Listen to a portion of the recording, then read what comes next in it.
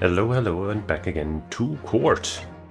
Please be seated and remain quiet during the proceedings unless you are called upon. Because we're gonna crack this case wide open, even wider than we have. So let's load into the next chapter of this first case. Where we'll hopefully catch the clear murderer of that swan hat-wearing Miss.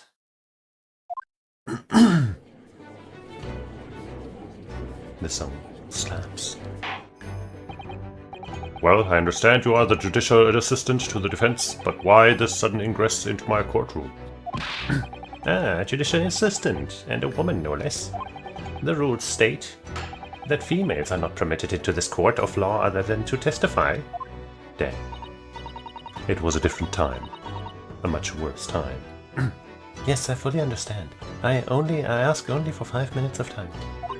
I have some vital evidence that I must hand over to the defense. You're too late, little girl. This trial has already been concluded. Has it not? Has not, rather. 5 minutes. I will not allow a moment more. But, Your Excellency, I'm most grateful. I'm starting an hour earlier than usual, by the way. Who exactly are you? I'm sorry, there's no time. Please, simply accept this for now. What is it? A report about something? Written in English? It's Giselle Brett's research. Huh? The English woman's? After the trial resumed earlier, I hurried back to the university. I went to Dr. Wilson's laboratory in the medical faculty and borrowed this paper. Oh, yes, that's right. Miss Brett was studying under the professor, wasn't she? So, does this research, whatever it is, have something to do with the case? I'm afraid I don't know. I haven't been able to listen to the proceedings of the trial myself. Oh, no, of course not. Well, it's on us to find out, eh? Special characteristics of curare and its effects on human subjects. Interesting. Curare? What's that? I've never heard that word before. Time's up. The prosecution demands the immediate removal of this female trespasser from the courtroom. Personally, I'd say Susato is prettier than the woman that we barely saw the face off. Which is maybe why I don't think that she's all that pretty, but you know, hard to tell when she's all unseeable. There was too little time for me to read it in detail, but I've summarized what I could on a note just inside the cover. Thanks. If you think it could be valuable, please cast your eye over it. This is wonderful, thank you. Giselle's report. Goodbye then, and good luck.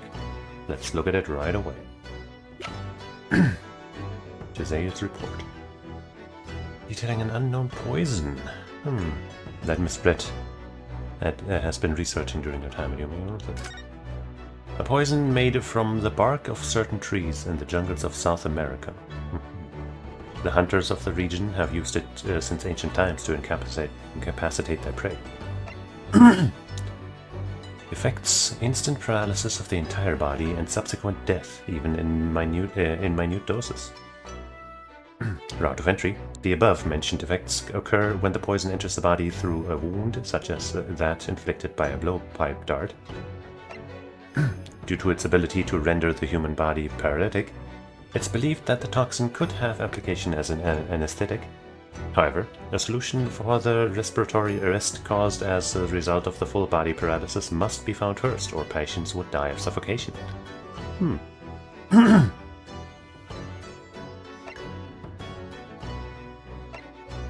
So, nothing about him, about what happens when you drink it. Interesting. Through a wound.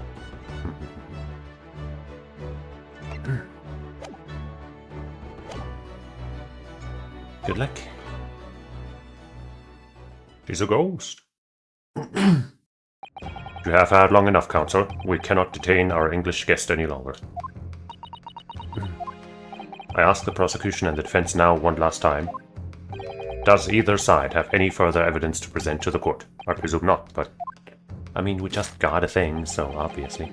The prosecution has made its case convincingly enough already. Nothing more to add, Your Excellency. Yeah, you didn't do much of the work, did you? Ryunosuke, we're out of options here. This really is our very last chance. Yes, I know. Your Excellency, the defense does have new evidence. Oh, that look. The unyielding stare of a true Japanese warrior. Well, Miss Brett? Yes, Your Excellency. If you wouldn't mind, perhaps you could grace us with your presence a little longer. It's a delightful invitation, but I'm afraid it's not so very long until tea time. I'll have to politely decline. Forgive me, Miss Brett. It seems I wasn't clear. I realize it was phrased as a question, however, I must ask you to treat that as an order. Haha. That's my boy, the judge. I've said it many times before, but the Japanese language makes no sense. I don't think that was much of a Japanese problem. My apologies, dear lady. So, counsel. What is this new evidence that demands the court? What could it be? It's probably my collar pin. Now that I think about it, when you put one and one together, it's very clear that this university collar pin solves all problems. New evidence, man, it's so hard to choose. Oops, I accidentally pressed this one. Mr. Zerbret, we understand you are studying under Dr. Wilson at Yuma University, doing research. Research, by sheer coincidence perhaps, is into a deadly poison. What? Poison? Where are you going with this, counsel? A toxin known as curare, Your Excellency. Even the slightest amount of this deadly poison entering the body leads to instant death. I wouldn't say that it sounds like instant death, but, you know, near instant. What complete and utter nonsense? Curare, you say? I've never even heard of it. Well, obviously, you wouldn't have done. What do you mean? I mean that you wouldn't have heard of curare before, for one very simple reason. It doesn't exist in our country. It doesn't exist. Correct. Which means, no matter what tests the police can do for toxins, they'd never identify curare. Why? Because there is no test available here that can identify the presence of this highly deadly poison. But then how do we prove it?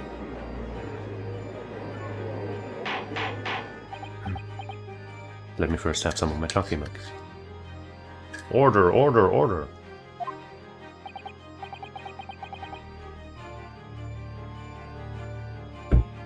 Counsel, does this deadly poison truly exist? According to this report, authored by the visiting research student from England, curare has long been used by the tribespeople of South America as a poison to lace their arrows. It seems that it's reasonably well known among European doctors and scientists. To lace the arrows? The report states that it is produced from the extract of a tree that grows deep in the Amazonian jungle, and it was first brought back to Europe at the turn of the century by explorers. It claims that animals shot by arrows laced with curare suffer instant death. That's not what it says. Right? I'm not... Right? Instant paralysis. Subsequent death. That doesn't sound like instant death, right? That sounds like you first get paralyzed and then a few moments later or whatever, because of the full body paralysis, you die. I might be splitting hairs, but come on, man. Doesn't that sum it up, Miss Brett? We can't mouse over to the other guy, but, you know, it's probably, you know, he's just shocked. Trumpery. These aspersions are utter trumpery. To start with, if the victim had been administered by some of this so-called deadly poison, he would have been squirming and writhing in pain, and the other diners would have surely noticed. That's true. What do you say to that, Inspector? I don't fucking know, bro. Obviously, I would have noticed a disturbance like that. I don't remember anything like that either. I didn't notice the professor being in any kind of pain. According to this, however, it's the other way around. What do you mean, the other way around? The very fact that the victim didn't show any visible signs of distress is evidence that curare was used. Explain yourself, counsel. The moment this toxin enters the person's system, it causes instant paralysis. In other words, afflicted victims lose all strength and are completely unable to move. Even if they were in total agony, there would be no visible signs of pain at all. Also, he said it would cause instant death, so there wouldn't be any time to feel pain and writhe around. Right? I mean, I guess that depends on whatever. How terrible. Obviously, if a man lost all strength in his muscles, he'd collapse on the floor. But with a chair under him for support, as Dr. Wilson did, the effects could go largely unnoticed. But I don't follow, Kazuma. That's just paralysis. I thought the poison caused instant death. Why not both? The full explanation is extremely unpleasant. The poison causes immediate paralysis, as I said, leaving the victim unable to move. But after a short time, the paralysis is so severe it causes the muscles that control respiration to fail. Respiration? In other words, the actual cause of death is suffocation. And all the while, the victim is conscious and aware, just unable to move. Cruel. That's hideous. To the observer, it would look almost like the victim was slipping peacefully into an endless sleep. But for the victim himself, his final moments would be a living hell. That is the true nature of this deadly curare poison.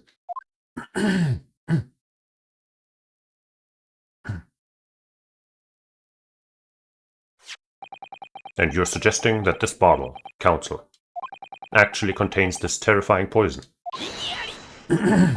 This is all very convenient, isn't it? A hitherto unknown poison for which there is no means of testing. What a happy tale for the defense. If I may. All these facts, you think you're so clever, but you must be taught so... Yeah, shut up, dude. It is you who must be taught. Of course. Dear lady. Oh, good old Ouchie. I do think, by the way, that Ouchie is also the name of, Winston Payne in Japanese, but I'm not entirely sure. So, this is how you Japanese behave, is it? What? You steal another's honest hard work and then announce the results as if you discovered them.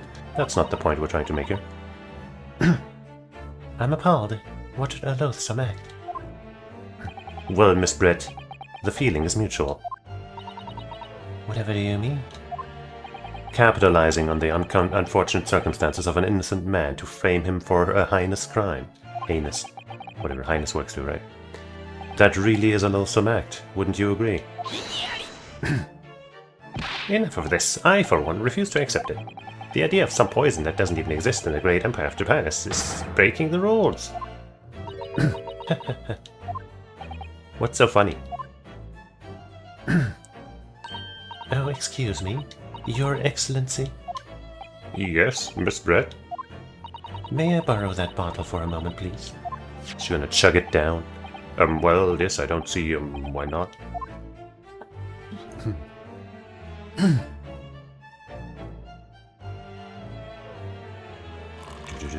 Watch technique. Don't get too big for your boots, you insignificant little island boys. Aren't you from an island too? Sorry? To an English woman such as myself, this whole affair is a farcical comedy. Your little police games and these foolish courtroom antics, it's laughable, really.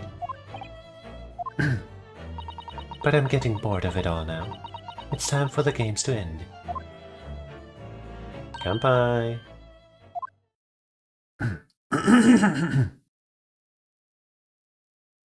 Glug. Wait, what are you doing?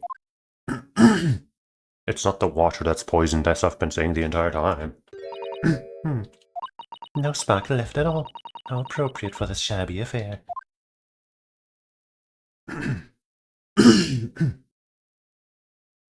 But also, I guess you could have had some some antidote hidden in her tooth to consume as she drinks it at the same time. I don't think that's the case.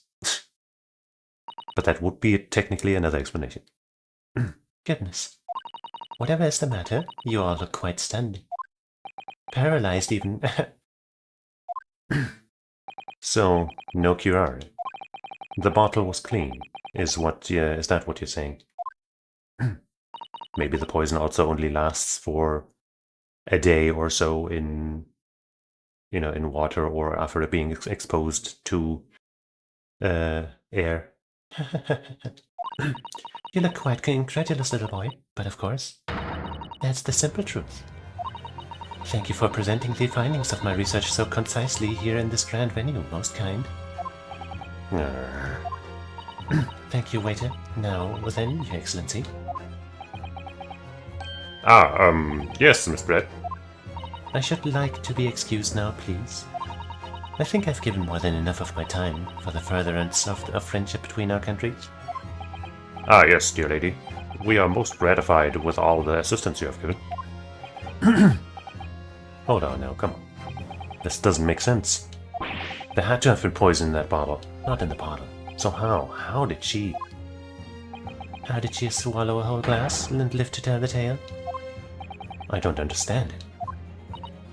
Well, I suppose, if nothing else, this little Far Eastern charade will make for interesting conversation at the next party I attend in London. There has to have been poison in that bottle. Doesn't there? But there can't have been, because otherwise she would have keeled over dead. What if she's already dead? She's a zombie. Oh my god, I cracked the case. Come on, Ryunosuke. We have all the clues now. That bottle of water contains no poison.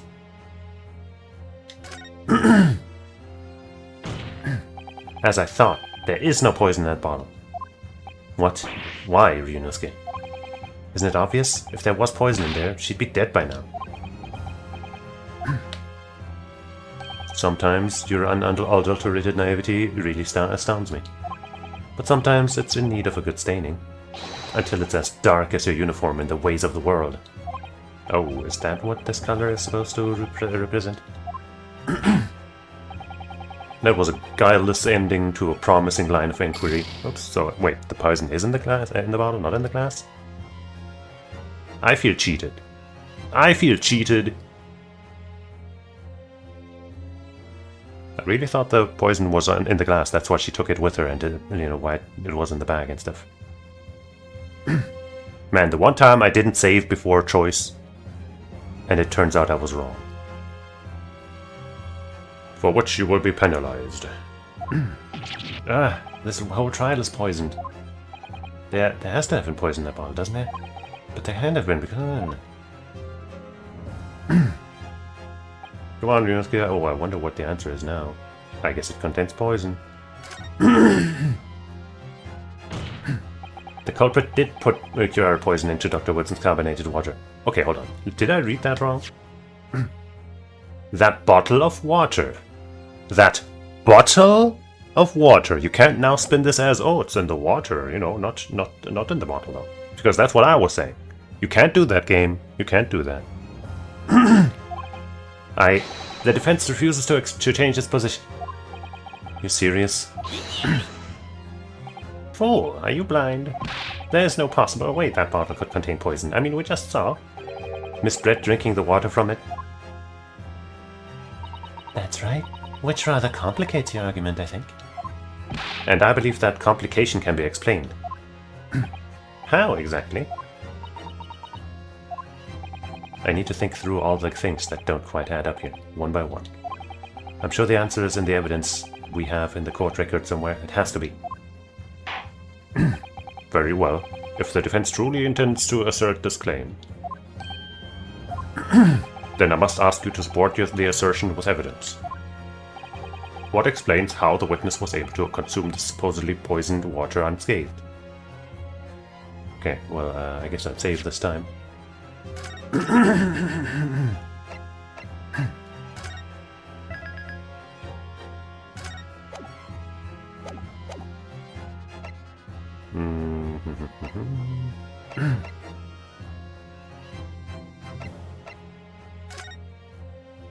It wasn't like a different bottle, right? That couldn't be. It doesn't say... Wait, right, no. I guess yeah, it's the thing about poison enters the body through a wound. So if it's dry, if you drink it, nothing happens. That's... I guess, yeah, I made a mistake. I thought it would just be like, oh, you know, you can also drink it, but they don't mention it. But why would that be mentioned here then? That was my fault. That was my fault.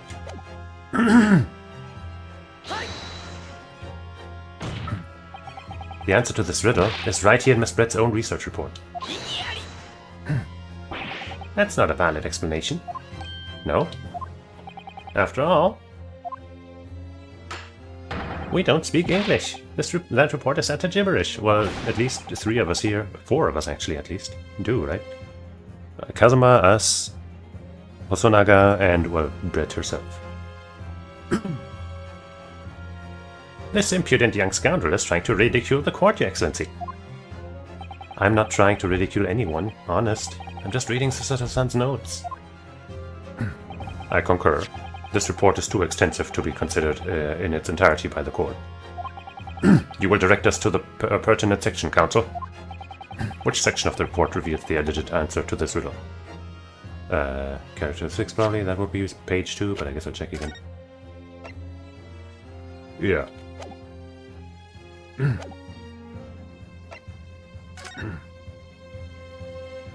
We've been hearing a lot about this curare poison.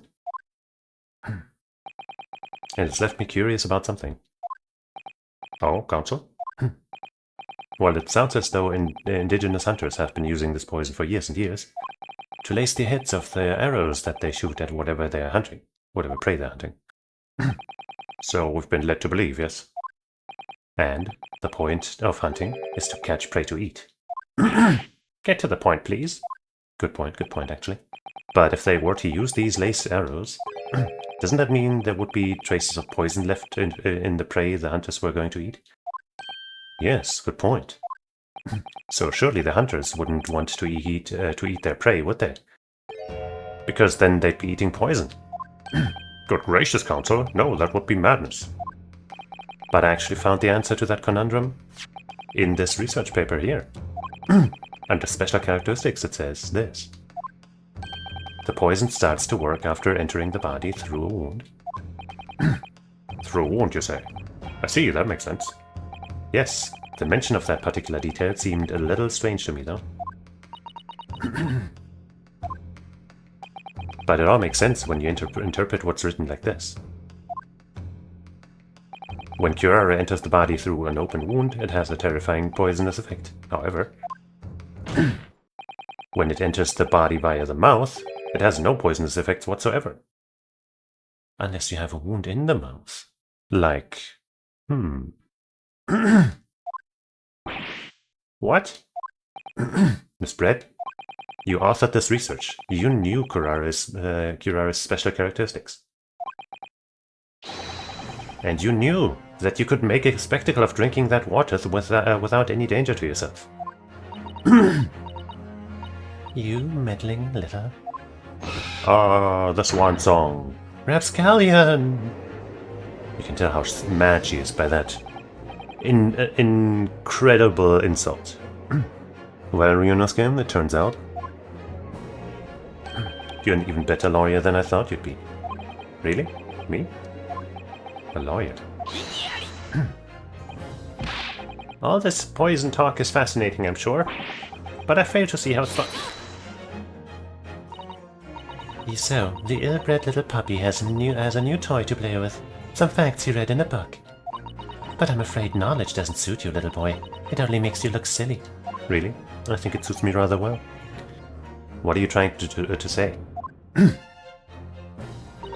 Your schoolboyish logic has a fatal flaw. Schoolboyish? Flaw? Well, where's the wound on the professor, right? As even your brain has managed to deduce, curare is safe to ingest. It seems likely that its effects are neutralized by the acidic nature of the gastric succus. Oh yes, well, of course. Gastric suckers? What are they? So, if this lethal poison is completely harmless when drunk, the The professor wouldn't have died when he swallowed it, would he? Uh-huh. Ah. That's right. Good gracious. That's basic science. Science that even a schoolboy should be able to understand, no? I'd say even more so than science, it's logic. But there's a hole in the tooth of logic here. Well, my hand is freaking out. Order! Order in the court! Order! The logic holds. If the lady and the professor drank the same poison, they would be affected in the same way. Unless... Are you trying to suggest? Yes, this curare poison is completely irrelevant to the case on trial. That's right. Surely even a little cockroach like you could understand something as simple as that. Wah. What's up with this? What is this welling up inside me? I've never felt like this before. It's a sort of conviction to break down all the discrepancies. It's so intense, almost rage-like. He's turning Super Saiyan, you guys! Watch out! And more than anything else, it's an animalistic desire To take down my prey! Oh shit, he's gonna fuck her up. The point! Yeah, he did it! He did the thing! I like the forward mask, as if zoomed in. I don't think so, Mr. Zelbrett. How dare you use that tone with me? You know very well that there's no fatal flaw here. There's a fatal flaw in the fucking point. Anyway, you know exactly why, even though you and the victim swallowed the same poison. You are alive, but Dr. Wilson is dead. Counsel, I'm sure I don't need to remind you, you must provide compelling evidence. As we now know that this poison is completely harmless when ingested. Why would Dr. Wilson have been killed by the curare? Well, I'm gonna save, but I'm pretty sure.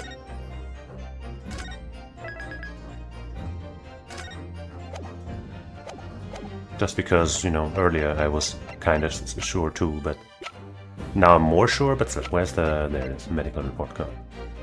Dental treatments. As Miss Pretzel readily pointed out, she drank the same water as the professor.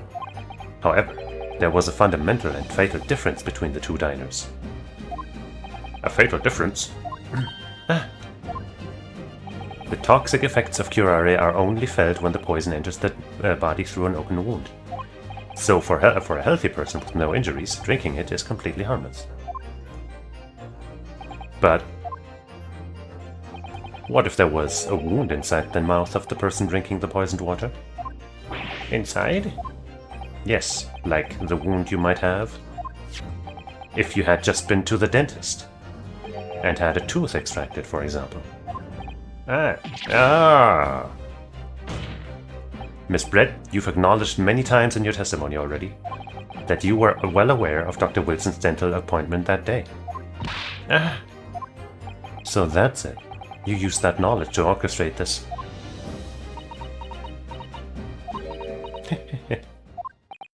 Is she? Well, we don't have any proof. Laughing?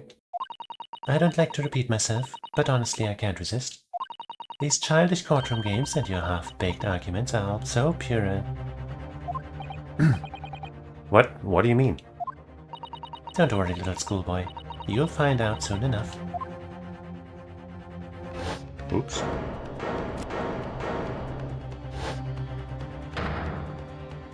You see, when you leave the vital evidence lying around, you never know what might happen to it. No. I mean, it could just slip. Oh, catch it, my guy. Oops, he didn't catch it. But we can surely get some traces from the floor. Oh dear, how careless of me. I'm afraid some crucial evidence may have just been tragically destroyed. No! What is it? What just happened? It's the Englishwoman. She just smashed that bottle. And in this, of course, Supreme Court. What a terrible blunder. Blunder, yes. Officer, what are you waiting for? Collect up as much water from that broken bottle as possible at once. You're wasting your time. This delightful carpet under my feet here was a gift from the British Empire. I assure you it will soak up the water beautifully. You have neither the technology nor the presence of mind to recover it.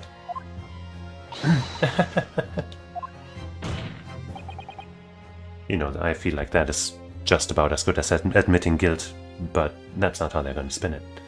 How could you? You won't get away with this. You can thump the bench and shout as much as you like, little boy. But I'm afraid we'll never know now, will we? If there really was poison in the bottle or not. You.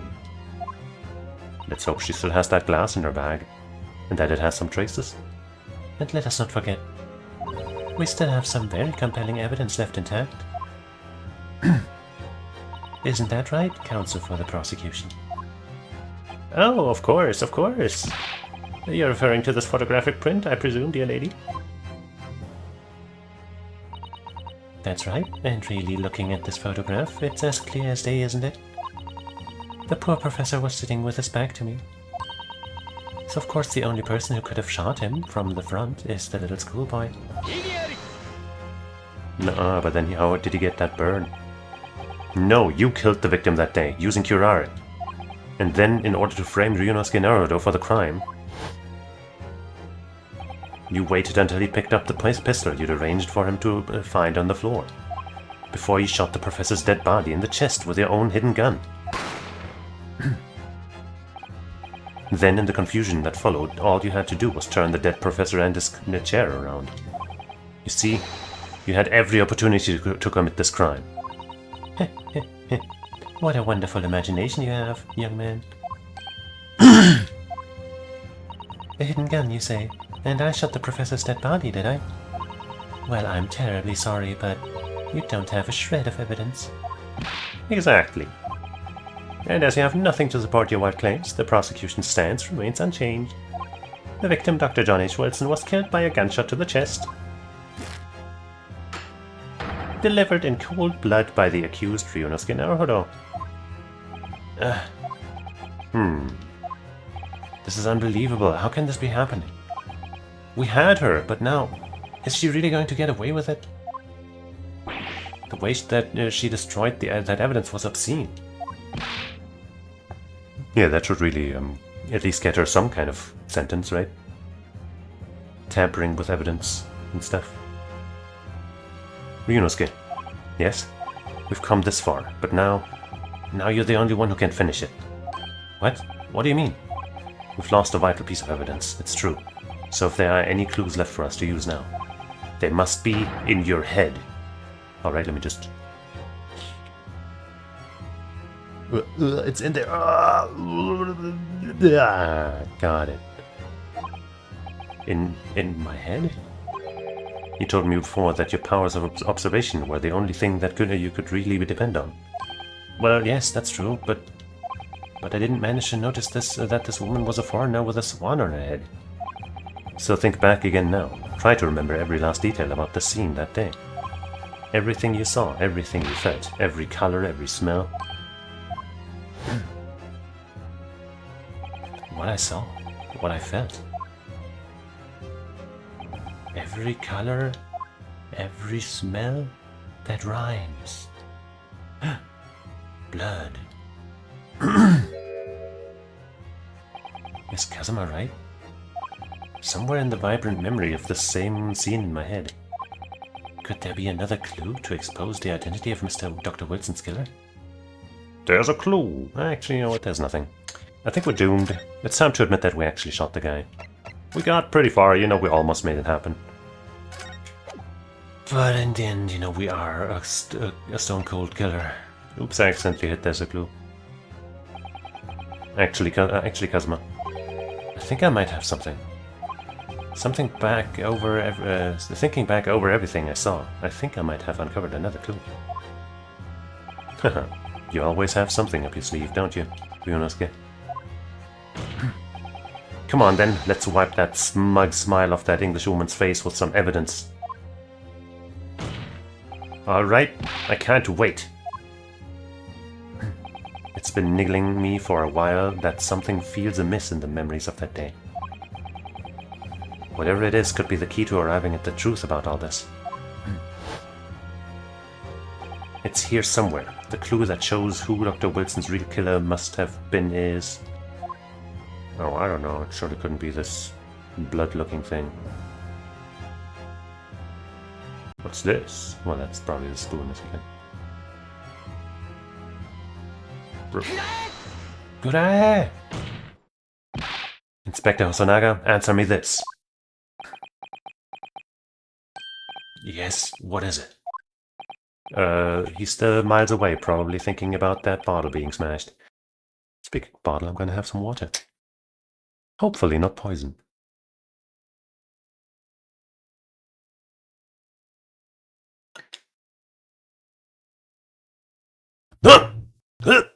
Oh!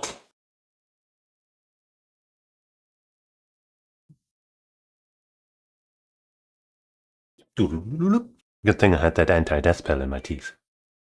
Phew.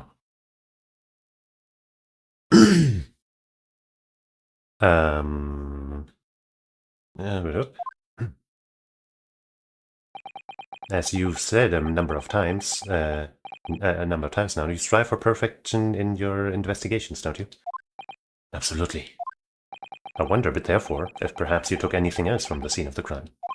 Like, for instance, the plate of the steak that you took to the victim's table that day. Wait a minute, where are you going with... Where are you going with this, little boy? It's just a memory that's been troubling me. What memory? I saw the scene shown in this photographic print with my own eyes that day. And I saw that on the wooden base of the plate that the steak was served on was a spattering of blood. What? Oh really, and what of it? Obviously that must have happened when you shot the professor. No, that can't be the case. Take a good look at the photograph and the relative position of everything there. The plate of steak is almost directly behind the victim. If I'm supposed to have shot Dr. Wilson in the chest from the front, there's no way that blood from the victim could have ended up directly behind him, especially since the bullet didn't exit, through the body, so that can't be. Yes. For blood to have made it onto the plate, it implies the plate was between the victim and the shooter. Which means the shooter must have been sitting opposite the professor as you were. Giselle Britt. I beg your pardon? This is beyond ridiculous. Fabricated nonsense. Is the court seriously expected to believe something the accused has apparently just remembered seeing? It is kind of ridiculous, that's true, but that's why we asked Hosonaga.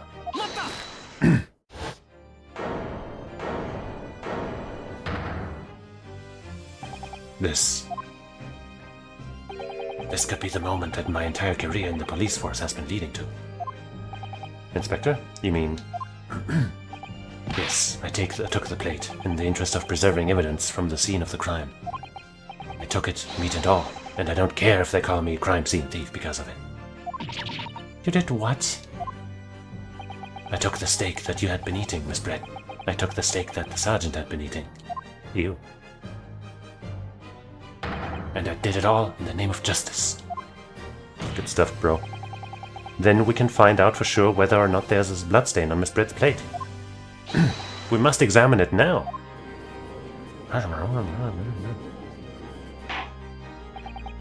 Inspector? Hold on, let me get some chalky milk.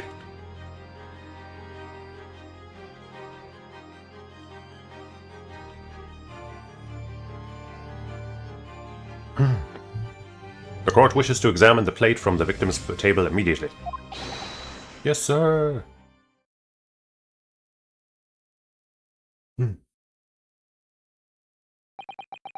Sorry for the wait, sir. Sorry for the delay. Here's what you ordered, the steak. It looks better than I would have imagined. Maybe you had it in the fridge? Where the fridge is at the time? Well, what about the blood? Is there blood on it?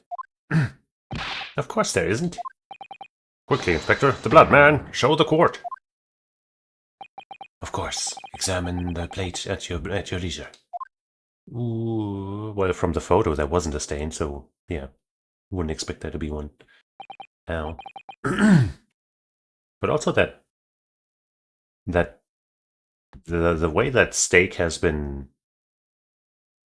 let's say, consumed doesn't look like the fine knife work of a British lady, does it?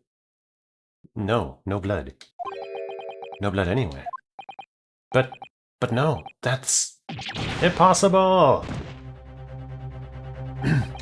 I know I saw it, I'm sure of it. Yeah, that steak looks a little different. It was right there on the table behind the professor. There was blood on the side of the plate. Did you happen to bring the other plate as well, Hosonaga? What an unbecoming expression, little boy. You see, this is why I always say you can't trust what the Japanese tell you. Ah. I couldn't agree more. In the case of this disgrace to the Empire. In the case of this disgrace to the Empire. I believe we may have finally reached a conclusion in this trial. Let's hope so. This let's pretend attempt at courtroom proceedings is painful to watch. But I do promise to do my best to forget all about it when it's over. Heh, this sorry-looking steak reveals the facts all too clearly. If the sorry-looking accused wishes to examine it again, be my guest. Thanks. I want to. Was the plate I saw... I thought I saw just a figment of my imagination? Nuh-uh, let's examine this and find out like this is clearly not the way she cut that shit. Oh. Aha. Well, not... You know, I wasn't trying to lift it up, but I guess now we have actual proof that it's not her, not just an idea. Huh? What in the world is this? I think it's a Koban coin, and the hallmark is from the Hoi era, I believe. No, I don't mean what it is. What is it? I mean, what is it doing here, there? Wait. Did you say it was a Hoi Koban? Yes, and apart from the meat juices, it looks to be in good condition. I imagine it's very valuable. Let's steal it. This isn't the first time today that there's been talk of a Hoi Koban. Really? I wouldn't know. I've heard of pearls before swine, but I've never heard of bouillon and bouillon. And I don't think you ever will again. This is extraordinary, though. This means...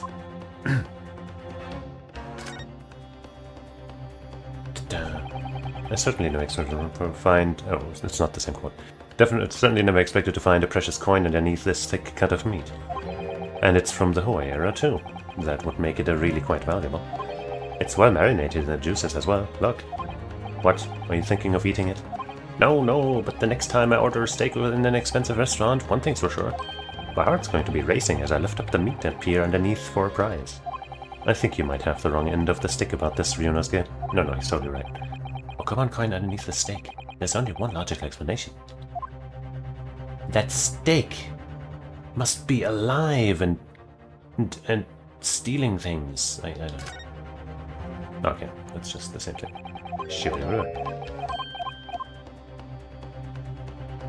Well, let's look at this too. This emblem on the side of the plate. Is it a cat? It's a cow, obviously. Most likely because the restaurant's signature dish is beefsteak. It seems a lot of different restaurants have their own unique tableware. So this is the symbol of La Carnival, is it?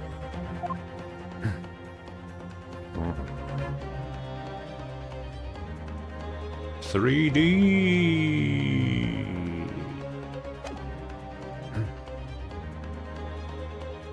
We didn't get an update on this piece of evidence, but it'll surely still count. This is it now. I've lost. Ryunosuke? It's not over yet. Not until the final gamble. Never stop believing in yourself. Keep looking forward. Do no matter what. Yep. Believe in myself? Really? Maybe I should at least examine the evidence for myself. Done. As the evidence requested by the defense has not been shown to be problematic in any way, I presume any further examination of evidence in this trial will be unnecessary. Does the defense have any objection? That bloodstain was going to clinch the trial for me. Can this plate of steak reveal any other clues at all? There's another clue. This time I'll save though.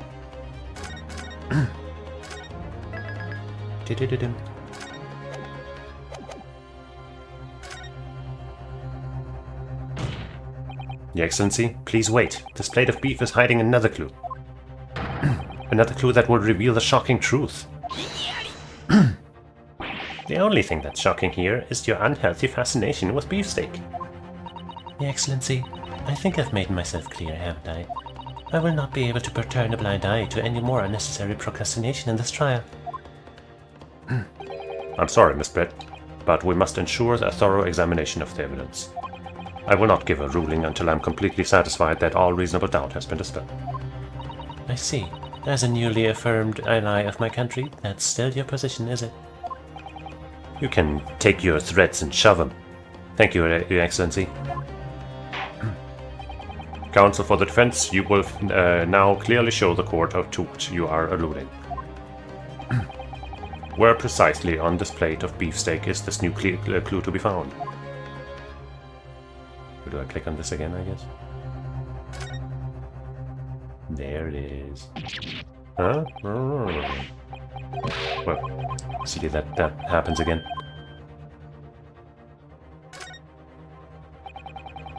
Okay, we're seeing this again too. Oh wait, I gotta go point it out, not hit the A button. Yeah, that's it. Coconut! Good gracious, that's... Koban?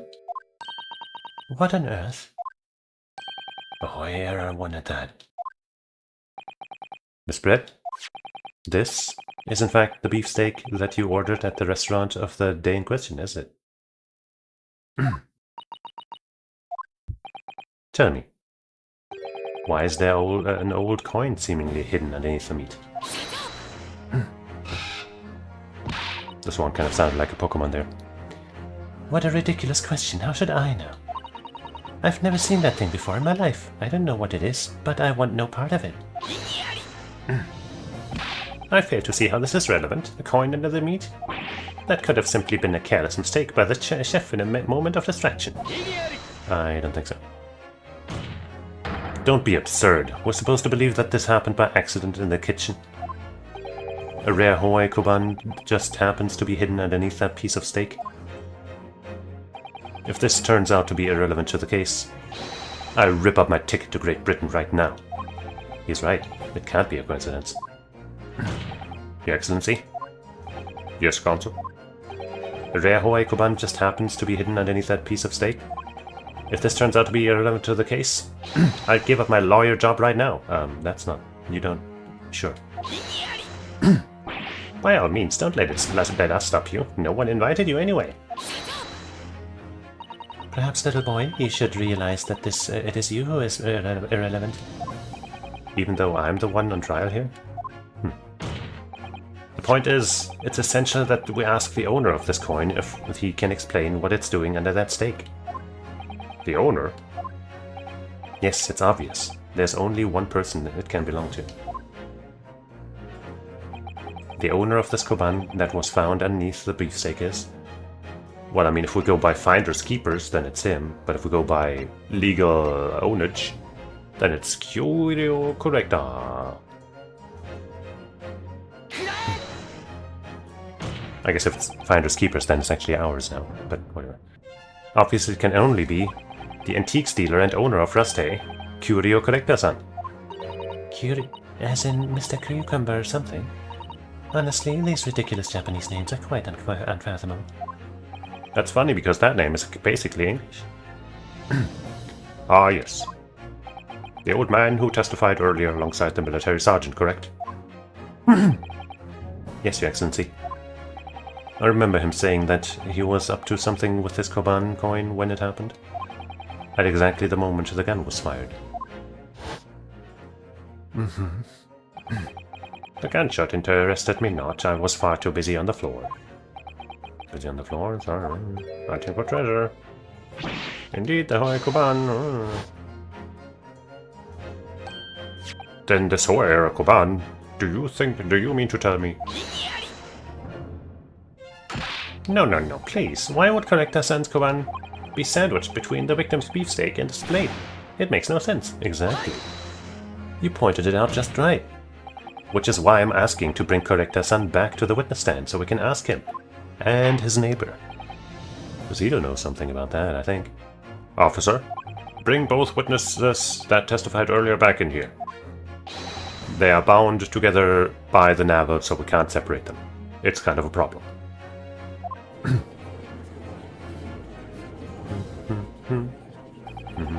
I can't believe we've come back around to that pair again. But I have a hunch, a strong hunch, that if we chase down the real significance of this Koban, we'll find that it's a key element in the case. Yeah, it's proof that the stakes have been switched. The stake plates.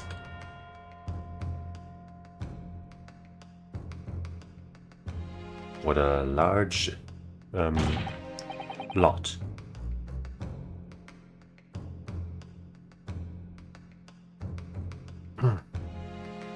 What's this all about? Why have I been called up again?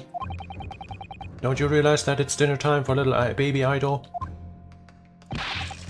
When my son's belly is empty, he's fiercer than a pack of wolves. Exploited by the police we were, like miserable dogs, forced to bear false witness. And when cast from this courtroom myself, I became a ruined man in a trice, a worthless withered antique. Nothing more have I to say. The sun has set on this rusty shop owner's existence. Yeah, dramatic are we? Be that as it may, Collector Son, something has come to light that requires your clarification. As far as your rusty memory serves, have you ever... Ah! Yes! That's the one, the very exact one, that is... Did your knife get stabbed into the dude's boot? He might deserve it for what he probably has done, unless it was his baby, but still. The resplendent, splendiferous Hoi treasure that my rusty bones managed to misplace that fateful day. It can't be. As I thought. Young man, enlighten this decrepit old fool, put me out of my misery. Where was my treasure hidden? Where was it dropped? I'm not sure if it was dropped anywhere. We found your coin sandwiched between a beefsteak and its plate, soaking in the seasoned meat's juices. Sandwiched? Soaking? Seriously? Clearly, it couldn't have fallen there by accident. Which means... somebody must have hidden it there on purpose. Somebody concealed my Hoi treasure between a slab of meat and a metal plate. Who would do such a thing? Such an unconscionable thing? Yeah, who indeed?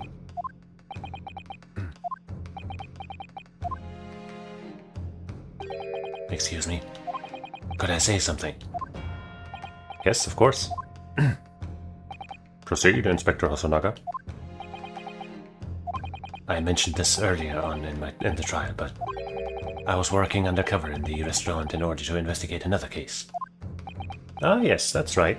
The secret undercover operation. La Carnival is a high-class Western cuisine restaurant that attracts wealthy diners, including many foreigners. Recently, there's been a run of similarly executed thefts targeting the restaurant's rich clientele. A number of such incidents have been reported to the police bureau. Wicked crimes indeed. We wanted to nip the case in the bud quickly, especially with so many foreigners being affected. So that's why you were sent in undercover, is it? Yes, I took on the job of waiter at the restaurant in order to flush out the criminal. It seems likely the Discoban incident is the work of the same thief. So unbeknownst to us, there was a master thief at work in the restaurant on a regular basis. Not sure we can call them a master thief. The place was already the scene of several crimes, it seems. I don't know about the Master Thief part, but Be just like me. the identity of the person who stole and hid Corrector Sun's Koban is all too clear. What? What? I think the court would like to hear the defense's view on this matter. Tell us, who is this despicable scoundrel that stole Collector Sun's Koban and hid it under the stake? Well, him or his baby. But once again, Just to be safe. 2021 is when I last beat this series. In September. Anyway.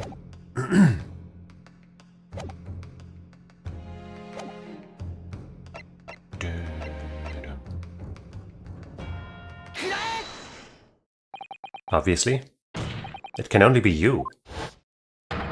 Sergeant, yes sir, no sir. What? How? How dare you? You monster! Monster? I stole that Koban, did I? I'm the master thief of La Carnival, am I? You're seriously accusing me of these crimes, cadet? But it wasn't me, it was Aido. Aido is the mastermind behind all this. I knew it.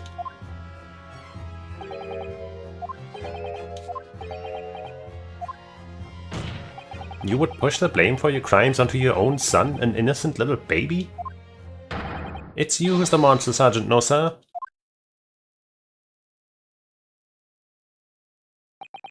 It might be true, but it, would still not be good. Oh.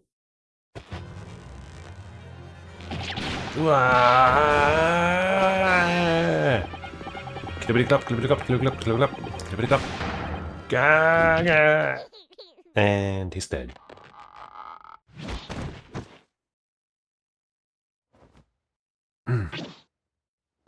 Boom. Nippon Imperial Army, Sergeant, yes sir, no sir, preparing to stand down in the Supreme Court, sir. Alright. Worst thing, I really thought it would turn out that the baby knows how to talk and shit. But I probably would have remembered that, right? Do any of you know of the extraordinarily low wages the Nippon Imperial Army pays those it expects to keep our country safe? I understand that the temporary increase in taxation owing to the recently ended conflicts remains in place. And I have heard that it's hard for lower-ranking soldiers to make a living, yes. All I want is to put a hot meal on the table for my son. That's why you are stealing things at the restaurant? Shouldn't you go eat somewhere cheaper? That might save you a lot of money. The place is heaving with money.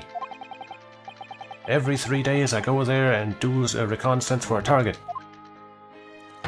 And I'd enjoy chomping my way through a good steak at the same time. It sounds like he doesn't bother with a knife and fork even, which is worryingly believable, especially with the way that steak looked. And your target that day was the old man and his Koban. Yes, sir. He was an easy mark. I slipped the coin into my pocket without any trouble at all. Your pocket? A veritable phantom thief you are. I was all set to leave the steak I was halfway through devouring when it happened.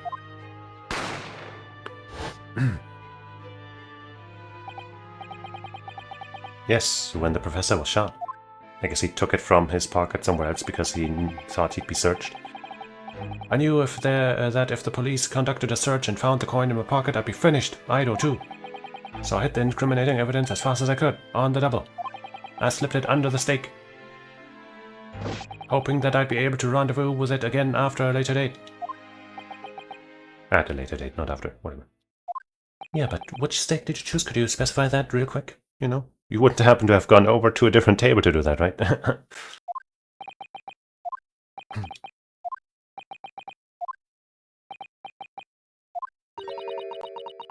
This is ridiculous.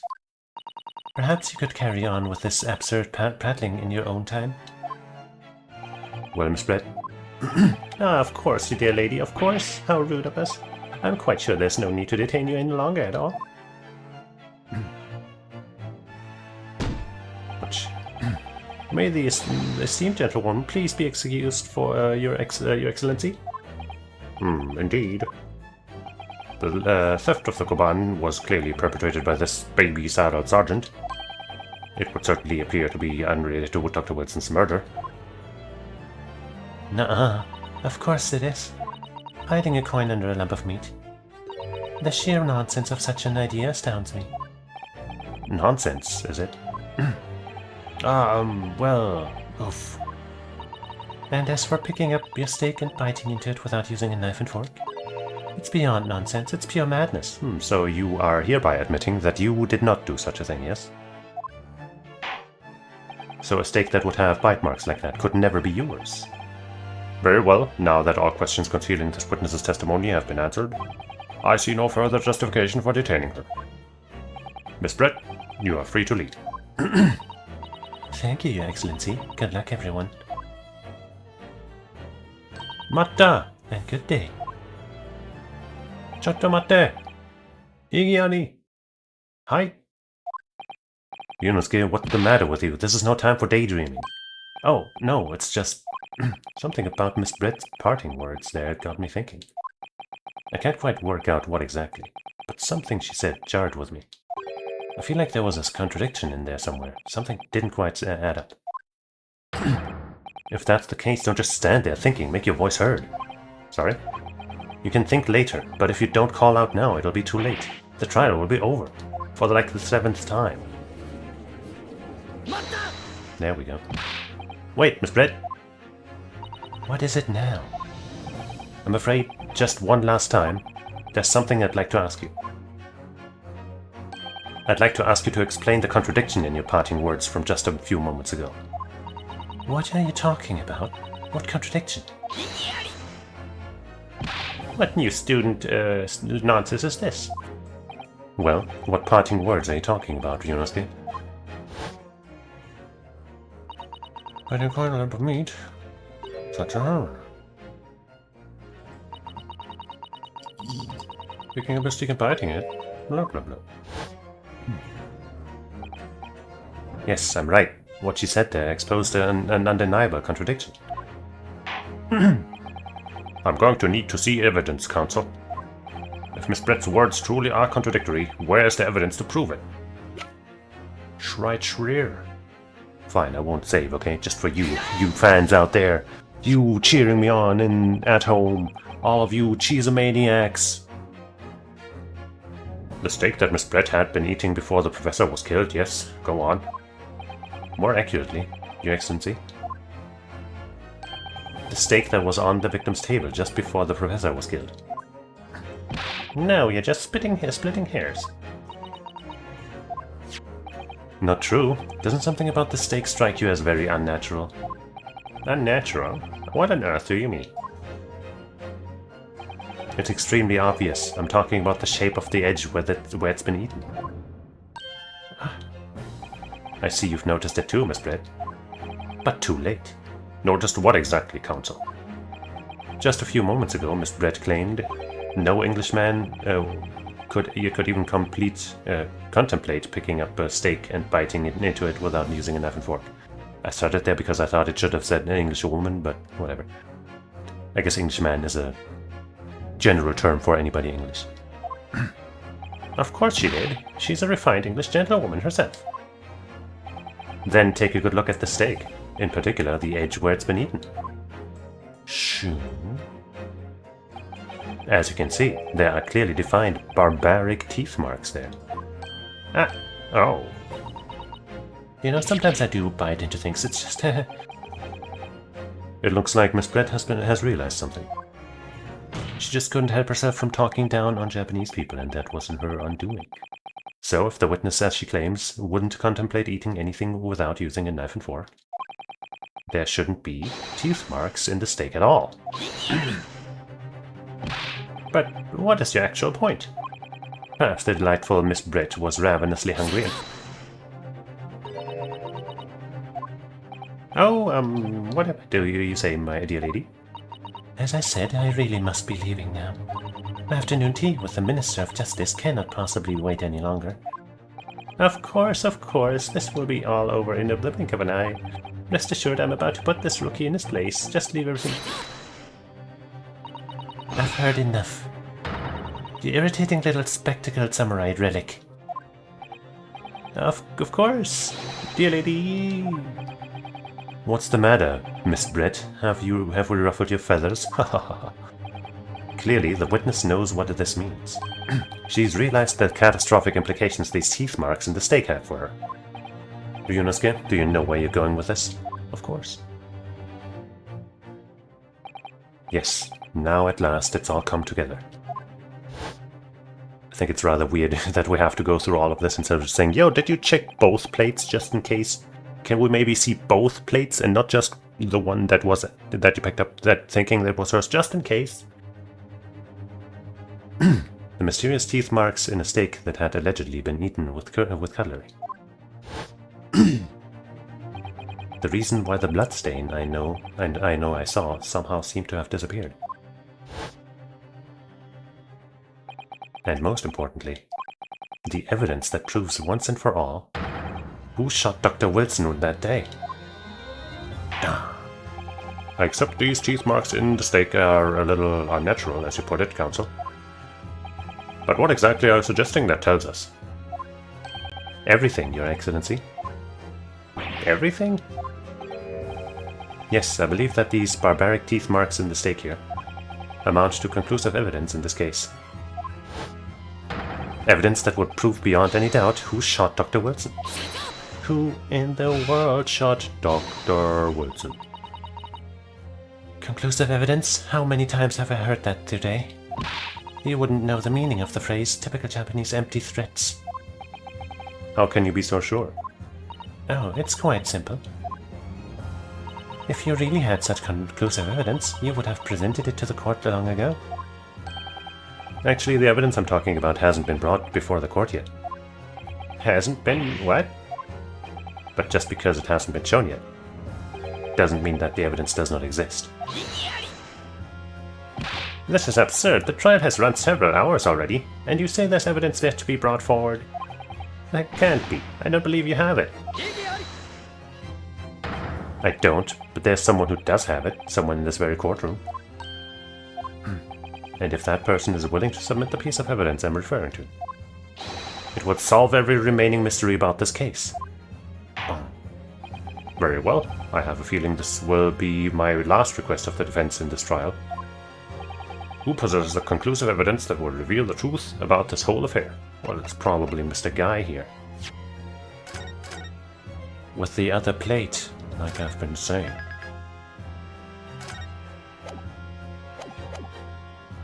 But let's do it. But first I'll have some water.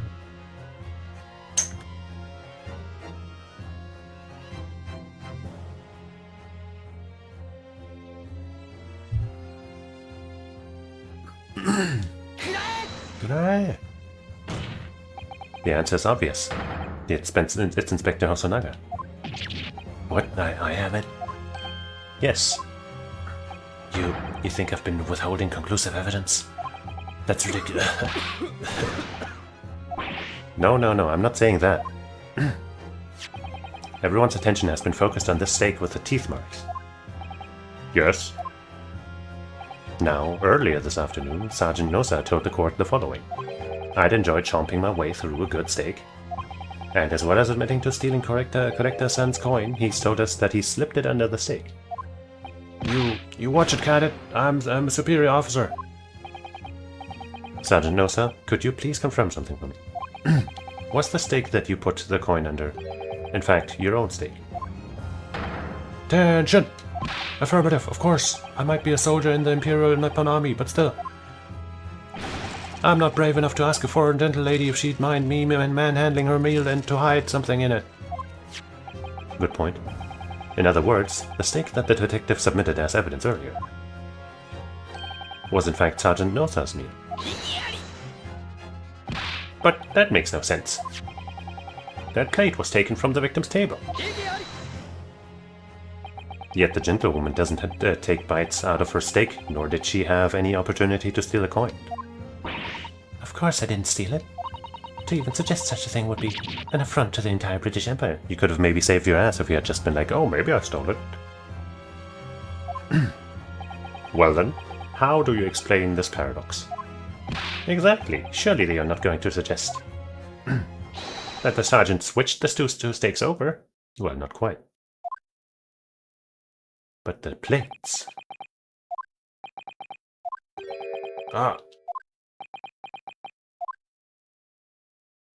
You did switch the plates. Well, after it happened, So he was the one who switched it. Not her. I thought she saw the bloodstain and switched it because of that. When I saw the civilian had been murdered right in front of my eyes like that, I panicked. As I said, I immediately lifted my stake and hid the coin underneath it. But then when the waiter announced he was an undercover policeman, I thought I'd had it. If he decided to investigate my slab of meat, that'd be it. I'd be getting my marching orders. So when the cadet was was arrested and taken off to the kitchen, I seized my chance. Well, well, well, it was you.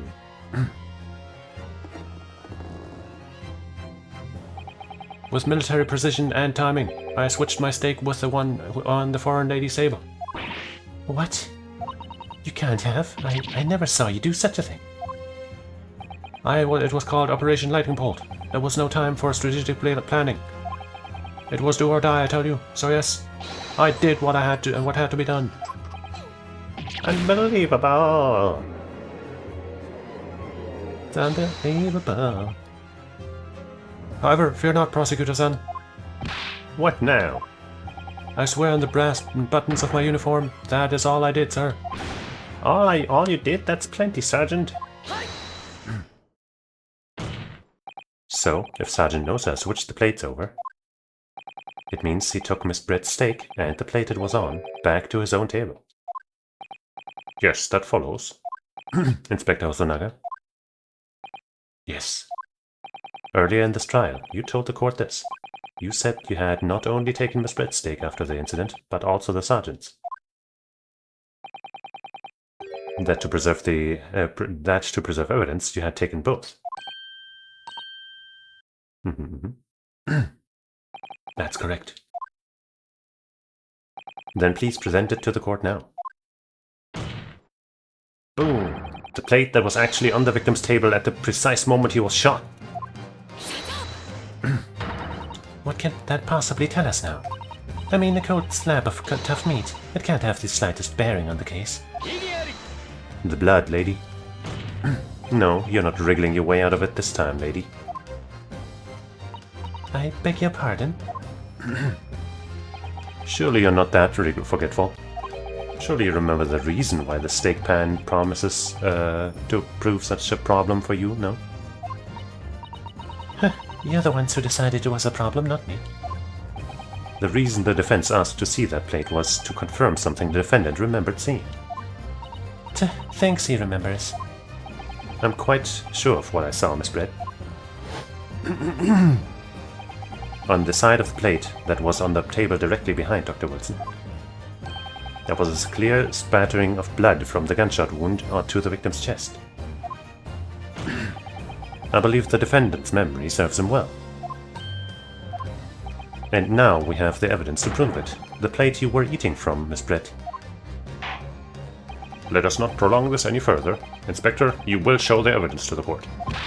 Present the beefsteak and plate that was originally on the victim's table at the time of the incident.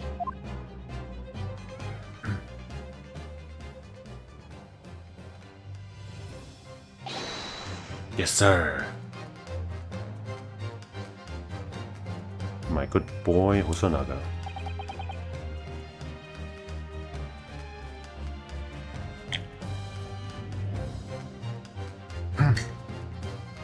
Sorry for keeping you. And there it is. Here's the other steak and its plate. Please feel free to examine it. Well, I think anyone can see, unless your name is Godot. The bloodstain. It's clearly visible, look.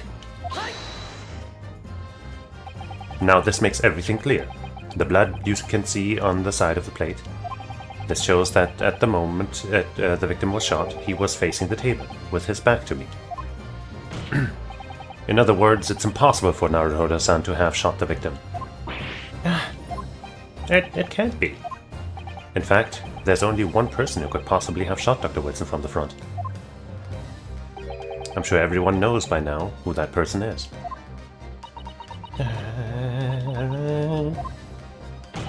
That's right, Miss Giselle Brett. Bam, it's you!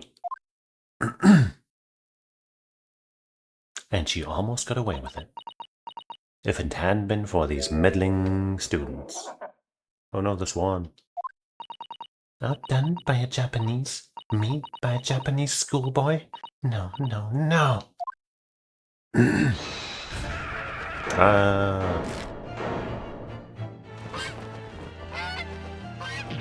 Yeah! Oops, the little birdie bird was left behind. Ah, many birds. That's quite the freak out.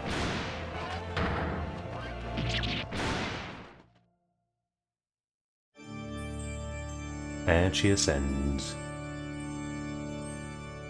How beautiful. Cute birds. Chicks. Yeah, even he gets one. The special one too. Jealous.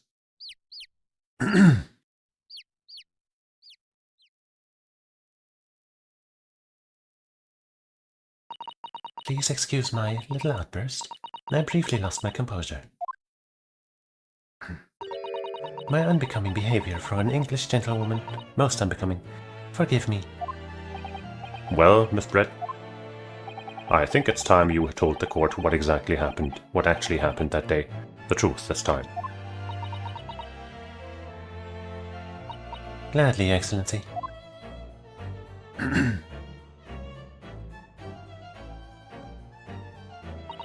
It was I who took the professor's life using curare.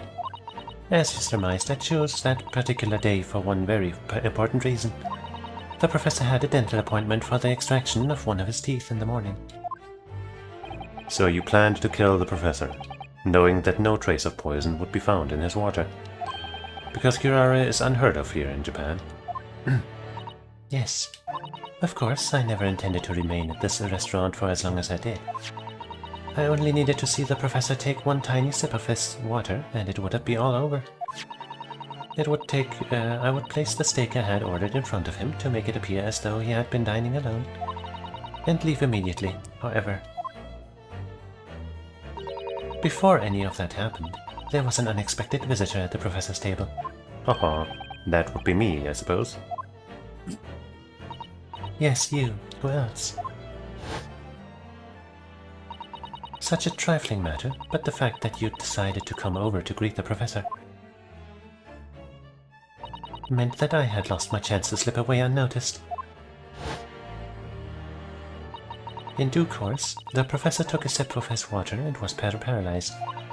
I made sure he was sitting in his chair such that he wouldn't fall.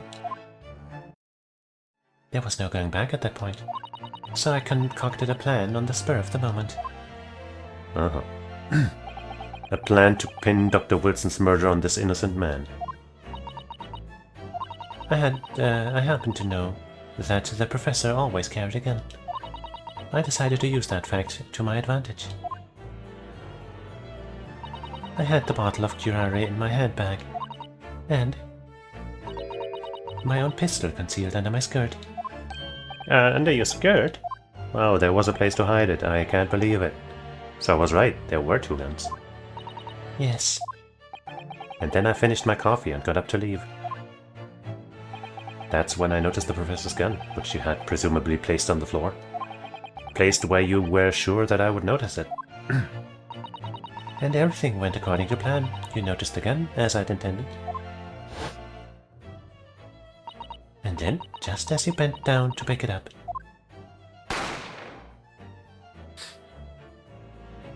quite the show. That's when you shot the professor with your own gun. Even though at that point he was already dead. Naturally, the gunshot caused a commotion, at which point the waiter appeared. Obviously, I assumed Naruto-san was the culprit and apprehended him. I took him to the pantry that adjoins the kitchen and locked him inside. That's when I took the opportunity to turn the professor and his chair around. Because, of course, you needed to make it look like the defendant had shot Dr. Wilson from where he'd picked up a gun. The gun.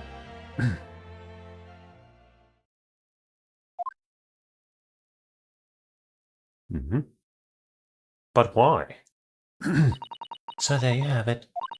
That's the entirety of my misdemeanor.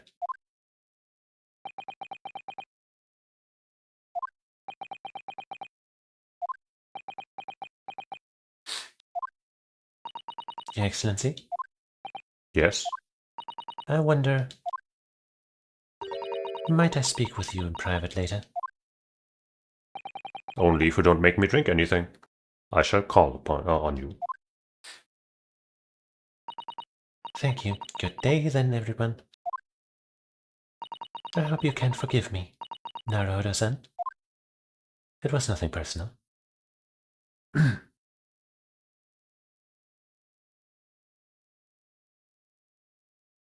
Well,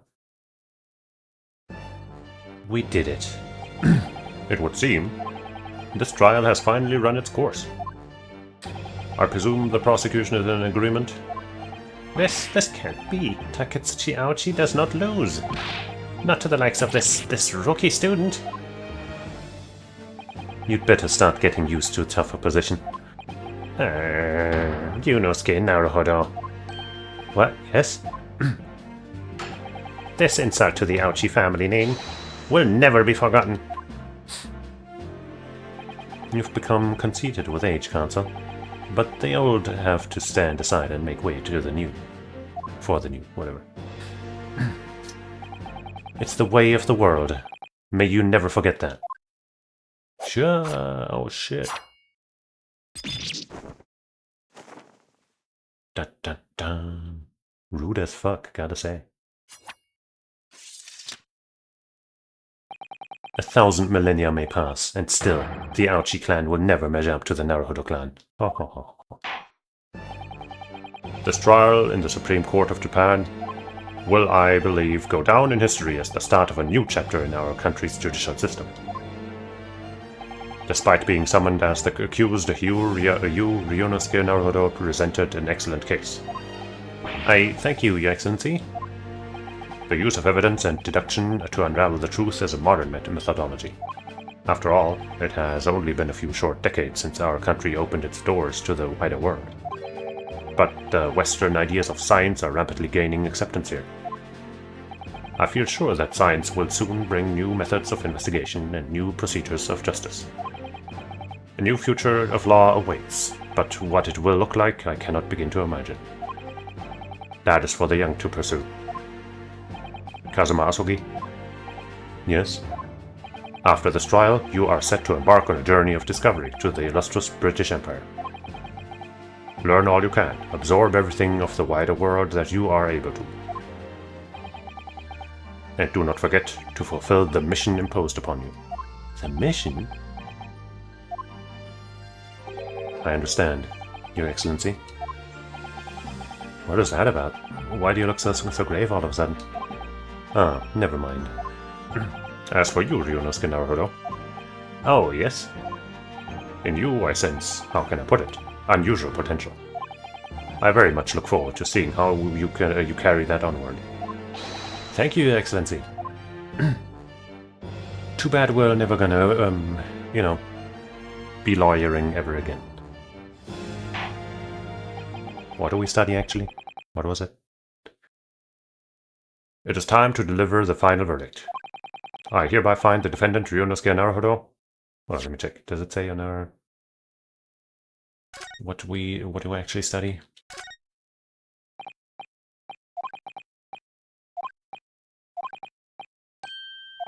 Nope, nothing about that here. Well, we study something. Not guilty. Yay! And Aochi's like, ah.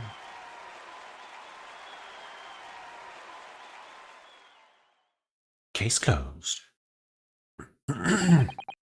This court is now adjourned. Fantastic.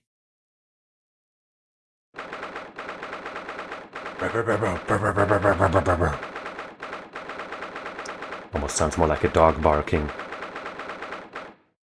than letters being printed. Can't believe it. Can't believe what's happened. I made it. I defended myself and made it through that horrendous trial. Ryunosuke, you finally pulled it off. Congratulations. Well, I couldn't have done it without you. Thank you, Kazuma. No, it was a pleasure to watch you at work. So, you owe me an extra large sukiyaki from the place on Yume University Street, don't forget. Good afternoon. All your hard work has certainly paid off. Oh wait, it's her. Congratulations to both of you for proving Naruhodo-san's innocence. Ah, our trusty judicial assistant. You worked hard for that result too, you know? Oh no, I didn't do anything. Thank you so much. If we hadn't had that research report of Miss Brett's, I don't know how things would have turned out. Your kind words should really be for my father. I was simply doing as he asked. It was his idea for me to go to the university and investigate. Your father? Ah yes, of course.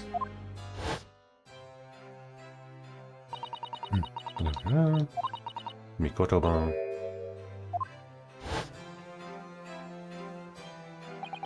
Speaking of Mikoto-ban. Ah, there you are. I believe congratulations are in order. Naruhodo, you did an excellent job. Thank you, Professor. Oh no, it was I who should be thanking you, after all. Your efforts exposed the true criminal that took the life of my good friend. Good friend. Oh yes, you mentioned that before. It was you who actually invited Dr. Wilson to Yume University, wasn't it? Yes, that's right. Professor Mikoto studied overseas himself. He went to study forensic medicine in Great Britain. Presumably that's when you met Dr. Wilson? Exactly. In those days, we worked together in the same hospital. Oh, you worked together? I've never heard you mention that before. Well, it was a long time ago now, besides. It's your turn, Asogi. Great Britain is a magnificent country. It leads the world. In science, medicine, engineering, culture, and of course, in law. Watch and learn, my boy. See what's happening in the world's largest melting pot. I will. I'll learn all that I can. I swear on this, the spirit of the Asogi clan. You're not taking that sword to Great Britain, are you? Of course I am. A Japanese man's katana is his soul. This blade shows me where I need to go. Let's hope they are not too uptight about that. And cuts down anything that stands in my way. Like Ouchie's hair. Yes, I've definitely seen how sharp it is already, with my own eyes. That reminds me, what's happened to the woman? To Giselle Brett, I mean. After all, she's guilty of murder. Ah yes, her. It's not easy to tell you this, but... What do you mean? Surely she's going to face trial herself now. She's the true culprit after all. She will be leaving Japan in the very near future for Shanghai. What? Shanghai? Giselle Brett will not appear in court again in this country, I'm certain of that. What? But why not? It's a matter of consular jurisdiction. No, he said that. Inspector Osonaga. It was a hard-fought battle in the courtroom today. Very impressive to watch. I must congratulate. But what's this all about, consular jurisdiction? We cannot try this particular foreigner for her crimes here in Japan. What? We can't try her? But then who's going to bring her to justice? A British consular court will hear her case somewhere far away where our voices can't be heard. But why a consular court? Professor, I simply don't understand. I thought consular courts were a thing of the past now that we've signed a friendship treaty. Yes, in normal circumstances, you're right. Then, so long as this is not a serious incident of a highly political nature to our respective governments, they can't invoke a consular court just like that. Oh, can't they? Yes, she's a student, but it doesn't justify our governments making secret agreements about her fate, does it? Something strange is going on. So Miss Brett can't be held accountable for her actions here in Japan? I'm afraid that for the young student, today's trial was nothing more than a game all along. There was never any danger of comeuppance for her. I don't believe it.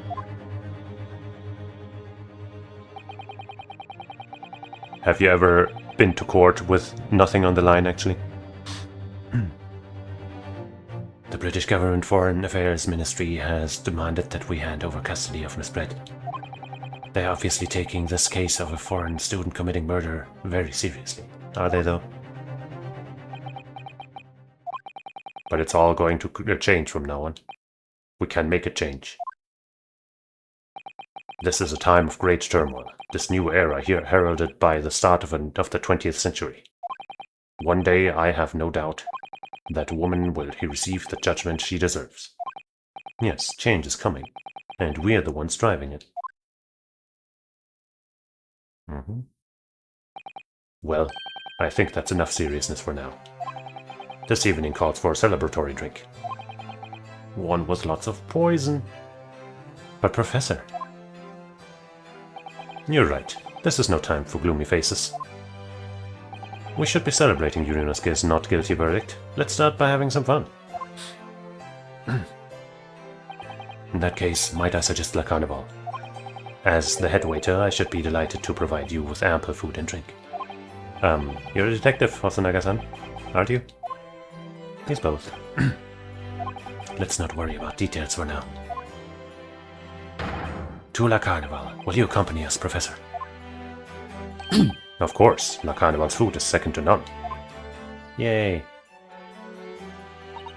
I should go and attend to the paperwork for Naruto-san's release. What? No, you should join us too. Oh yes, thank you.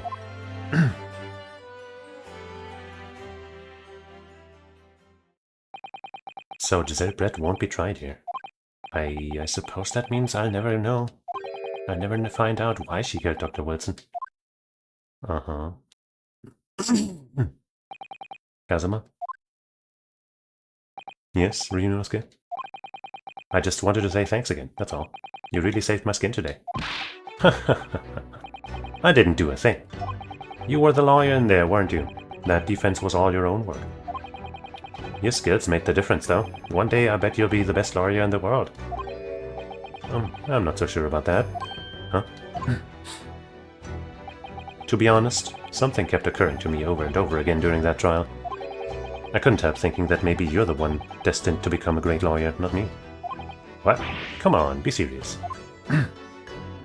If I helped you today, it was only right that at the very start of the trial. It was only right at the very start of the trial. But you have a natural talent for it, for being a defense lawyer, I mean. Oh no, not me. All the tense verbal combat? I never want to go through that ever again. Phew, he never will have to, right? I just did what you told me to do, that's all, because I knew I could trust you. That's the point. Sorry? What do you mean, that's the point? Listen, Ryunosuke. Do you know what the most crucial weapon is that any lawyer needs in order to win? A gun. The biggest gun you can find. Knowledge of the law? No. The ability to believe. To believe? To believe what? Believe these nuts! Ayy! A defense lawyer has to fight for his clients. He has to believe in them at all times. Like you believed in me when I said I didn't do it? I'm human, just like you. I don't have some superhuman ability to know the truth. But you have to make a choice about what to believe in and stick to it when you're defending someone. Sometimes in the courtroom you can really be backed into a corner. But being able to remain faithful to what you choose to believe in, even then, Well, that's not something that anyone can do. It takes a special kind of person. Believing in your client. Well, this time it was easy because we knew that we didn't do it. Just look at today's trial. I'm a student lawyer with a precious little real experience, but you never stopped believing in me. Sure. Well, I faced seemingly hopeless situations again, time and again, but you never stopped looking for the truth. And in the end, you found it, through your own efforts, and because you never stopped believing in me. Thanks, Kazuma.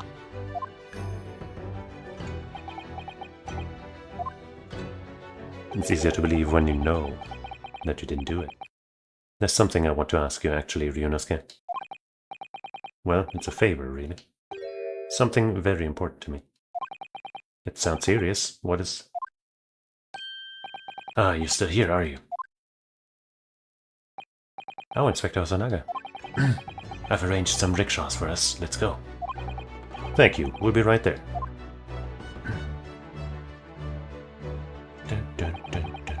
Let's pick up this conversation again later. We should be celebrating right now. Your first court victory. And your study tour to Great Britain, don't forget. Ah, yes. That too. Yeah, that too. For real, for real. So my very first trial came to an end.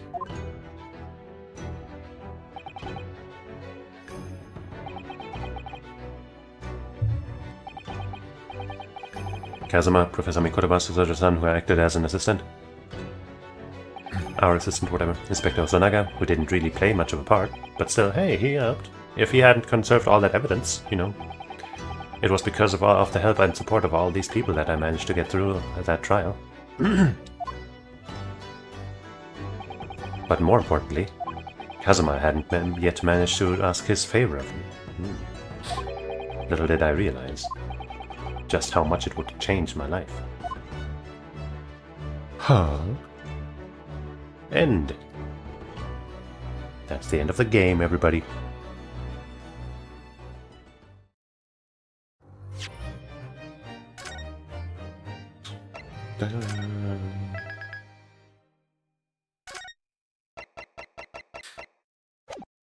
What? Episode 2. The Adventure of the Unbreakable Speckled Band. Ah, yes.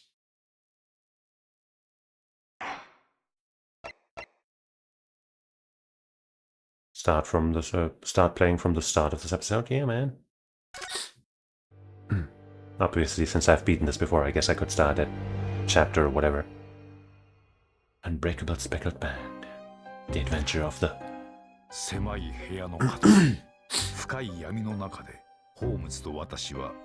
can hear him say Holmes in Japanese. 通気口からシューシューと低くうなるような音が聞こえてきた。その瞬間、突然ホームズが飛び出して闇の一点をステッキで鋭く打ち据えた。見たかワトソン。ホームズの張り詰めた声が空気を震わす。私がランプの遮光板を上げると、部屋の情景がぼんやり浮かび上がった。ホームズは部屋の隅を睨みつけて、私に向かってつぶやくように言った。被害者が死の間際に言い残したまだらの紐という謎の言葉。その恐ろしい正体こそがこいつだったのだよ、ワトソン。そこには巨大な毒蛇が牙をむき、威嚇するようにとぐろを巻いていた。それは世にも恐ろしいまだらの紐だった。Well, looks like we solved the mystery of the title already. The Speckled Band is a snake. Let's jump to the final chapter. On board the steamship Buria. I don't know. それでは謎解きを始めるとしようか。この奇怪なる殺人事件、その真相をね。失礼。犯行時、扉は内側から缶抜きがかかっていた。缶抜きに細工された痕跡はない。犯行の際、この現場は完全な密室状態だったわけだ。Or would it? 被害者は死の間際にメッセージを残したようだ。ここに落ちているインクを使って書いたと考えられる。 He's got a printer in his ロ back. シア語。どうやら被害者はロシア人ということか。文字に全く乱れは感じられない。被害者は相当意志が強かったのだろう。見たことのない妙。 That says don't open 筆 in 跡は katakana. このメッセージとは明らかに違う。いや、これはむしろ人種が違うと断言してもいいかもしれない。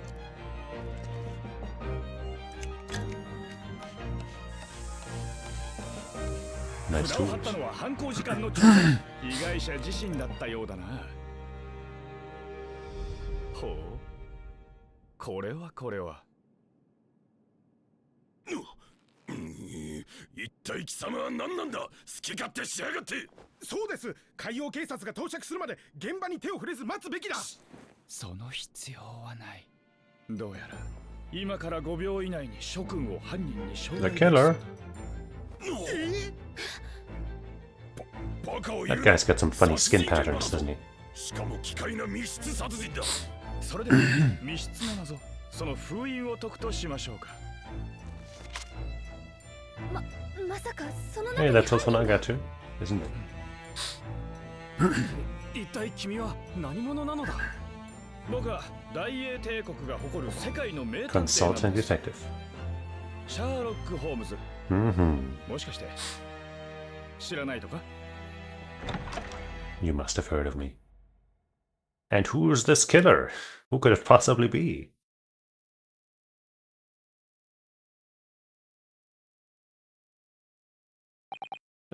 My head is throbbing. What's going on? Something's not right here. There's trouble in the air.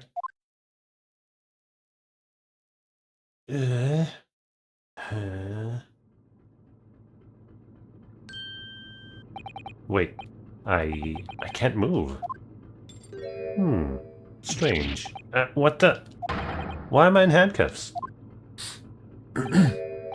So, you wake up now, Wait, that's not the guy I thought.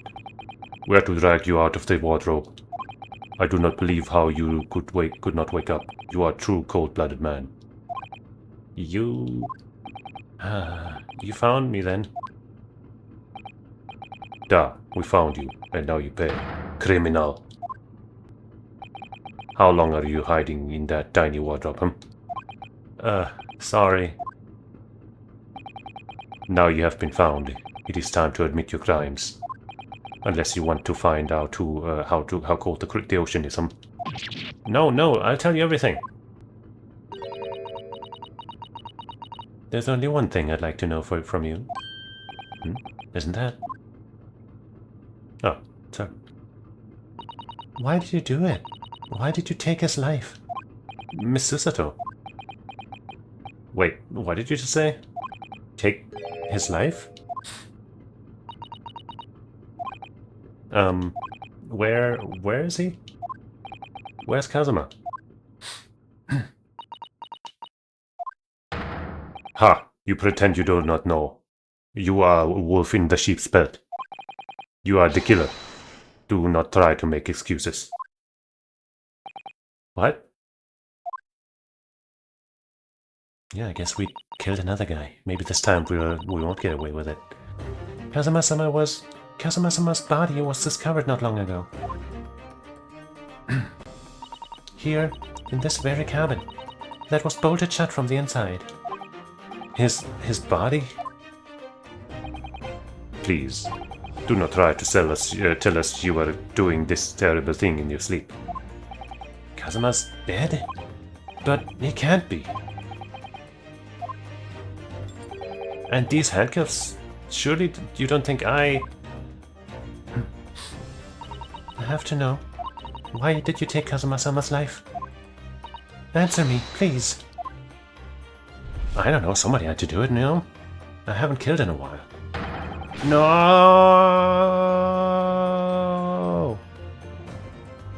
Look, man, once you've taken one life, it's just too easy, no? In fact, it's harder not to take more. It's an addiction. It's worse than crack, but also better than cocaine. Kazuma. It was just 2 short weeks ago. that you flashbanged me. That's why I took that revenge kill. Are you sure about this? Won't we get in trouble? Don't you find it fun being a stowaway? Besides, how else could you come to England with me to study? It was really something else when they brought your luggage in here earlier, though. The way that Russian crewman just tossed your traveling case onto the floor. I thought I was going to die. Yes, I still can't quite believe that. You were stashed away in that thing. I really didn't think you'd be able to fit inside my trunk. You must be even less of a man than you look. Hey, man, that's rude. Hey, honestly, I thought I'd broken every bone in my body. Well, it's about 50 days until we dock in Great Britain. Damn, that's a long time. But if you confine yourself to my cabin here, I don't expect anyone will discover you. For 50 days? You really think you will be fucking perfectly hidden in here for 50 days? I find that very hard to believe. Like, if it was like a week, it would already be hard to believe. Like 1 day, 2 days or something, sure. But fucking more than a month? Almost 2 months? Yeah, that is being very optimistic. I hope not. I get the feeling those Russians wouldn't be very forgiving of a stowaway. They're a sturdy bunch, that's for sure. What I want to know is, why do we need to keep it a secret from the young lady? From our faithful judicial assistant Mikotoba, you mean? From your close friend, more to the point. Surely we could confide in her, couldn't we? I don't believe she'd give me away. No, but if she knew what we'd done, that would make her guilty by association. It's best that only you and I know about this. I suppose so. Anyway, it's about the time that the steward is supposed to come and clean the cabin. I know it's cramped, but you'd better get in there, I think. It won't be for long. And anyway, compared to hiding inside my traveling case, it'll be a breeze. Yes, but what if the steward decides to open the wardrobe for some reason? Then I'll be in for it. Stop worrying. I'll tell you what, why don't you write "keep out" or something on this piece of paper? What? Then I can stick it over the wardrobe doors once you're inside. I don't know. What? So that was us writing that? We've only been at sea for about 15 days. How can this have happened?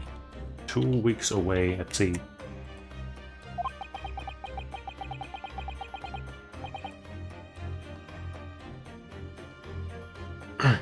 We're supposed to be going on this adventure to England together. We'll leave you at next port. Stay quiet until then. Don't make more trouble for yourself. Murderer. No, I'm not a murderer. Duh, you said before. You said you admit everything about your crimes. No, that's not right. I mean, yes, I did stow away on the ship, but...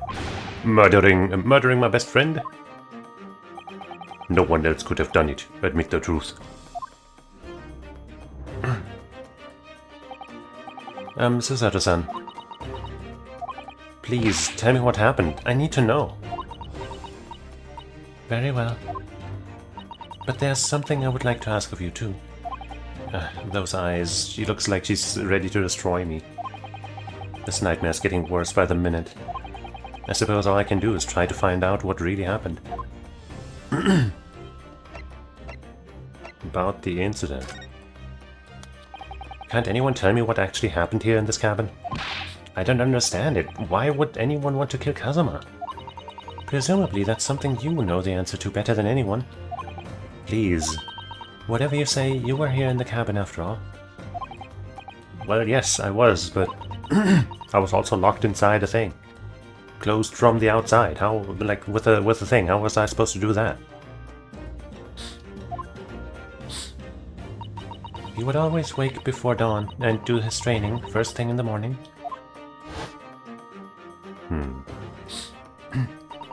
I was waiting outside his cabin, as I have every day so far on this voyage. But this morning he did not come. I could sense that he wouldn't. Does that mean He was already dead when Cheesus arrived at his cabin door, I wonder. I knocked, but there was no reply. Then I started to become worried, so I went to find a member of the crew.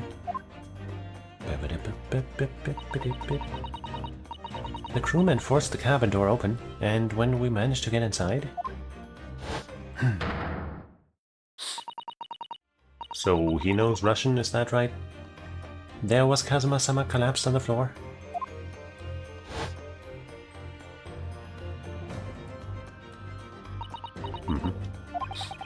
And the white tape there now shows exactly where he was found, I suppose.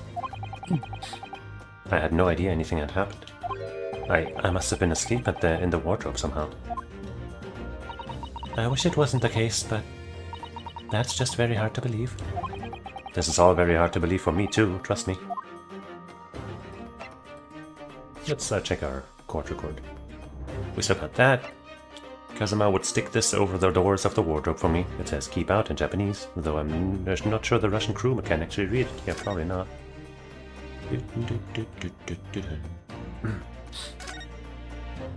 This is the paper seal I wrote for the wardrobe. I remember really working hard to make it. It's some great calligraphy. But I'll never forget how Kazuma reacted. You know, I did recently have this idea for a t-shirt that says calligraphy written in Comic Sans. In Western letters, in, I guess, Latin letters. Just horizontally written. In orange or something. On a t-shirt. I think that would be like, like the kind of mildly funny that's appropriate for a t-shirt. But I'll never forget how Kazuma reacted. Do you expect the Russian crew to be able to read that? He said. Still, I was sure people would get the idea, even if they couldn't read it. So we used it anyway. Well, and it worked. I don't know if the crew thought it was creepy or what, but no one opened that door or the doors. You can see the remnants of the glue we used to stick this over the wardrobe doors. Although it wasn't proper glue, of course. We didn't have any of that with us. So I pulverized some rice into a paste to use instead. But to a stowaway like me, every single grain of rice represents precious rations. That's why I spread it as thinly as I possibly could. I couldn't bear to waste any.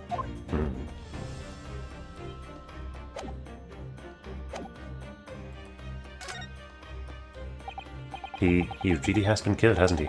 This isn't just a bad dream. And these handcuffs, they think I did it. They think I'm Kazuma's killer. When they found him, the cabin was locked from the inside. That's what they think. What do you mean? There's no access to the cabin via a porthole window, and the bolt on the door can't be operated from outside. In other words, after the crime, the culprit couldn't have escaped from the four walls. These four walls. What? Or to put it in another way, the culprit can only have been somebody inside this cabin. Or do you have some other explanation? This isn't possible. How did he die then? What happened exactly? Are you still going to deny the charge, even despite the circumstances? Please, Susato-san, you have to tell me. The cause of death is still undetermined. They don't know how he died? The ship's doctor is examining the body, but of course, he has no post-mortem analysis experience. I don't suppose we shall learn more until an expert has been consulted at our next port of call. So presumably that means there were no obvious external signs of injury then. That's true, yes. Maybe a snake bit him. Now I've told you everything that I know. So it's my turn to ask you a question. Yes, alright. My head feels so heavy, it's still throbbing like anything.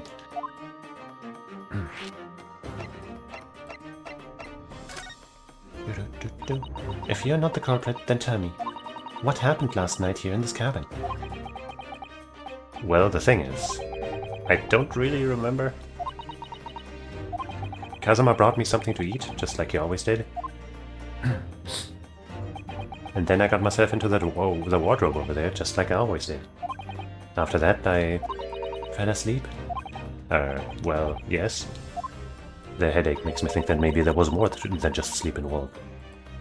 So deeply that you didn't even stir when Kazuma-sama was killed? Well, yes. Early theory. And once again, I don't really remember any of the cases well enough to know any of this. But early theory, the food was laced with some kind of, you know, sleep drug or something. And it was supposed to be for Kazuma, because they planned to get rid of him anyway. But, well, he gave it to us instead. And then something else happened afterwards, and he was still killed. But because he didn't eat it, maybe, you know, there's gonna be evidence that wouldn't have been there otherwise. Because he was awake. Or something. I know it sounds unbelievable, really, I do, but that's the truth. If only I'd woken up, then perhaps I wouldn't be in this predicament. And for some reason, my head's still throbbing like anything. Really? Is something wrong? No, it's... Please, forget it. Susaru-san, you have to believe me, I didn't do it. I really don't want to doubt you. But the trouble is, there is no one else who could possibly have done this. That's what they said last time too, and we still found a way. Why are you even on board the ship, Naruto-san? You said something before about being a stowaway, didn't you? Oh, yes. I'm afraid that's true. It's 2 weeks since we left Japan now, and I've been shut up in this cabin the entire time. I had no idea.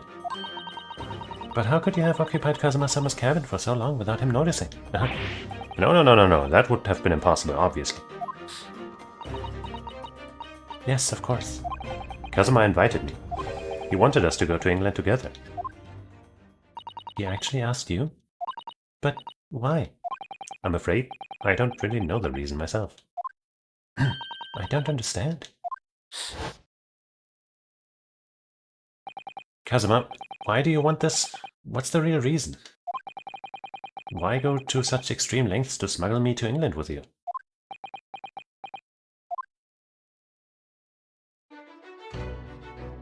I really like this song.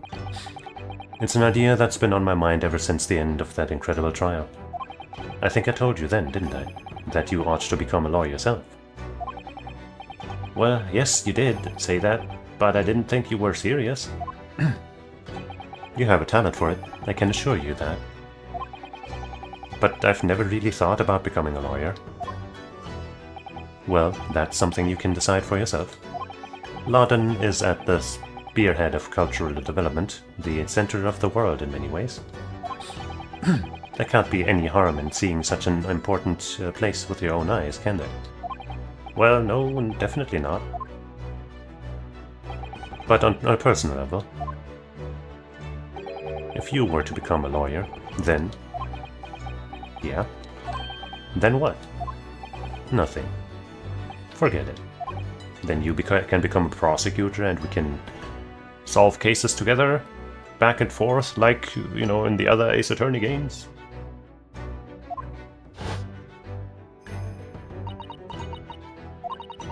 Kazuma-sama he was always saying the same thing. That he wanted to change the Japanese legal system. Perhaps he thought that he could do that with you. Yes, maybe. But something's still bothering me a little. Dun, dun, dun, dun, dun. The look in his eyes then. It was darker than I've ever seen it before. Susato-san, I'm sorry that we kept it a secret from you. My stowing away on the ship, I mean. If I know Kazuma-sama, I expect he was trying to protect me, to avoid me becoming guilty by association. On point. That's exactly right, yes. Word perfect, in fact.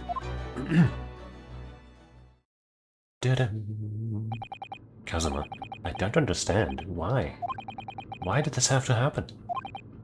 I can't take this. Don't try to go anywhere. You're the perpetrator of this crime. You can't leave. I can't allow that to happen. I'm sorry, but Kazuma was killed right under my nose here, and I didn't do anything to stop it. And now I'm supposed to just sit around, my hands tied, while whoever did this walks free? No, I can't allow that to happen. Well, what do you propose to do then? I'm going to investigate. I'm going to find out exactly what happened here. I'm going to work out who took Kazuma's life, and how and why they did it. So I'm sorry, but you're going to have to excuse me. Hiya, whoops. Wow, she can fly and go turn upside down. What the? That was a Susato takedown. A Susato what? What martial arts form is that? I'm going to need you to prove it. Sorry? Prove it? Yes, your innocence. I need evidence. But how am I supposed to? Have you forgotten already what you achieved just a few weeks ago? You successfully defended yourself in a court of law. Ah, I see. She's expecting me to present some conclusive evidence. I have to get Susato-san to believe me. I'd show her some evidence right now that proves I'm not guilty of this awful crime. But I'm gonna save. But there can only really be one thing. This song's so fucking good! Fuck you! It's so good! How dare you!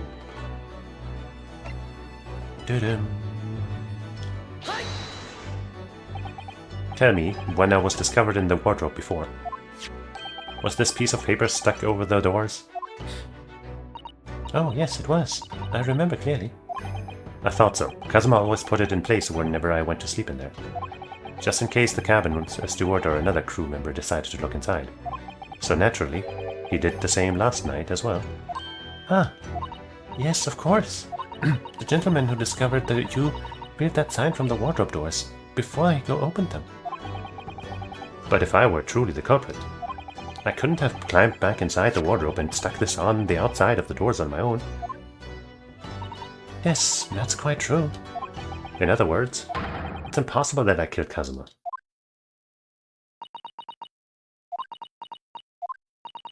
I mean, you know, there's definitely some tricks that would allow that to happen, but let's keep quiet about that for now. Well, even if you are sprawled hopelessly on the floor, I can see why Kazuma-sama thought so highly of you. Thank you, Susato-san. Now, do you think perhaps you could help me up? Thanks. Well, in the light of that evidence, I don't see any reason why I should stop you from investigating in here at least. In here at least. Thank you. So you finally believe me. I'm sorry. No. What? I'm not sure yet. I can't rule out the possibility that you used some sort of conjuring trick to put the sign back in position. Fair. What does she think I am, a magician? For now, I suggest you investigate as thoroughly as possible in here. I'll do the same. Alright, let's get to work, Susato-san. Please don't misunderstand me. I still have my doubts. Oh. I shall be watching you to make sure you do nothing that might disrupt the crime scene. I wouldn't want you using your conjuring tricks to destroy evidence, for example. Right. Hehe. Well, anyway, I should make a start on investigating in here. Examine everything I can. This song is also good. Kazuma, I swear, I will avenge your death.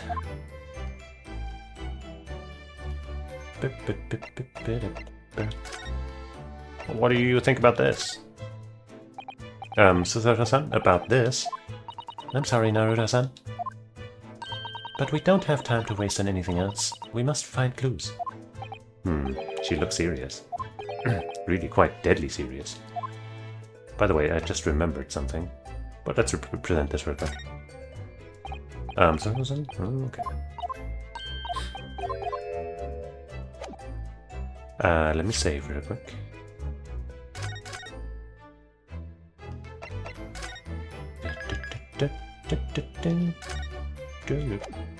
Okay, I don't think we can see what I want to check from here. So let's back to the title real quick. We just saved, so we don't have to save. Alright, it turns the title screen to this. Isn't that funny? Special contents, I think? Accolades. I think I have everything. Wait, no. No, wait, no. Okay, maybe I don't have these grey... Okay, I guess I don't have all the grey stuff, huh? Yeah, no, okay. I thought... I looked at this like a while, like when I got my Switch 2, I kind of turned on this game just because. And I looked at the accolades and I thought I had everything except one, but I guess turns out... I guess except for two, I can see what they all are, I guess, but I don't have all of them.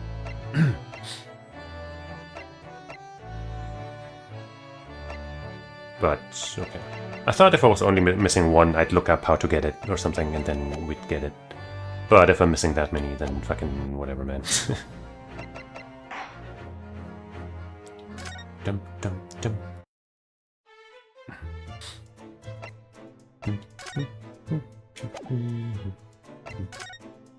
I'm in handcuffs and under house arrest by the crew, not to mention Suzanne's constant glares. I think it's fair to say that I'm stuck in this cabin, for the time being at least. I should focus on investigating in here to see what I can find out.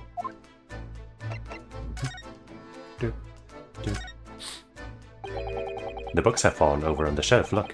They've all toppled the same way. And what's this? A statue of some god of the sea? Although he's fallen over as well.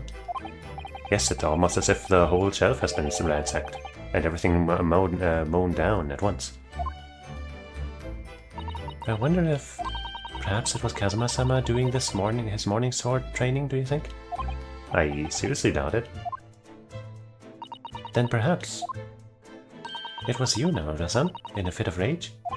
I wouldn't have bothered leaving the wardrobe just to mess up a few books and the statue. Could the way these things have been thrown about have anything to do with the case, I wonder? Totally not. What? That's crazy talk. Well, I'll just set everything straight again. I don't like to see a mess. No, don't tamper with the... Aww.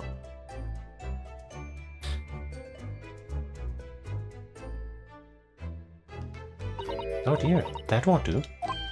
Oh, what's the matter, Susato-san? Whenever I'm examining things, I always find myself so focused I forget to look around properly. Ah yes, that's not good. I don't suppose you're as foolish as me in that regard, are you, Naruto-san?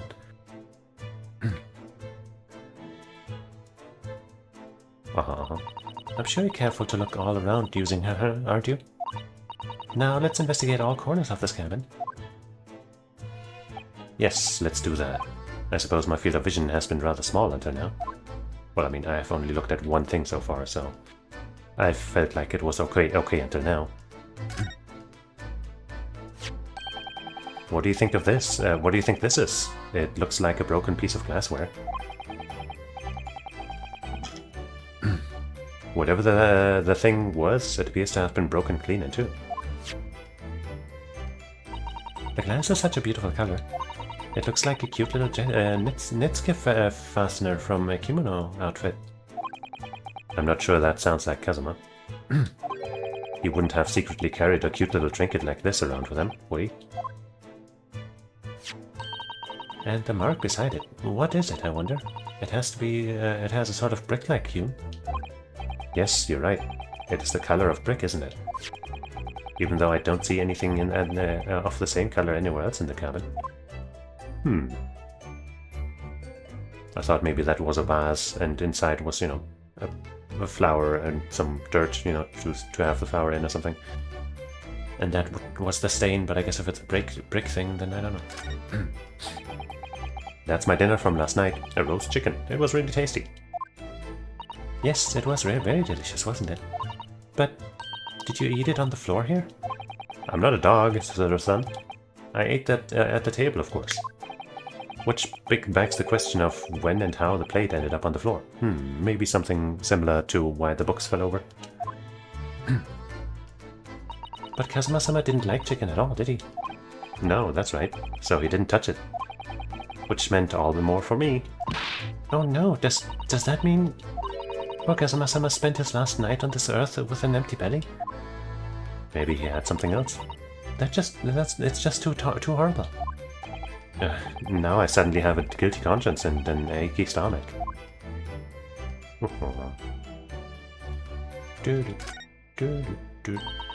That's Kazuma-sama's precious sword. He never went anywhere without it. Yes, he was always saying that a Japanese man's katana is his soul. I believe he had to work very hard to convince the government to allow him to bring it on this trip. I suppose that shows just how important it was to him. And now he's gone, but I'm not ready to let his spirit go just yet. Let's take it.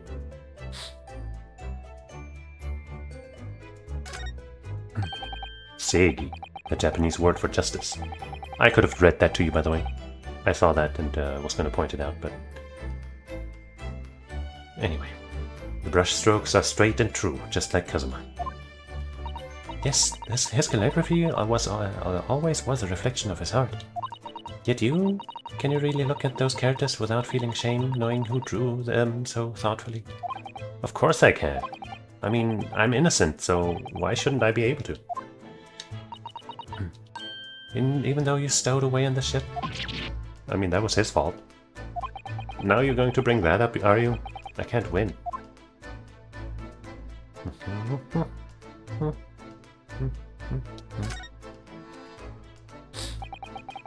Warning. These are the rules of passage for travel aboard the SS Bri'ain. It's essentially a list of requests from the captain to all passengers on board. Passengers must not keep weapons or other dangerous objects in their cabins. Well, pets are also strictly forbidden. I mean, surely we don't count as a pet.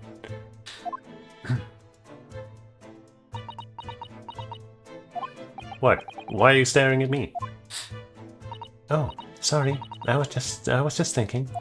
Are you more of a dangerous object or a pet? I can't decide. Well, one thing's for sure. Either way, I wasn't supposed to be in here.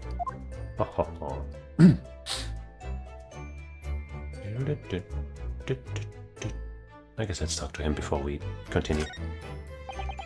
But also let's drink some water before we do even that.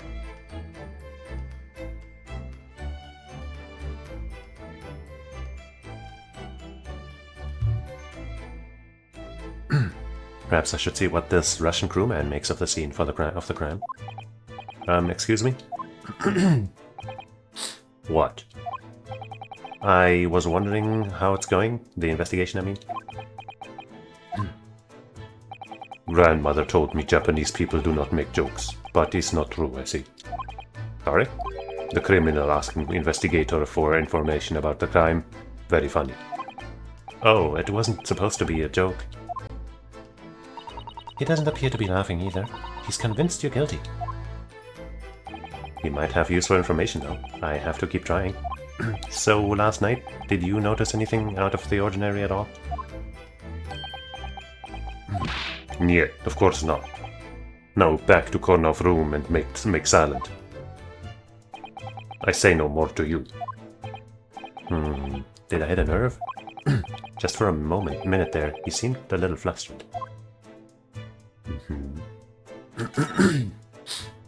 When I went for help and the crewmen forced the door open, this bolt had been firmly closed. It's quite a small bolt and not particularly sturdy, and it just slides across to secure the door shut. But still, with the door bolted, there would be no way to get in or out of the cabin, that's for sure. It's no wonder everyone suspects me. When she glares at me like that, I feel tense all up and down my spine. I remember reading once in a detective novel, the culprit used a needle and thread to draw a bolt across from outside the room in a situation like this. Yes, that's a clever trick, isn't it? I'm an avid reader of detective stories myself. A woman of culture.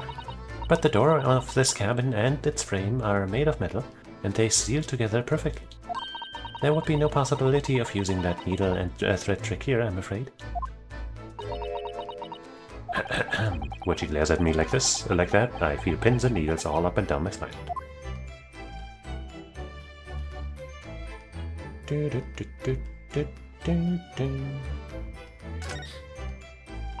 That's a very large traveling case, isn't it? Yes, it carries a lot of memories for me. Memories? What do you mean? Well, that's actually how I stowed away on this vessel. I was brought on board inside that case. Ah, yes, I see. It says this way up in Japanese. Which, in hindsight, I should have realized the foreign crewmen wouldn't be able to read. I was turned over and over and over, and then I was tossed on the floor in here. You know, Kazuma really could have been like, yo, be careful with that thing. Oh dear, being a stowaway isn't as romantic as it sounds. Well, it was less painful than a successful takedown.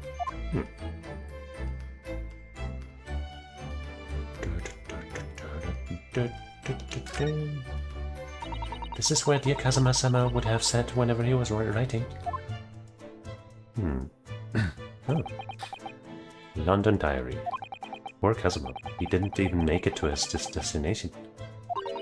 It looks though the last entry is incomplete.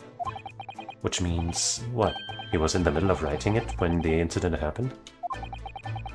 Let's see what it says. It could be a valuable clue. Yeah. Damn. That's out of the question. What? Kazuma-sama may have departed this world, but you must not read his private thoughts. But what if it's something important, something relevant to the case? Alright, I won't read it. Sheesh. Being so unreasonable. Oh, Kazuma-sama. I don't like prying into people's personal matters either. But in this case, isn't the need for clues more important? I guess not.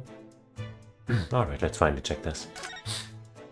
Did Kazuma write that before he died? It looks like it's written in ink. He must have knocked the ink pot from the desk when he collapsed on the floor. Then I suppose he wrote this message by dipping his finger in the spillage. Poor Kazuma-sama. No doubt he was in terrible pain. It's almost unbearable to imagine. I suppose he was trying to leave some kind of a clue in his final moments, was he? I'm sorry, partner, but I can't read your writing. Yeah, because it's not in a language that we understand, and I doubt he knows it too, either.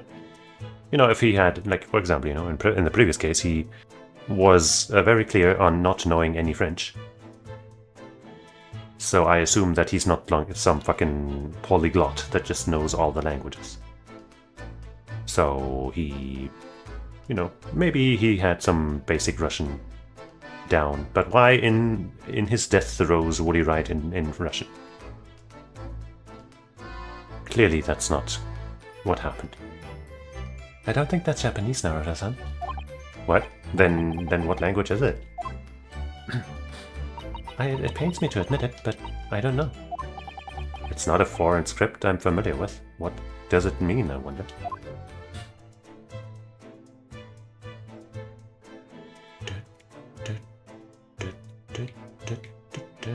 Alright, let's finally doop. What, we can't look at this?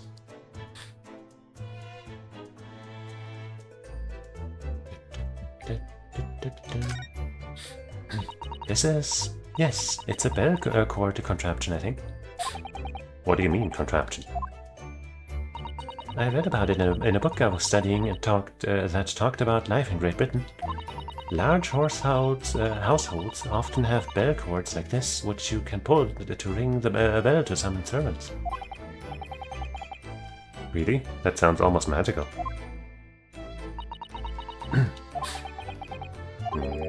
Shall we give it a little try? Yes, in the interest of cultural research, obviously. Hehe. Aren't we both curious? I suppose nobody comes for lowly Japanese people. No, I'm sure it's just that everybody's busy, that's all. It's some 2 weeks since we set sail from Japan. Have you really been living in that wardrobe the entire time now, Naruto-san? I think living isn't quite the right description. Oh, no, I suppose not. Although it must have been rather exciting, making this voyage in your own secret hideout. The trouble was I never knew when a member of the crew might come in. So yes, I did basically have to live in the wardrobe. And last night was no exception. But because of that, you had no idea what was happening out there in the cabin. No, sadly not.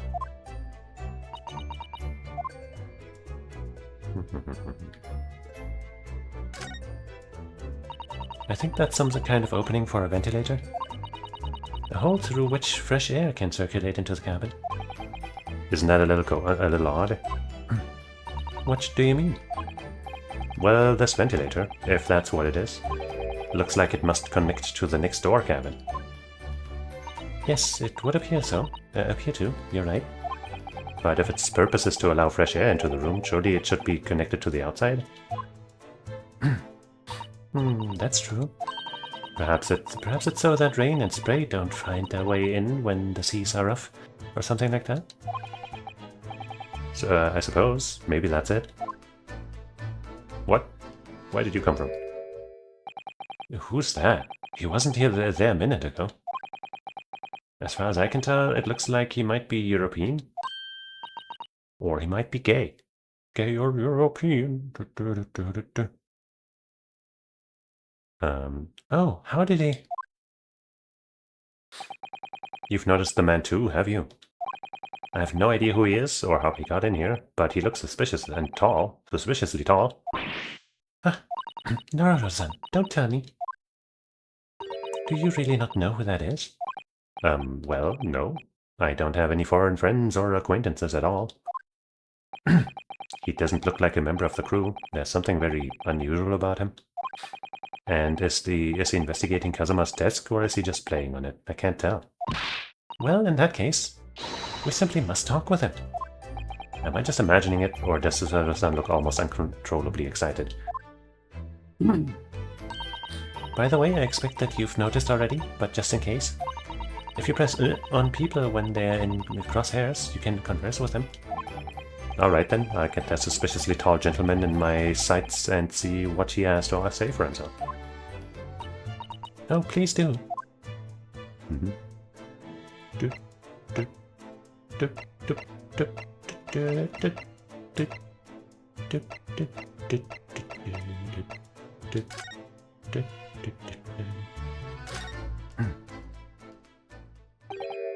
Excuse me. Excuse me, do you have a moment? Shh, this is a critical point in my investigation. Okay, well, that's fine, that's all. Maybe I should leave him alone. He seems a little unfriendly. Yes, perhaps that would be for the best. Greetings, I hope I haven't kept you waiting. Kept you long, or whatever. What exactly were you doing on Kazuma's desk just now?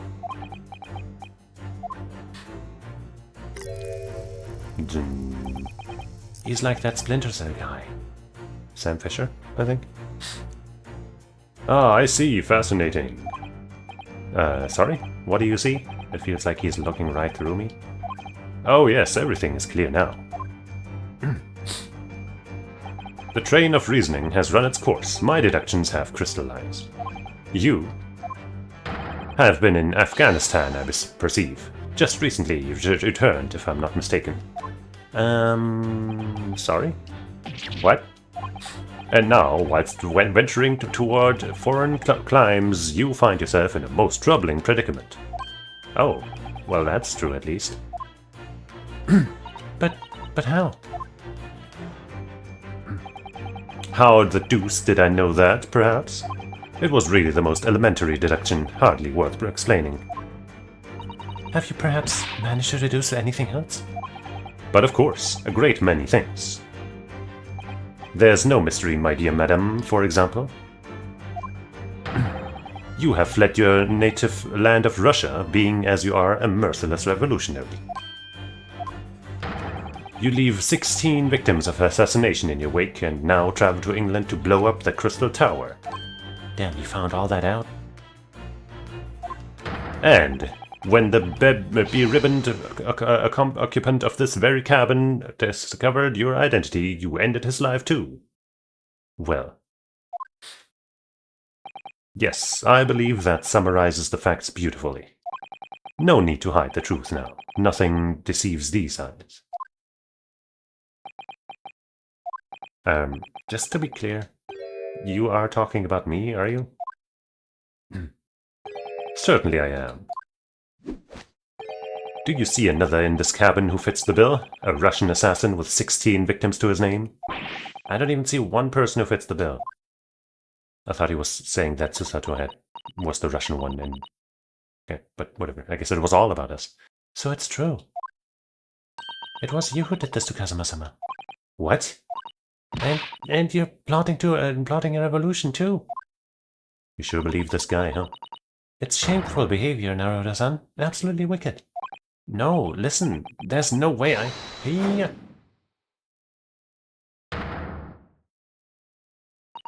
Now explain yourself. Tell me everything. This is ridiculous.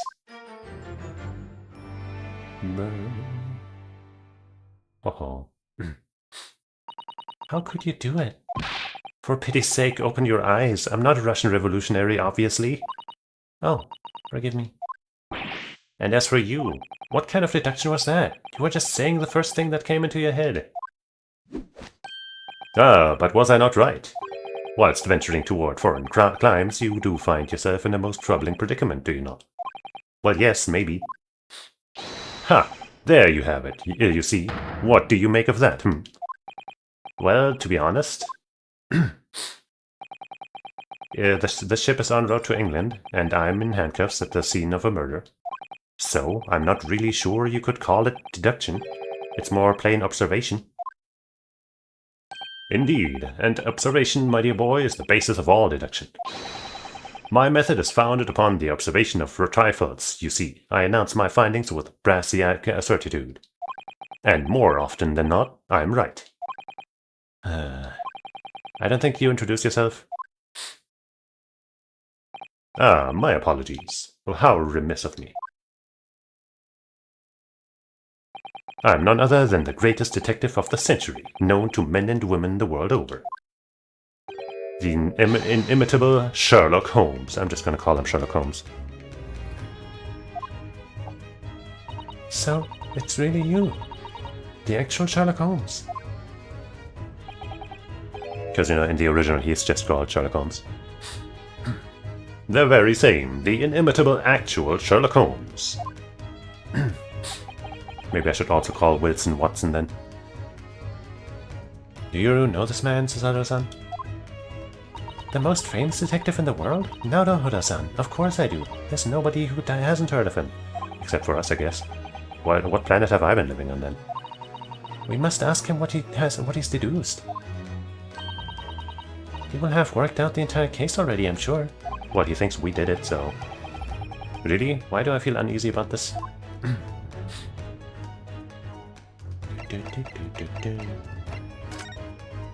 Look at this. Mr. Holmes, what do you make of this? Shh, quiet. When I am ruminating in the course of my deductions, nothing must disturb my mind. Oh, so sorry. Ah, an Indian curry, perhaps. What's he ruminating about? The lunch menu? Oh. I've never seen anything like this. Really? You've never seen that when you took it off the wardrobe yourself? Most extraordinary writing. You said the same earlier this morning, I think. Indeed, but its uncommonness is so remarkable, I felt the need to say it anew. Yes, I do believe these characters may be a crude attempt at a Japanese script. What? Mr. Naruto, I don't like to be the one to tell you this, but I think Mr. Holmes is trying to say your handwriting is a little untidy. Is he making fun of me?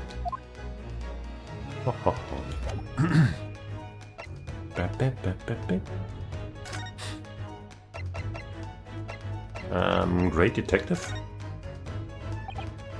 So you're a great detective, are you? Sorry, what was your name again?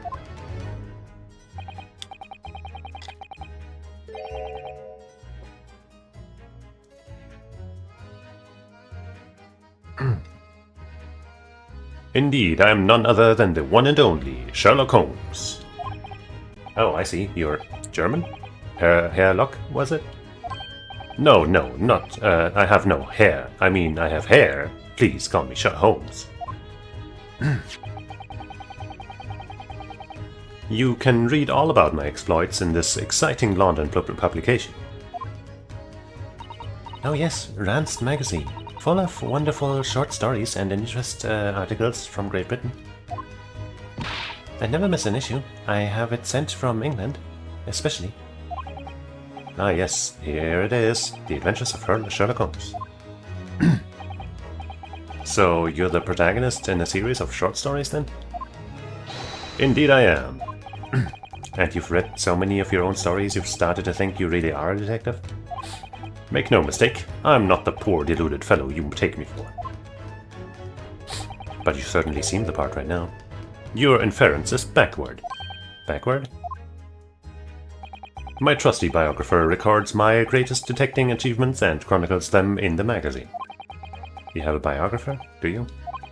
Doesn't everyone? Mine goes by the name of Dr. Watson, presently keeping shop in London. Dr. Watson? I must say, thanks to that publication, I've been fantastically busy of late. Why, this very moment I am returning from Asia, having solved the mystery of a cursed royal crown. Really? I can't work out whether I should take this man seriously or not. Deduction, you see, is to me a science, logical reasoning in its purest form. A science? Really? Really? The astute observer notices even the most subtle of reactions in his subject. A few furtive glance, a twitch of a muscle, a slight inclination of the posture. Fingernails, arm sleeves, furrows in the skin, all these things are data. Right. And the trained logician makes deductions from this data in the blink of an eye. The ultimate conclusion is, without fail, the truth. As I demonstrated only a few short moments ago. How can he look me in the eye and claim that? So you see, I have a turn both for observation and for deduction, and fail. That is what makes me the one and only, Sherlock Holmes. What were you doing? What you were just investigating? Before we started talking, you were examining Kazuma's desk, weren't you? Kazuma? Ah yes, the victim. The Vic. Did you notice anything useful? Anything at all? Observe for a moment the desktop of the victim. We see that the victim was engaged in penning some text. London Diary. Kazuma was keeping notes of the London... Oh, we were saying that. But... I don't think you should read his private writings. It could upset people. Tragic. And something you ought to perhaps elucidate before the act of reading. You mean you have read it already? It is my business to know what other people do not. Yes, believe it or not, I know a smattering of Japanese. Oh, I see. Well, you're about to know what a successful takedown is.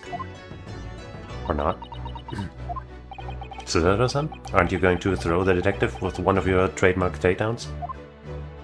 I'm sorry, Naruto-san. What on earth do you mean? Life is so unfair.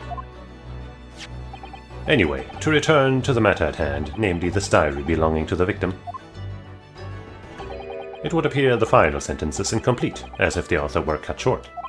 Tell me, what is the nature of the writing? Pray be precise and as to the details. Oh, but I thought you knew Japanese. A smattering, dear boy, a smattering. Sayonara, bonsai, mikado, nado nado.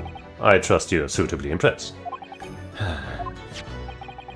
But this diary is littered with complicated-looking characters of which I can read precisely not. So what was all that showing off about before then?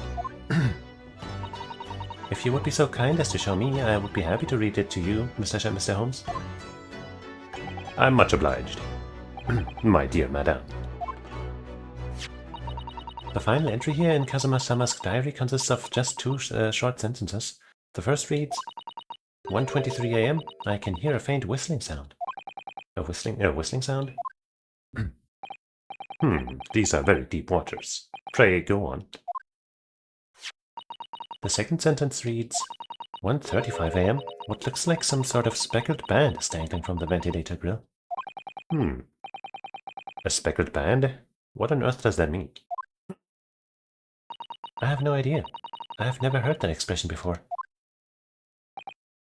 The ventilator grill, you say? The man was presumably referring to the lattice there on the wall, which connects to the adjoining cabin. Yes, the adjoining cabin. Kazuma's diary as well. Speckled band.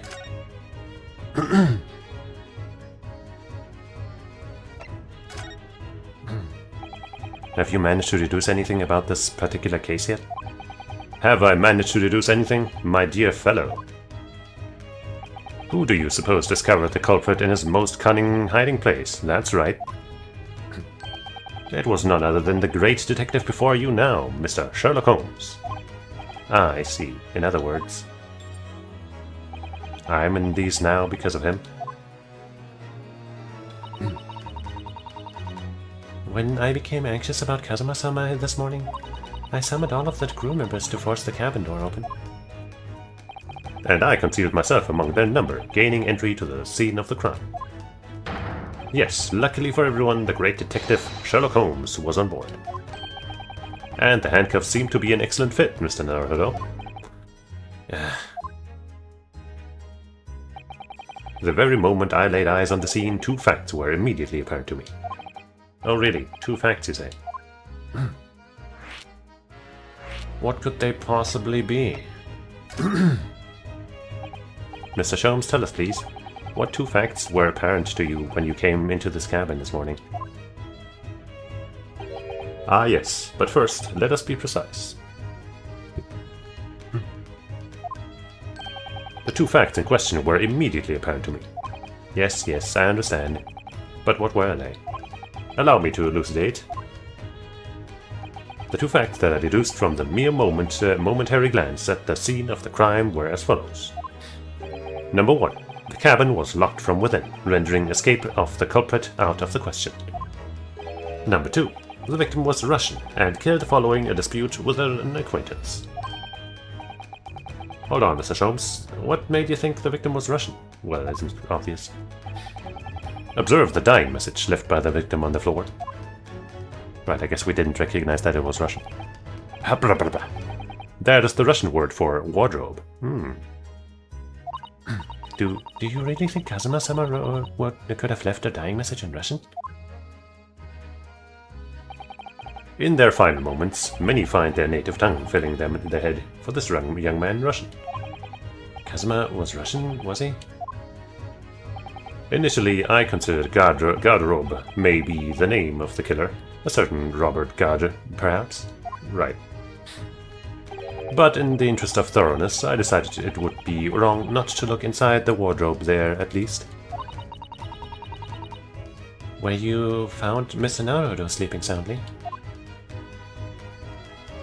Quite so. I found you, the renowned Russian revolutionary killer. Why is it that I'm Russian too? I observed that you were wearing the same attire as the victim, in other words, you were acquainted.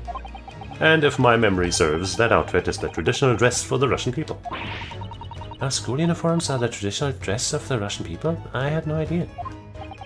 And I had no idea a detective could get something so wrong. I took a photograph of the victim and the message, that I might analyze it for possible hidden details. Can I see? This was taken immediately after the young man was discovered. Oh wait, this was taken immediately after the young man was discovered, before the body was removed. Yes, Kazuma had already been taken away when I woke up. This is the first time I've actually seen him like this. What a bummer. Are you alright, Mr. Naruto? Oh, yes, thank you. totally alright. Just my best friend died and I'm being accused of murder again. And I'm in handcuffs and I've been thrown Susato style at least 3 times. And there's a guy here who claims I'm Russian and a killer and all that, and it's everything's fine. Can I ask you something, Mr. Holmes? What, pray? You mentioned Russia before as well, didn't you? You know, when you said I was a fearsome revolutionary fleeing from Russia and all of that? Ah yes, the train of reasoning that led me to the truth. Would you mind explaining that train of reasoning to me, do you think? Hebrew. Certainly, if it interests you. I think that might be Horosho. I think I've seen that before. How many times? I'm not Russian and I don't speak Russian.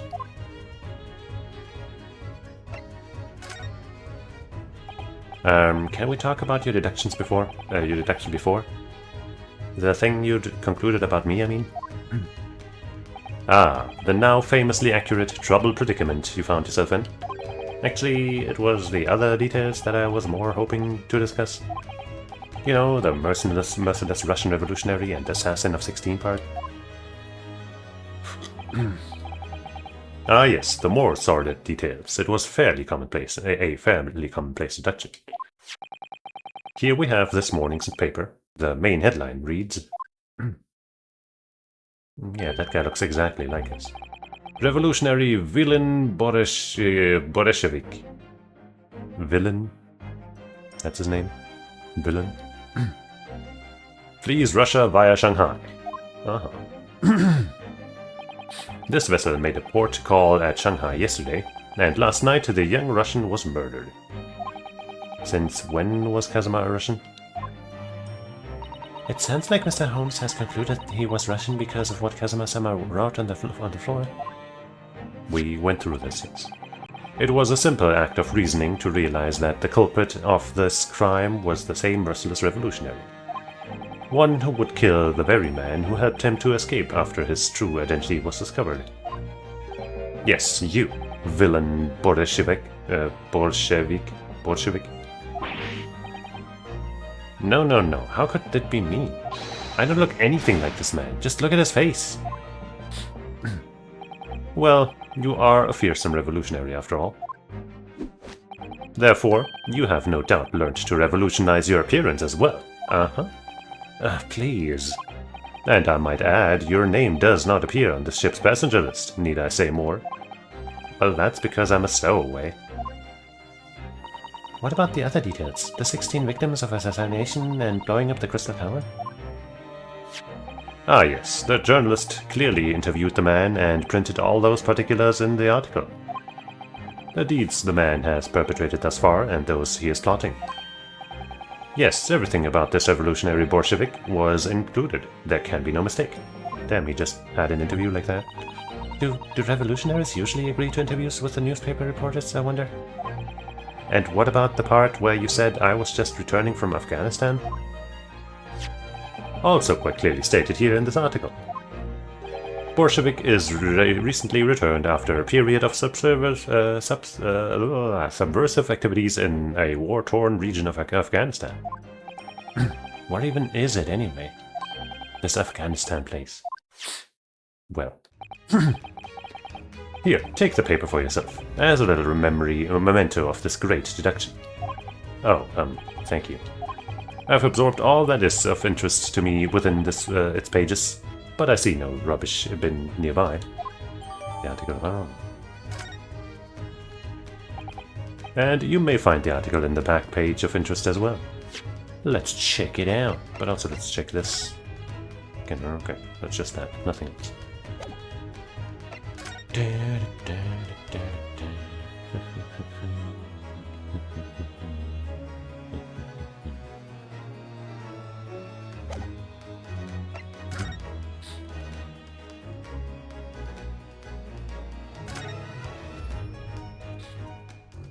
I'm afraid I can't read a word of Russian. No, me neither. I have no idea what any of this says. The pair of you floundering is a sorry sight. Allow me to offer some assistance. The article on the front page of this newspaper is concerned with a fearsome Russian revolutionary. It reads, Revolutionary villain Bolshevik flees Russia via Shanghai. Yes, you told us that before. It reveals also that those who see the man's beard with their own eyes never lift it to the tail. Oh my goodness, he is fearsome. Well, presumably the newspaper photographer was alright, wasn't he? The solution is obvious, of course. If he despises his beard to that degree, he need only shave it off. I'm not quite sure that's the problem, Mr. Holmes. Oh.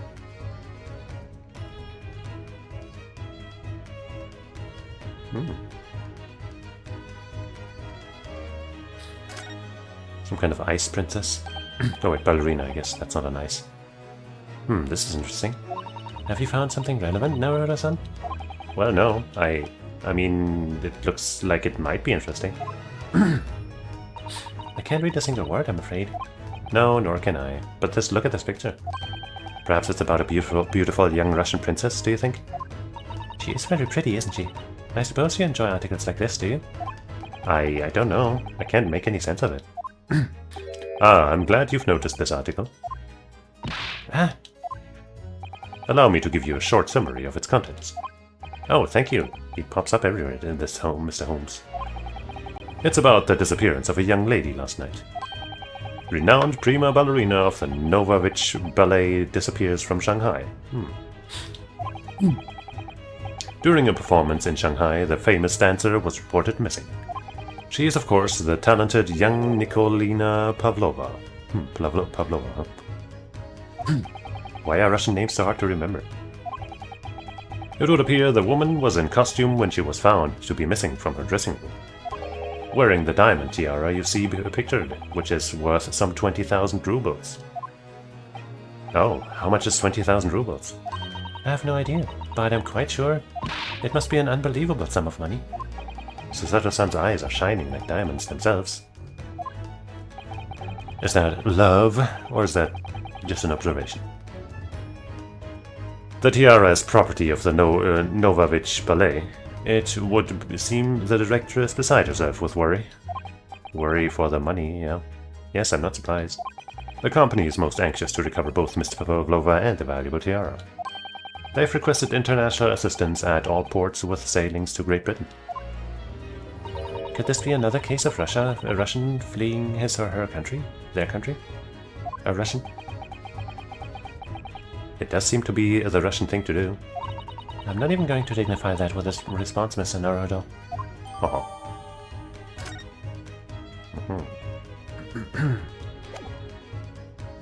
Oh. Okay. Separate articles rather than one thing with both of them on it. On the back. Cast your eyes over it sometime if the interest takes you, though you may need someone to interpret. It's all written in Russian, I couldn't help to read it. But I suppose it wouldn't hurt just to glance at the article. Maybe there might be a picture or two. There were. So, I believe I've given you enough to consider for the time being, at least. Oh, do you have somewhere to go? As it happens, the victim's writings in his diary have piqued my interest. The matter warrants further investigation, I believe, and if I'm still too long, the seasickness takes hold. If I'm still too long. Oh, I suppose. You're thinking of investigating the cabin next door, which the ventilator connects to? Great detectives are a curious breed. Our minds rebel at stagnation. We crave mental exaltation. So yes, I intend to investigate. Hence, the truth will become clear soon enough.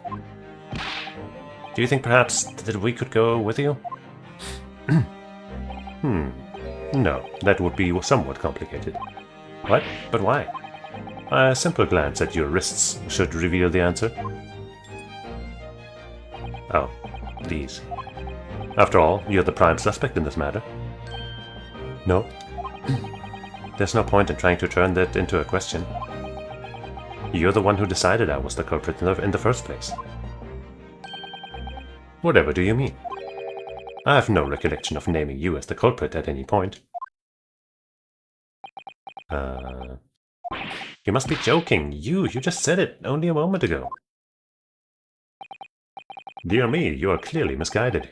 I would have no cause to say such a thing. Well, actually, Mr. Holmes, I did hear you say that too. You're quite sure? Well, that's very strange. I wouldn't have said you had the face of a criminal, you know? Not really. So what, were you looking at my knees before? Some great detective you are. Well, anyway, that was then and this is now. What do you mean? What I mean, sir, is this. If you are the culprit, then you must play the part more convincingly. Roll over and accept your fate. Now he's just being plain rude.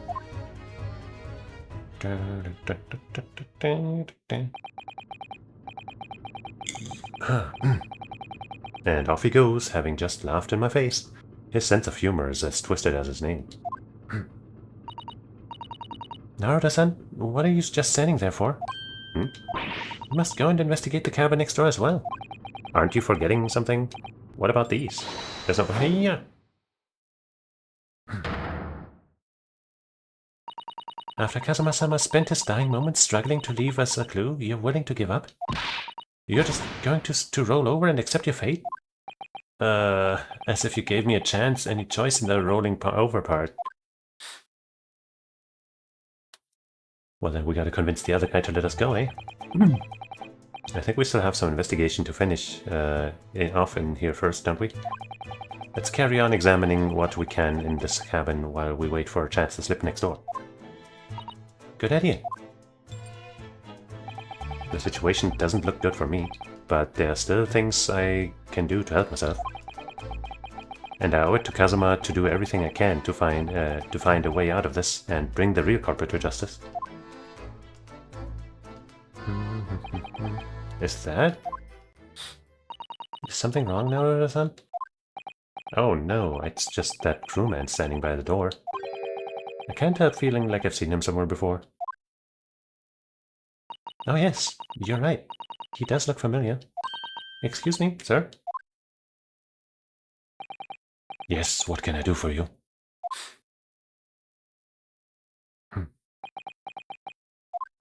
I recognize that face, but it can't be.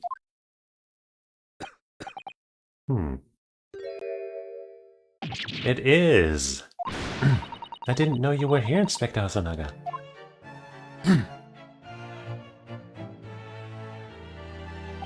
Hello again.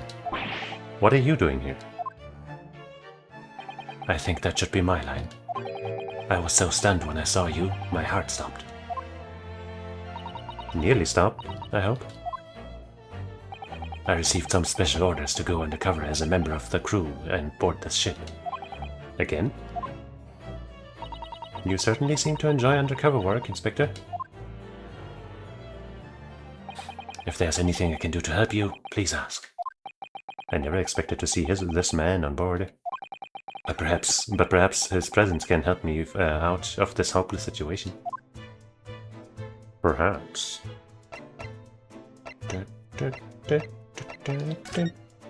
Check this out.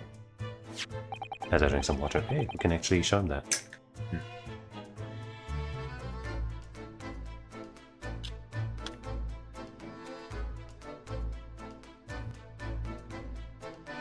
Inspector, can I show you this? What the? Is that a fabled Imperial Yumi University pen badge? I'm not sure if it's really fabled exactly, but...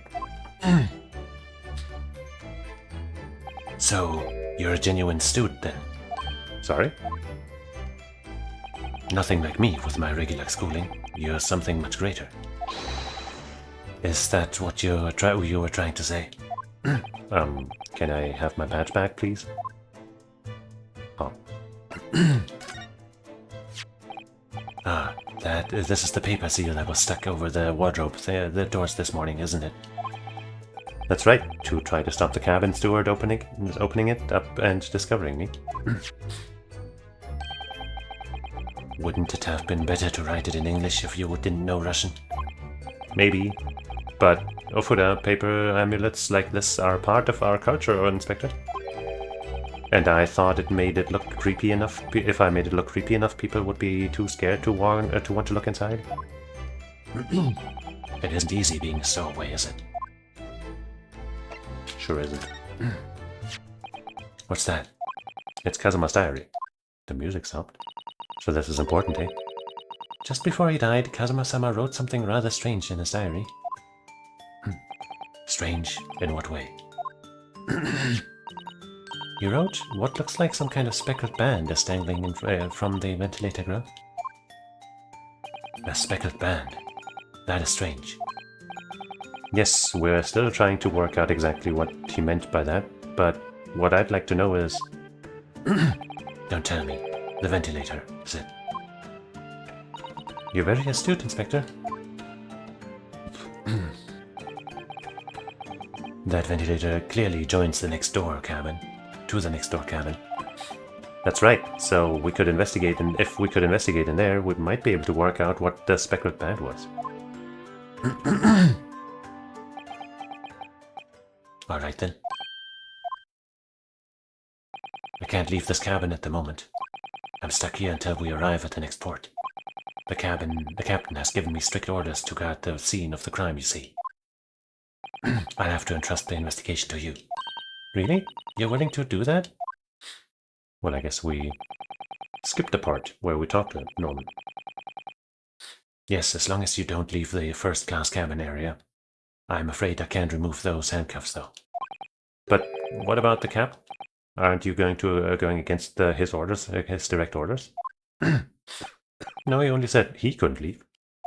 I'm a man of my word. And I promise you that I'll lay my life on the line if that's what it takes to convince the captain. After all, I failed to keep Asogi-san safe. This is the least I can do. Thanks, man. Let's seize the moment then, Naruto-san. Just move and we can leave this cabin at last. Move. Alright, let's see what we can find out. But wait, I'm not done showing you shit. Have you seen this photograph yet, Inspector? Sorry. Oh dear, are you alright, Inspector? Yes, sorry, I'm fine. I was hoping to hide my upset with a fit of coughing and spluttering. I'm usually very good at it. But trying to stifle my feelings seems to have stifled my cough this time. It's also sad. Asogi-san was such a promising young man. The Empire had such high hopes for him. I had such high hopes for him, even though I'm just a detective. We're all going to miss you, Kazuma. When... Know anything about this guy? Can I show you this newspaper, Inspector? I'm sorry, but I can't read Russian very well. Oh no, that's alright. I know what it says. So you just wanted to point out that your university have linguistic talents, is that it? Sorry? Nothing like me with my regular schooling. You're something much greater. Is that what you were trying to say? Sorry? I forget I mentioned it. He seems to have some kind of complex. No, it's the same thing.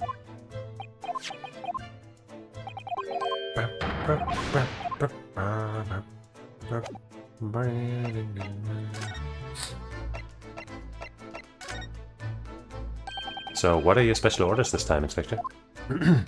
Yes, and why are you dressed as a member of the crew?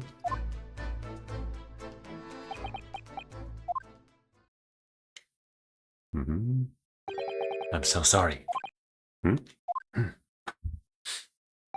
This is all my fault. I take full responsibility. For what? My orders were to act as Asogi-san's bodyguard. Oh. It was Minister of Justice Jigoku. That's hell in Japanese. Who pushed for this overseas study tour to go ahead. And he entrusted me with ensuring that Asogi-san reached Great Britain without being assassinated. Assassinated? How could that even have been a possibility? Well, it kinda happened, eh? I'm not sure. But these are complicated times. There are tensions between the world's greatest powers. Minister Jigoku said we should be prepared for all eventualities. This is incredible.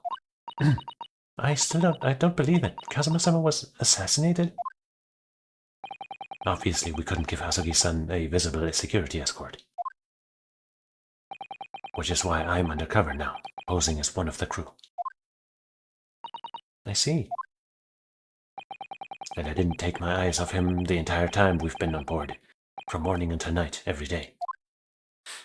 But I never imagined it would happen here, inside his own cabin, not here on the first-class deck. I failed miserably at my assignment, and Hazuki-san is dead as a result. I'm a disgrace. All I can do is humbly apologize. Inspector. Well, that's a bummer. So if there's anything at all that I can do to help now, just say the word. Well, we already got one thing. I can't leave this cabin at the moment. I'm stuck here until we arrive at the next port. The captain has given me strict orders to guard the scene of the crime, you see. I have to entrust the investigation to you. Really? You're willing to do that? Yes, as long as you don't leave the first class. Well, the captain, okay.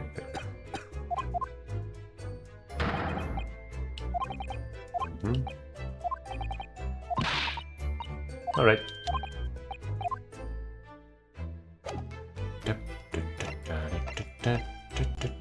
Kind of want to see if he has anything new to say. But also... no? Nothing? Excuse me? What? I was wondering if I could ask you a favor. Would you mind if I investigated a little outside? Grandmother told me Japanese people do not make jokes. Okay, well. Nothing changed. But we don't need your permission, because we got somebody else to permit us. First-class passageway. First and foremost, we must get out of this cabin.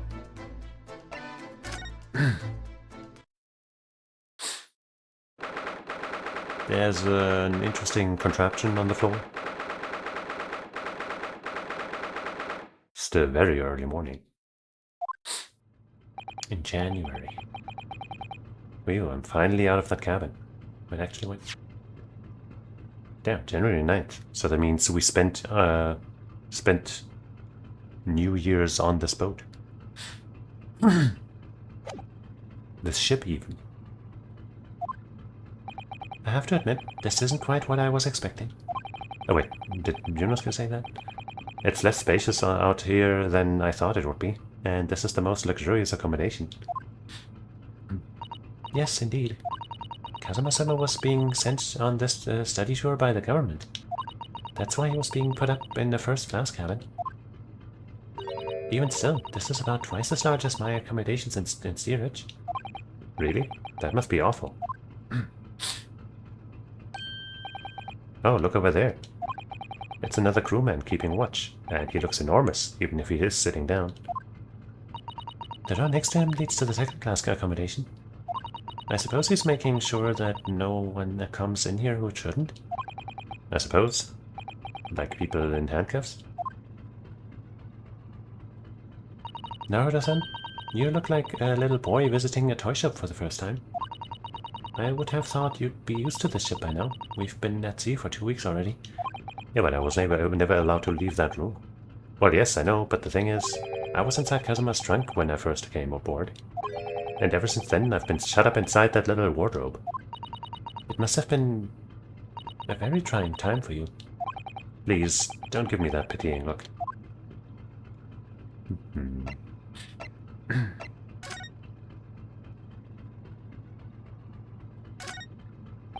That's a huge book on top of the table there, and there's a pen next to it. Yes, that looks like the ship's log. Shall we have a look through it? Can we? The writing is so neat and precise. Every detail about the voyage has been meticulously recorded. You wouldn't expect a rough and ready sailor to have such beautiful handwriting. And nothing? No reaction at all? I thought you might appreciate the compliment. I'm not sure that rough and ready is much of a compliment, Naruto-san, even to a sailor. Anyway, last night's log is mostly blank. Presumably that means there was nothing to report.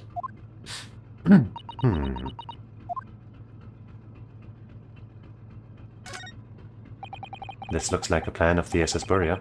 It shows each deck, look.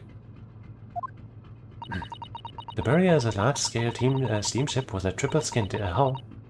What a marvel of engineering. Well, it's been playing on my mind for a while now, actually, but how is it that such a huge lump of metal doesn't just sink to the bottom of the ocean? It's magic. Oh, that's really quite simple, Naruto-san. Is it? Well, consider the Japanese archipelago. The islands of Japan.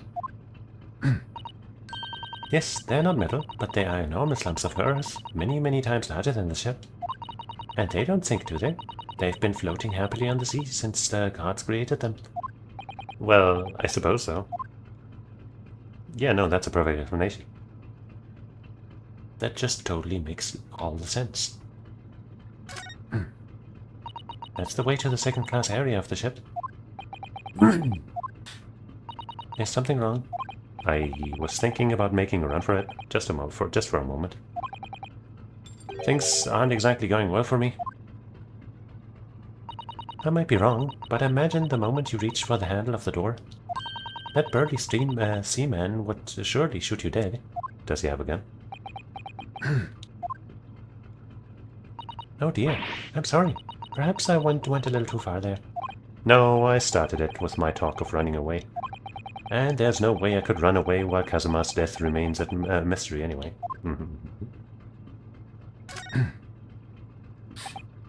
Excuse me, but could I ask you something? You little stowaway brother. That wasn't a good start, was it? That wasn't a good start, was it? Alright, let me try instead. Good day, Mr. Sailor. I'm so sorry to trouble you, but could I perhaps ask something of you? You little third-class lady's maid. Oh. We seem to have caught this sailor on a bad day, Susato-san. I'm not a sailor. I'm not a sailor. My mother gave me name. I'm senior crewman Beef Storganov. Yeah, great. The best thing is just to avoid eye contact, I think.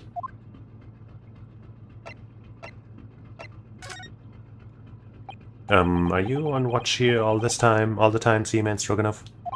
Duh, All time. So criminals like you cannot come in and get out. Or get out. I wonder, could you tell us anything about last night at all?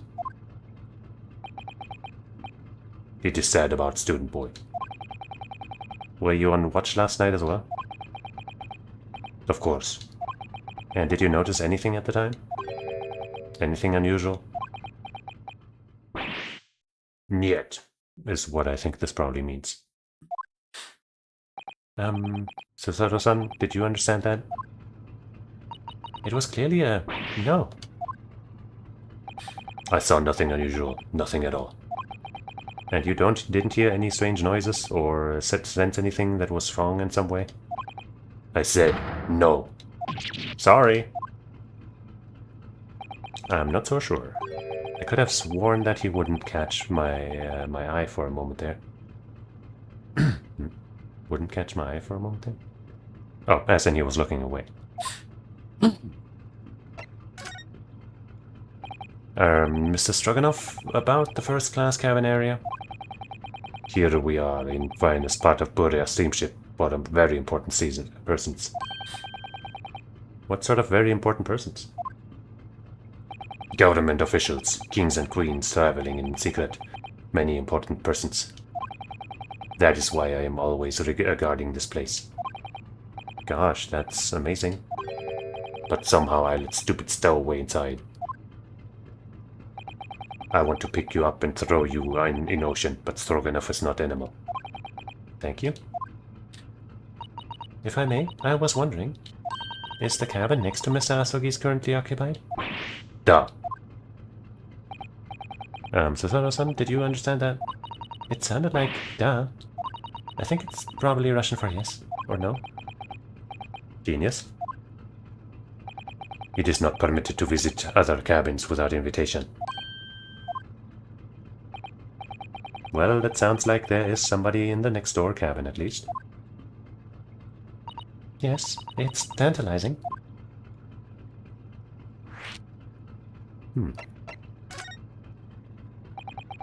Could you tell us who's traveling in the cabin next door, next to Mr. Asugi's? His name is Mr. Grimesby Roylott. He's a very important Western gentleman. Let's see what this, like, if we can figure out what this, what the pun on this name is. Roylott, Grimesby Roylott.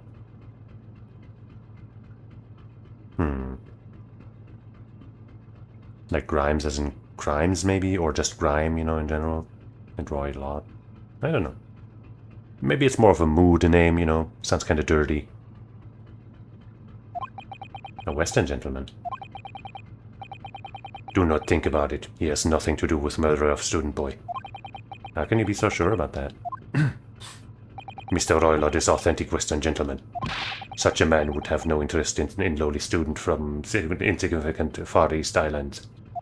Ayo, Fiber. What do you mean? There's Sherlock Holmes in it, and he was definitely a real person in real life. So, it's basically real life. That was harsh. Could you tell us when Mr. Roylott came aboard? Whoops, that is none of your business, or something. Is that what he said? Yeah. That is not your business. Come to think of it, even though we've been at sea for 2 weeks now, and I've been in Kazuma's cabin the entire time, I've never once heard anything from the next door in the cabin, or even felt like there's anyone in there.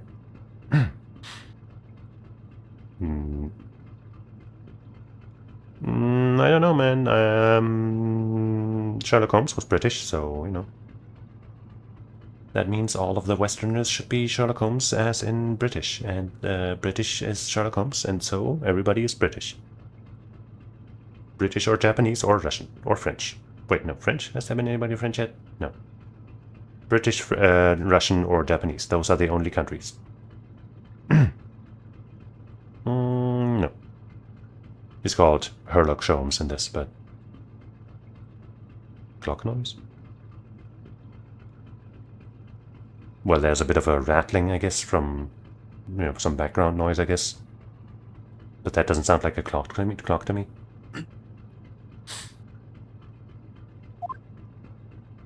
Well, presumably, since this gentleman is occupying one of the first-class cabins, he must be rather important. Is that right? That is not your business. Thank you. This is enough. I cannot say more now. Oh. It is time for me to report to Captain. You must return to cabin. Yes, all right.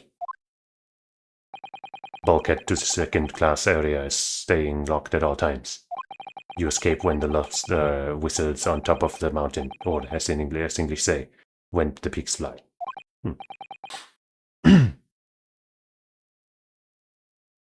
These shows era games? What?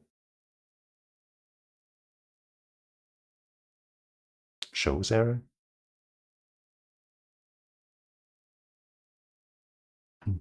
Show era. Yeah, I think the great Ace Attorney, series, the 2 games, is extremely good. It's like almost on the level of the original trilogy. At least that's how I remember it from the first time I played it, which was apparently in 2021. So yeah, they are very, very, very good.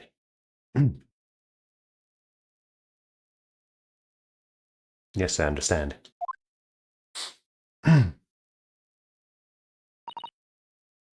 Good, now we can investigate this area properly, shall we?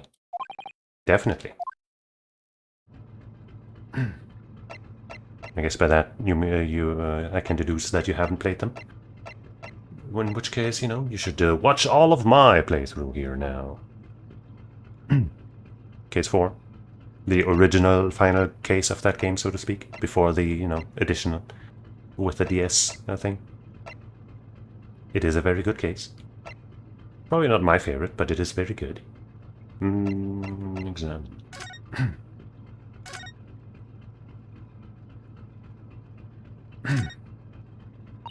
Ah, a trap for catching mice. Huge mice, it seems. Yes, we have plenty of those back home in Japan.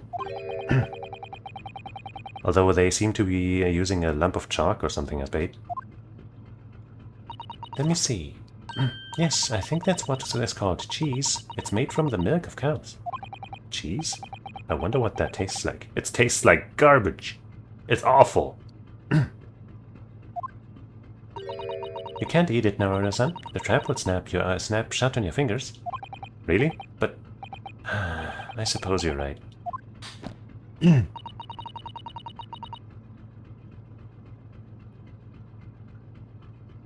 You mean the seance with a pool where you could see the last moments of the dead? I think that was Spirit of Justice, which was like, the last of the... I mean, I guess if that's, if you played the other 3DS game as well, which was Dual Destinies, and you probably also played Apollo Justice, then that means you played all of the Ace Attorney games except for this one, I guess. Or these two games, I guess. Though you might have missed the DLC case, which I think that was in Dual Destinies, I think, the DLC case. No, wait, no, the Spirit of Justice also had a DLC case, so you might have not played that one. Yeah, either one. Okay, well, they're good, especially the one from Dual Destinies. That one's good for sure. Yeah, that one. Those games are also good. Not as good as the trilogy, not as good as this one either. But I like them still. You weren't actually going to try it, were you? All I've had to eat for the past couple of weeks is Kazuma's leftovers. You don't know how hungry I've been in this wardrobe. In that wardrobe. Poor you. I'll find a little snack for you later. Thanks. What do you think this is? It's a very pleasing shape, isn't it? That's the emergency alarm. It's probably best not to touch it. Oh, an alarm. It says press only in times of emergency. It looks as though it sets alarm bells ringing all over the ship and brings the vessel to a complete stop. Oh, what are you doing, Naruto-san? You mustn't touch it. But this is an emergency situation. Just look at these handcuffs. You know full well that's not what the alarm is for. If you were to bring this vessel to a standstill for no good reason, then you'd be in an even worse situation. I wish everything would just stop. This ship included. If you have to do something foolish, at least make it something that doesn't affect everyone else. Good point. First case of Apollo Justice? Yeah, I guess. I think the last case of Apollo Justice is the best in that game. That is the one case in that game that stands up to the rest of the previous trilogy, I'd say. That case is super awesome. But yeah, the first case of Apollo Justice is also good.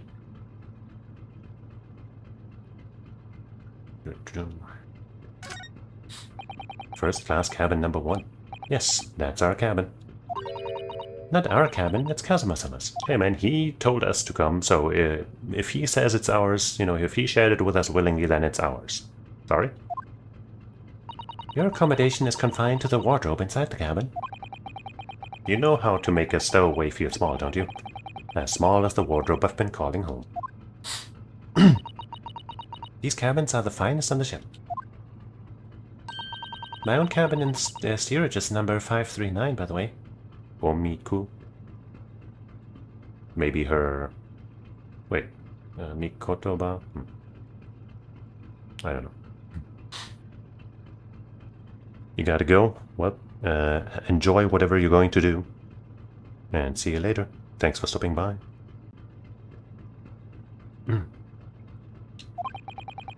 500 and... How many cabins are there? Well, it could just be a numbering scheme. This is it. This is the cabin next to ours. The one the ventilator connects to. The ventilator? Yes, the ventilator from which Kazuma-sama wrote that she saw a speckled band emerging. Maybe whoever's in this cabin can help solve that particular mystery. Let's ask.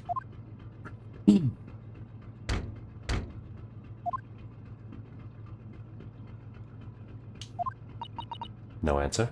No answer. We're out of luck, it seems. There's no one in there to help us with our inquiries. How annoying. Ah! What was that? It came from inside the cabin. Such a high-pitched scream. It must have been a woman. Stand aside. I'm about to break the door down. Mr. Holmes. Mr. Holmes, I mean. I shan't be stopped. When the fit is on me, I revel in kicking doors off their hinges. Please, wait, Mr. Holmes. The door doesn't appear to be bolted. It doesn't? Then how the deuce can I dispatch this muscular urge? What prey can I kick? Not me, please. I think we should go in. There's no time to think about stress relief. Surely not a second murder. Not a second death. Whoops. They've got scissors. I hope they're not running with them. But look, their books have also been, you know, pushed over. Who are you? A West End gentleman? This man looks Russian to me. We heard a woman scream. A woman? Don't be absurd. As you can see, there's nobody but me in this cabin. True, this old man does appear to be the only person in here. But in that case, who just screamed? Get out, all of you, now! Please excuse the intrusion, but you're Mr. Grimesby Roylott, I believe. Wait, let me check something again. What if we just take it backwards? Well, I guess with a double T, that's unlikely, but...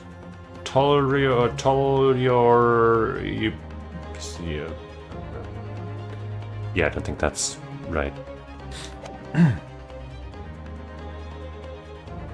And you are... I'm the one and only, the actual Sherlock Holmes. You've heard of me, no doubt. No. I am a great detective among great detectives. One who adorns the covers of popular magazines, no less. So I assure you, you may trust me completely. The man uses that magazine like a business card. Wouldn't you? A detective? I do not trust detectives. We distinctly heard a scream emanating from within these walls. But there wouldn't appear to be a lady concealing herself within the wardrobe this time. So, might I be so bold as to ask you to open that small traveling case? I don't know if a woman would fit in there. What? Don't be stupid. How could anyone fit in a small trunk like that? Well, it's quite fashionable these days, is it not? Traveling inside one's trunk. Don't look at me. Oh, something's moving in there. Oh my, did you see that, Mr. Naruto? Yes, the case just shook. Leave, now. Otherwise, I'll call the steward. So this is Kazuma's neighbor, Mr. Grimesby Roylott. There's no doubt about it. This strange Russian man is hiding something. He sure is. I do remember a few things. Well, two things. Well, really only one, but I guess the other one is something I'm assuming that I don't necessarily remember. Anyway, I couldn't agree more. Let's see if we can find some clues before that burly sailor returns. So we're just ignoring their demands. Check this out. Mr. Roylott, what do you make of this? Listen. Do you know what why I'm wearing these dark glasses? No, not really. So I do not have to look at things I do not want to look at. Do you understand me? Is that a gun in his pocket, by the way? That silver thing that I'm looking at, like, there. I wish I could point out that you can still see things even when wearing sunglasses, but his chilly air has frozen my lips shut.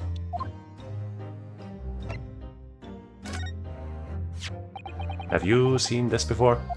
I've never seen those strange letters before in my life. It says, keep out in Japanese. I haven't heard of that language. Seriously? Is the Empire of Japan really that insignificant on the world stage? Have you seen this? I don't know what that is. I can't read it. It's a travel diary written by the man who was killed. It's in Japanese. I haven't heard of that language.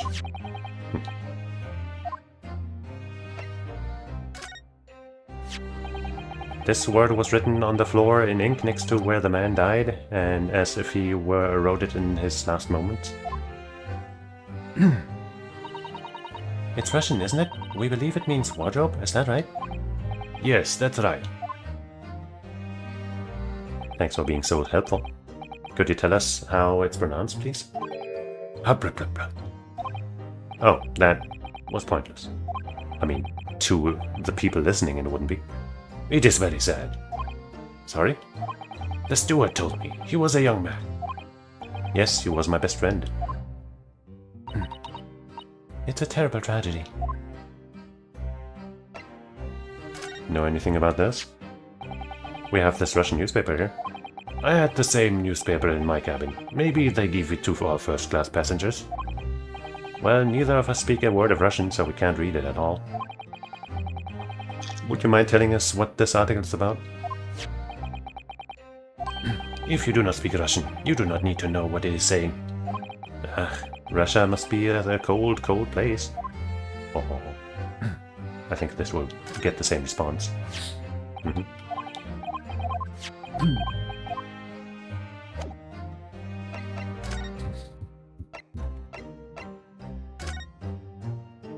Mr. Roylott, we'd like to talk to you about something.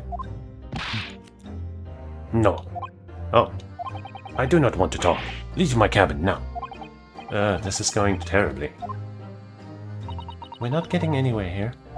I agree, but there may be someone else who can help. Perhaps that great detective could get somewhere with Mr. Roylott. So I'm just gonna have the same response to everything else. Mr. Roylott, we'd like to talk to you about something? No. Okay.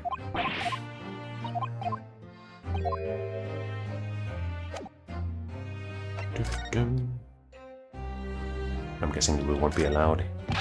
What do you think you're doing? Huh? This is my cabin. Get out. Could we just have a quick look inside your traveling case, perhaps? No. What a pity. I think we're out of luck. I think you're right. There doesn't appear to be anything more we can do. I agree. Alright, fine. We'll talk to you first. Do you have a moment, please, Mr. Holmes? You need only address me as Holmes. That's what I just did, isn't it? What you said, Mr. Well, Mr. Holmes, what were you doing in there? Why, I was resting, of course. Resting? Indeed. I was contemplating our sea voyage from the confines of the wardrobe while waiting. Waiting for the inevitable time that you would need to call my great powers of detection into service. Oh. And it would seem that the hour is upon us now. The time has come. Am I mistaken? Well, no, actually, you're spot on for once. Observe closely. It's not a gun, it's a newspaper. Our Russian host in this cabin, Mr. Roylott, is clearly trying to hide something. And do you know what it is? What is the most effective weapon to use against a Russian hiding a secret? A gun? Why? The truth, of course. Though it should be pointed out that such methods are not exclusively for the Russians. Right. Can you imagine how the Russian will react when the secret he guards so closely is exposed? Would you like to witness it? Oh yes, please. Well then, what you are about to see may well astound you. For I am about to apply my great detective's greatly admired great deduction to the case. Wow, that sounds great. Could this man be a more hackneyed portrayal of a dubious Russian, I ask you? What? From time to time, it occurs to me. Is the fellow dubious on account of his Russianness, or Russian on account of his dubiousness? I really don't think either of those things should be occurring to you, or anyone. That's right. And Mr. Sholmes? I know this man's beard and dark glasses are hard to ignore, especially on first meeting, but I once read, "It is a capital mistake to theorize before you have all the evidence. It biases the judgment." Shh, I must have complete silence. What are you doing? What are you peering at my face like that? Why? Ah, just as I thought. Yes, I have quite made up my mind now. There can be no other explanation that accommodates all the facts. Mr. Roylott, I have reached two incontrovertible conclusions. What? What do you mean? Number one, your true identity is that of a villain. Using those shares, you are about to end the existence of something most dear. Are you not? And number two, the other conclusion I have drawn, you are, at this very moment, no less in the midst of committing a most grievous crime. Beneath that beard, your mouth quivers with nervous tension as you realize you have been discovered. Does it not? Oh, Naruto-san, I believe I never imagined I would witness one of Mr. Holmes's great deductions with my own eyes. That was a great deduction? Nothing can deceive Mr. Holmes. In a single glance, he can deduce all there is to know about a person. What? What ineffable twaddle. Oh yes, I have read about it countless times in the Adventures of Sherlock Holmes. And now I've experienced the astonishing impact of his great deduction firsthand. This is like a dream come true. She's so happy. I can hardly believe it, but all the color has drained from Mr. Roylott's face. It looks like somehow both of Mr. Holmes's conclusions were right. How? How could you? How could I possibly know such things, you wish to say? Very well then. I shall elucidate. I shall explain how it was that I arrived at this pair of conclusions. So do I cordially invite you upon a journey of logical discovery. Let us board the train of reasoning. Put plainly, let us work through my deductions together. The great deduction. The game is afoot. Old man's identity. So, the dubious-looking Russian, my Mr. Roylott, obviously, what catches the eye in the first place is the enormous pair of shears in your hand.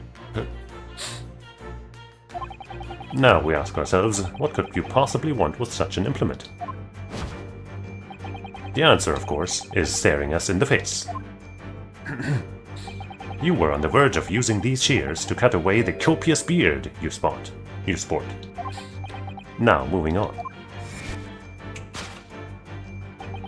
The question then begged is this. Why would you desire to rid yourself of this magnificent beard, Mr. Roylott?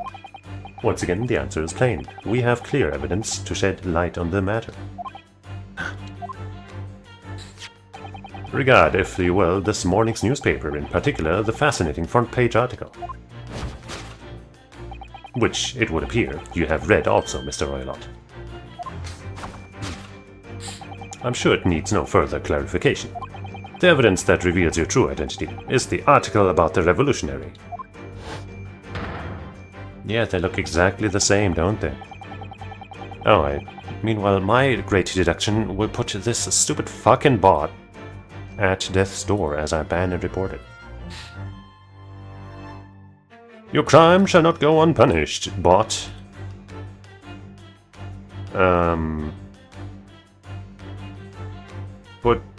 Wait, why isn't it typing? Hello? Okay. Put the criminal away.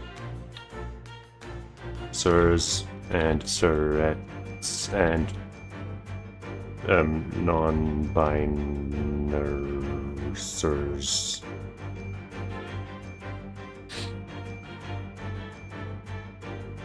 Submit report.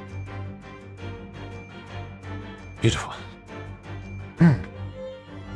In translation, the headline reads, Revolutionary villain Bolshevik flees Russia via Shanghai. As you cannot fail to observe, the subject of the article possesses an extremely copious beard. The presentation here is so fun. Having noted the article yourself, you decided to remove your incriminating facial hair before it gave you away. In short, your true identity is beyond doubt. You are the fearsome Russian revolutionary himself, villain Bolshevik. Not that I've heard of you myself, you understand. Oh, old man's identity? A revolutionary on the run. Dang. Topic 2, wrongdoing.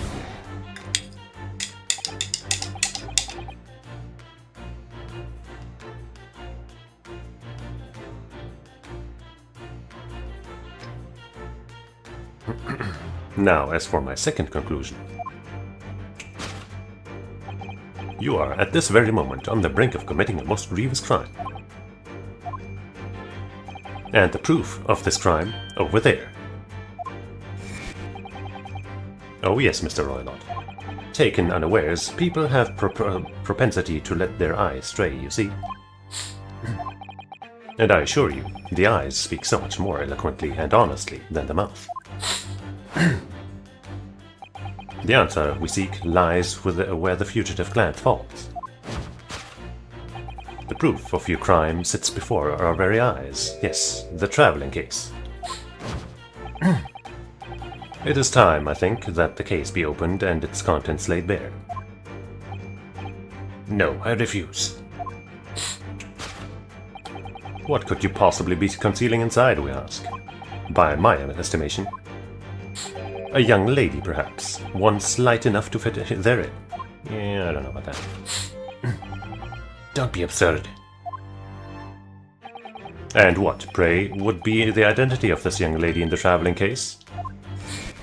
Dear me, we are not well suited to a life of crime, are we? Your careless coup betrays you. Once again, we need only follow your furtive glance to find the answer. Yes, the reason you refuse to open your traveling case can equally be found in the pages of this newspaper. For there is another most stimulating article. If we turn from the fleeing revolutionary to the back page.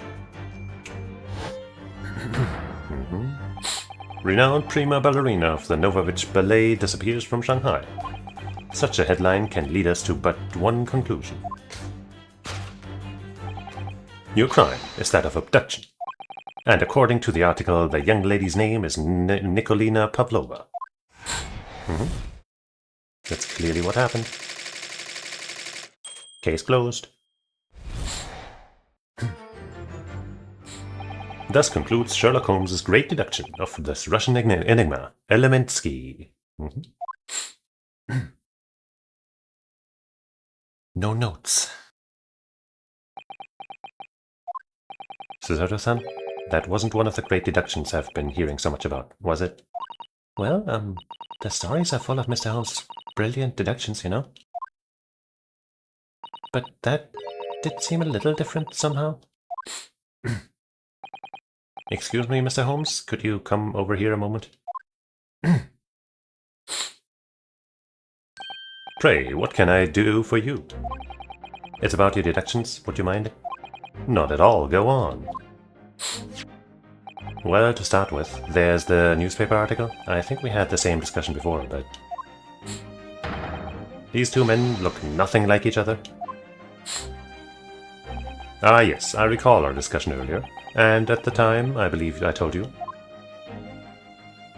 that the man is a revolutionary, well able to revolutionize his own appearance. but then why would he not change his beard before? In fairness to Mr. Holmes, Mr. Roylott does look more like this man than you do. True. That's not the point. And another thing, the part about him abducting the ballerina. Indeed, a truly startling revelation. At first glance, the case would appear too small to accommodate a young woman. Not just at first glance, it is too small, clearly. You'd be lucky to fit a 5-year-old child into that case, even if you pushed really hard. Yeah. I don't suppose the missing ballerina is a 5-year-old child, is she? You mean you don't know? No, the young lady is 15. No, I didn't know. How could I?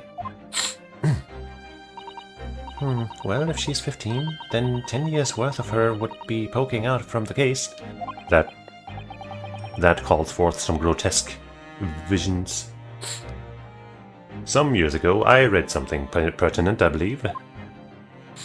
A troop of men consuming vinegar daily in order to promote a certain litheness in their bodies. Vinegar?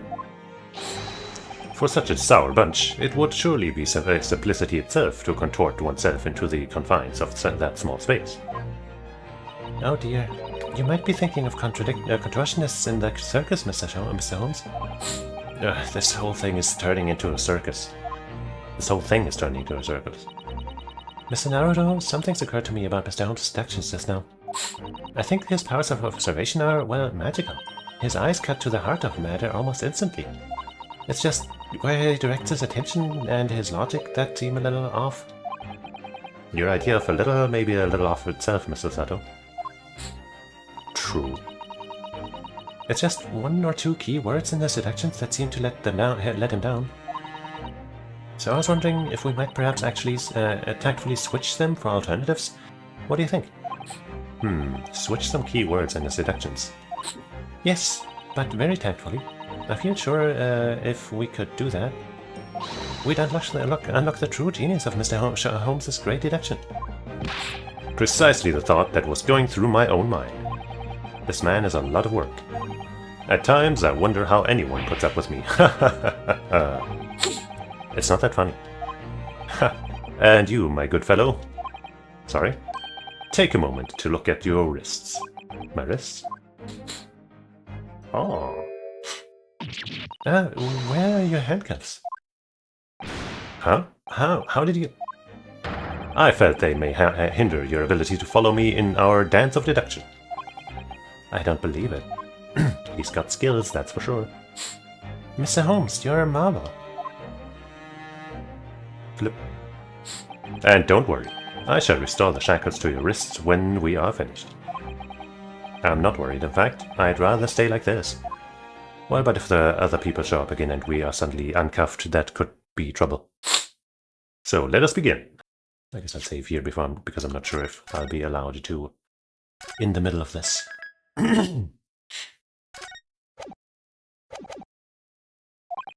Sherlock Holmes is proud to present his logic and reasoning spectacular. Course correction. Hold it, Mr. Holmes. Hold it, Mr. Holmes.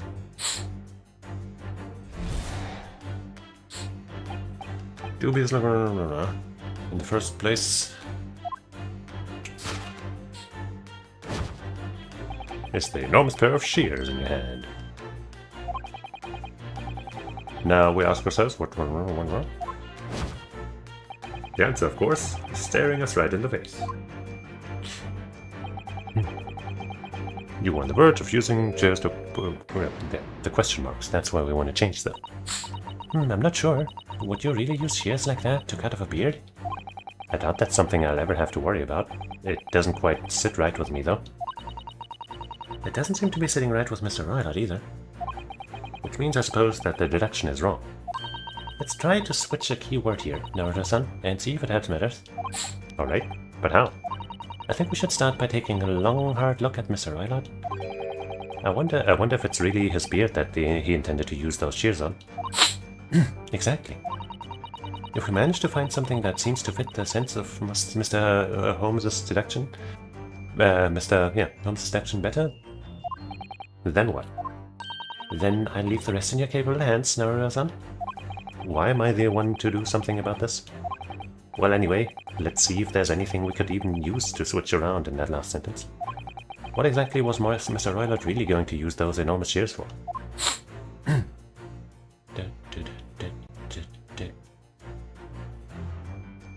Golden locks.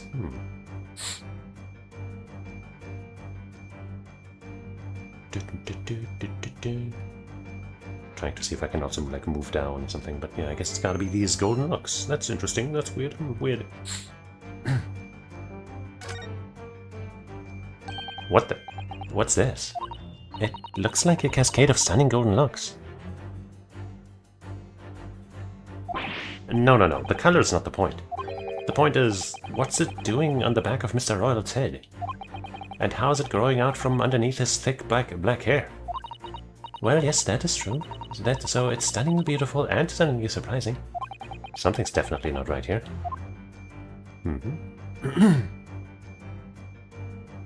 Can't seem to really point out much else. Oh no, we can point at the hat. It's a very thick hat, isn't it? Ah, that's the secret, you see, Naruto-san. Don't you know?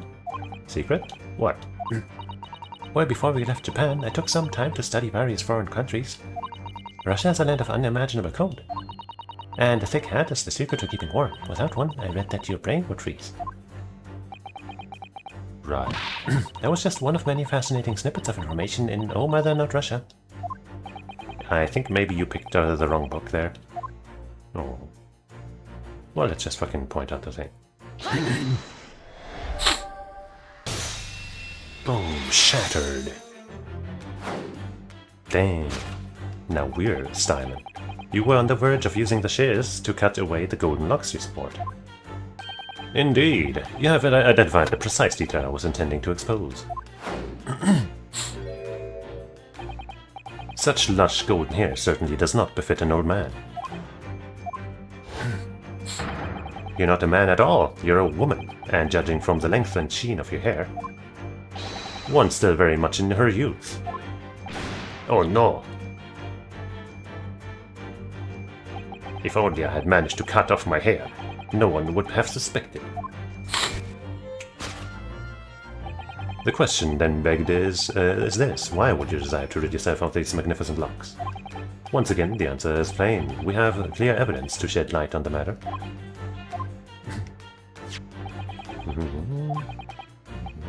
Article about the revolutionary. Nuh-uh. Well, that was a shock. I had no idea that old man was really a young woman in disguise, did you? What? Why are you staring at me like that? Yes, it was a surprise, Naruto-san. You're enjoying this, aren't you? Sorry? You look like you're in your element as you dance around the room deducing the facts with Mr. Holmes. I'm just doing what we agreed. I'm not having fun or anything. Oh, just admit it. This is true something... Yes, I understand. Say no more. Well, anyway, let's focus on this next part, Mr. Holmes' seduction, shall we? The evidence that he's picked out doesn't fit the facts at all now. No, that's true, given that Mr. Roylott is actually a woman. Exactly. He, or rather she, can't possibly be this merciless revolutionary. I suppose it's because the deduction as a whole has taken a different direction now. Yes. Let's switch the evidence for something else. Something that fits the facts that we now understand them. For some reason, this woman needed to try and hide her true identity. Feel as though I've either read or heard about a young woman in a situation like that recently. Alright, I'll do my best. Who could it be?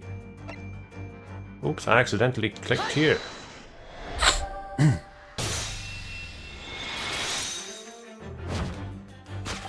The evidence that reveals your true identity is, of course, the article about the ballerina. And yeah, that was the thing that I remembered about her.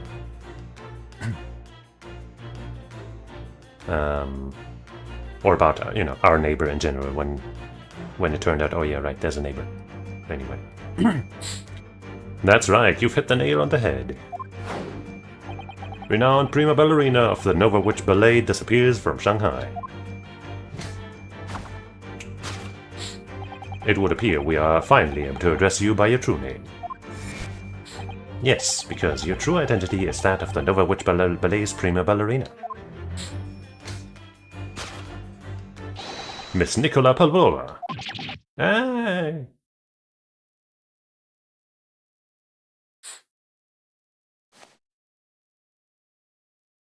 Well, that hat's gonna have a hole in it. Wow. Wow, isn't she pretty? Good thing she didn't cut off that beautiful hair. You're right. My real name is Nina. I mean Nicolina Pavlova. But please, I beg you, don't tell anyone. A ballerina on the run.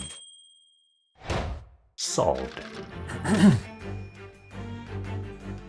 And the kidnapping, well... Now, as for my second conclusion. You are, at this very moment, a brickman. Huh? And the proof of this crime over there. Oh yes, taken unawares. Sure you eloquently, honestly. That's a seek. Perfect glance. Prover. Traveling case. Oh no. This woman is the ballerina, and she's right in front of our eyes. So clearly she can't be inside of that traveling case as well. No, that's right. It seems she wasn't abducted at all.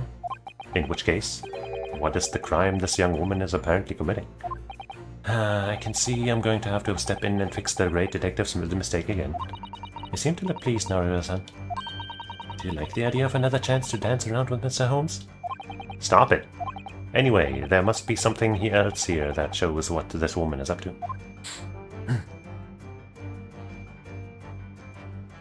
Well, there's a tiara here that's, that looks kind of like, you know, like it could be something. Wow, look at this dazzling tiara. I've never seen anything like it. Are those real diamonds, do you think? Oh, Naruto-san, try it on. What? Me? Isn't it usually girls who wear tiaras? Wouldn't you like to try it on? Oh no, I couldn't possibly. It's far too beautiful. Why does this tiara look familiar? I feel like I've seen it somewhere recently. No, that's probably wrong. The wastepaper basket? Let's have a little look inside. Naruto-san? It's poor etiquette to go sifting through someone's rubbish, you know? Those eyes. She's looking at me like I'm a piece of rubbish now. However, these are special circumstances, I think. Exactly. We have no choice. There's hardly anything in there at all. Oh, well, that's a little disappointing. Okay. Well, I mean, you know.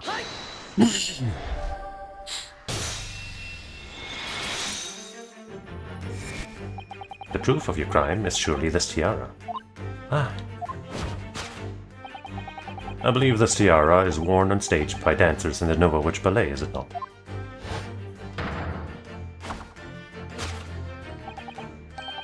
Indeed, it would appear that to be identical to the tiara pictured here in this newspaper article. And if the reporting is to be believed, it is an item worth 20,000 rubles. In summary, the crime you have committed is theft. Oh no. Yes, you left your ballet troupe unlawfully taking their precious tiara with you. Ah.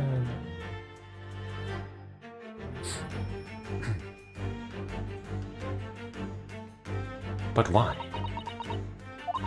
I have no one, no family, no friends. I am all alone and I need money.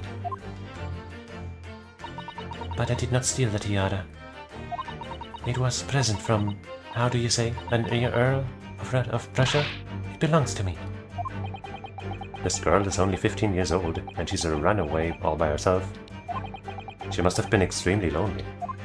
We can be her friends. Alright, I will tell you everything. There's no point in hiding it now. Come, let us not be hasty. What? There remains one unsolved mystery about you. Mystery? Why, what do you mean? Yeah. You have staunchly refused to open this traveling case of yours in our presence. It is reasonable to conclude, therefore, that there exists some reason why you wish to remain wish it to remain closed. Is that not so, Miss Pavlova? My dear girl, there's no sense in playing games with me. Nothing escapes my attention. Indeed, I have a very good idea of the contents of your case, even before I have ever laid eyes on them. Dear me, we are not well suited to a life of crime, are we? You're careless who betrays you. Once again... Yes, the reason why you refuse to open your case is written in the books on the shelf. Right. He's completely changed tack with his deduction now. I think Mr. Shams is adapting his logic to the changing circumstances, don't you? Maybe, but why has he suddenly brought the bookshelf into all this? It's just a wild guess, surely. Oh, do you think so? Well, it doesn't seem likely that the reason why this young woman doesn't want to open her case would have been written in a book that doesn't even belong to her. Yes, that's true. But still, Miss Pavlova recently certainly did cast her eyes in that direction. I noticed it myself. Then there has to be another reason why she won't open her case. And it must be somewhere in the same area, if that's where her gaze was involuntarily drawn. I agree. That's the only answer. Whatever she has hidden inside that case should be revealed by following her gaze in the direction of the bookcase. Well, the rules about something in particular. I guess I don't remember this, so I guess it wouldn't be a spoiler necessarily. But I have a pretty strong assertion that, she's got a snake in there and, well, no pets are allowed. These are the rules of passage for travel aboard the SS Bri'ain. Passengers must not keep weapons or other dangerous objects in their cabins. Pets are also strictly forbidden. There was exactly the same notice in our cabin too. I wonder what happens if you break the rules. Oh dear, I'm sure the punishment would be severe now, son. You'd probably be left adrift in the freezing cold ocean, or shut inside a tiny wardrobe for days on end. So I've actually been serving time for weeks now, have I?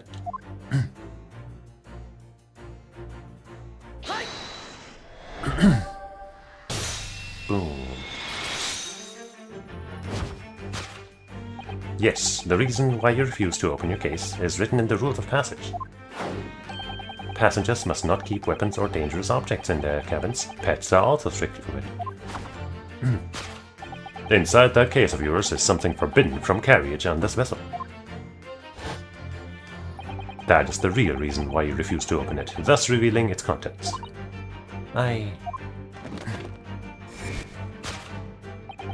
As we have seen, the trunk wobbled from time to time, but no weapon or other dangerous item would move of its own accord.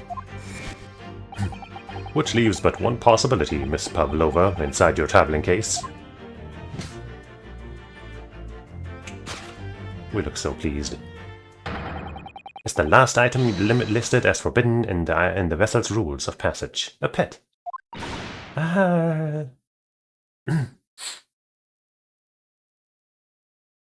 Gotta adjust that hat.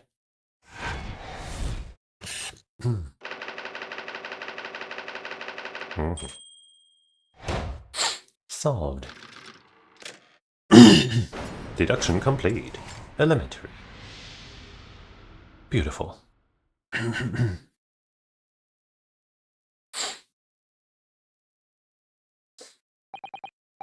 So clearly, you aren't who you said you were. No, I'm not Gramsby Roylott. My real name is Nikolina Pavlova. Everything you said was correct. You absconded during one of your ballet company's performances in order to escape your homeland. Later that same night, you stole aboard this vessel. Which couldn't have been easy, the Bri'ain is a huge steamship with a vast crew. Could she really have snuck on board without being noticed? I mean, she was in the first class.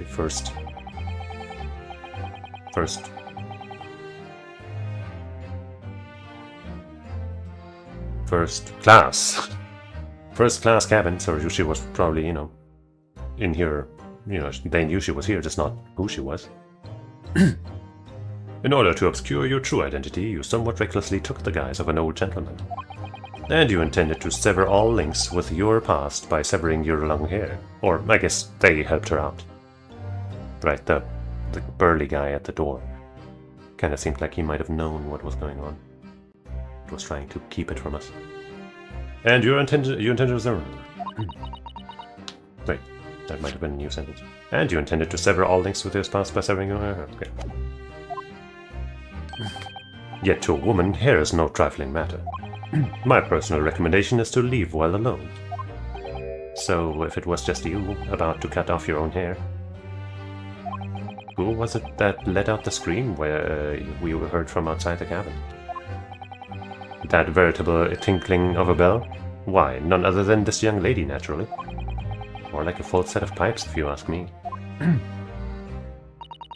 I was so scared when I ran away in Shanghai, I was sure they would come looking for me. That's why I decided to, how do you say, disgust myself, so no one would recognize me. As a result, you transformed yourself into that questionable old man, I see.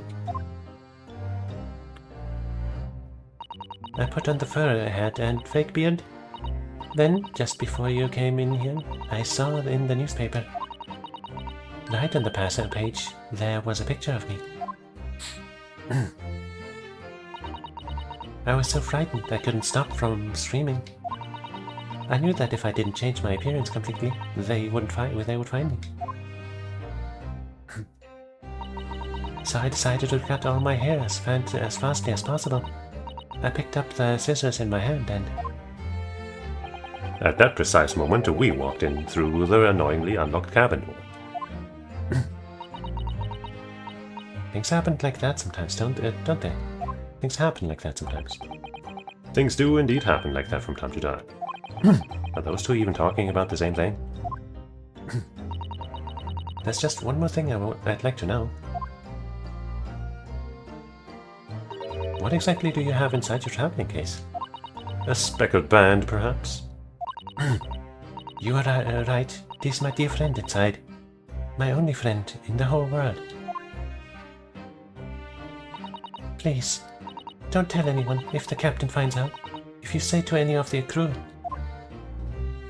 Your secret is safe with us, I assure you. But in return,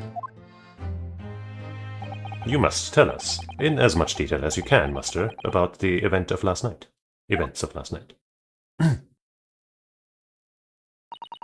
Yes, alright. I will tell you. Well, Mr. Naruto? Wasn't it something, Mr. Holmes' great deduction? It was certainly something, yes. I'm just not entirely sure what. But at least Miss Pavlova has agreed to tell us what she knows. That's incredible. Indeed, it is incredible. Ah, and one more thing. Oh yes, what? Observe your wrists. My... Uh-huh. Ah, your hands are cuffed again. What? But how? True to my word, I have restored your shackles. When and why? That makes sense. There's still a shadow of guilt cast over you, Mr. Naruto. I'm sorry to say, it can't be helped at the moment. Can't it? Really? Anyway, let's listen to what Miss Pavlova has to say. I can't go on not knowing. I have to find out what the speckled band that Kazuma-sama wrote about in this diary really was.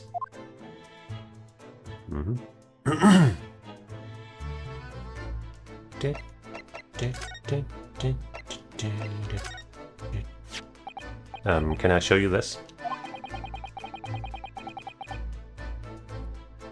I'm actually a university student from the Empire of Japan, you see.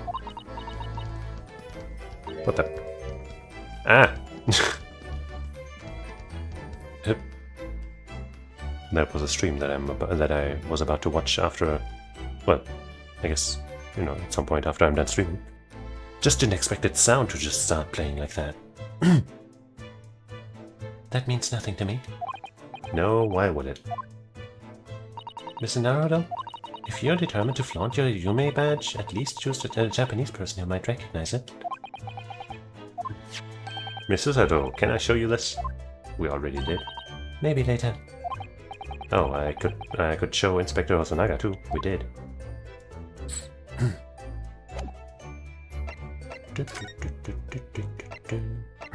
Friend. So the friend you mentioned is inside your traveling case, is that right? I don't think animals are allowed on board, according to the rules of the rough passage. No, please, don't tell. Don't tell anyone of the crew. If they found out my precious... Then the burly Russians would bestir themselves in unison to throw you and your case overboard, no doubt. So reassuring, Mr. Holmes. But what sort of pet is your friend? A little puppy? Is it? It is, isn't it? Maybe an adorable little rabbit? Huh, you credit Russia as a land with small rabbits, do you? Oh, don't they have small rabbits there then? You may as well ask. I have no idea. You two are miserable bunglers when it comes to understanding the nature of young ballerina's friends. Isn't it obvious? It must be a chicken. Really? Consider the benefits. A rousing wake-up call, daily fresh eggs, and when adversity strikes, it could satisfy the needs of sustenance. So you'd eat your friends. I remember that. No. Well, it would appear this friend's identity is a closely guarded secret not to be revealed. She obviously doesn't quite trust us yet. There's something I should like to show her, I think. Maybe she might be able to shed some light on it. Well, let's first go through these. What happened last night? Okay, let's go with this first. You've run away from your ballet company, haven't you? The Nova Witch Ballet? Yes. I am traveling to Great Britain, and from there I want to go to America. I will never dance again. I want to forget everything about the ballet. I will start a new life. You wish to forget? A challenging proposition. When you have that striking tiara as a reminder. But the tiara is mine. I need it to live. I have no money of my own. The Nova Witch Ballet gives us only a little food and water, and we must dance all over the world. I had to run away. I had no choice. If I stayed, it would have killed me. Damn, that sounds harsh. Sounds like a bad deal. So you ran away to protect yourself? Yes, and the crew of the ship, they have all been kind to me. They let me come aboard, and they said I could hide in this cabin. If that is indeed the truth, Miss Pavlova, it creates a most intriguing conundrum. Yes, it does. What do you think about it, Mr. Naruto? Me? Oh, well, yes, of course. I think we should hear Miss Pavlova's explanation. To what conundrum, I'm not sure about.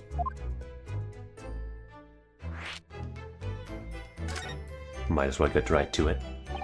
Miss Pavlova, allow me to propose you a riddle.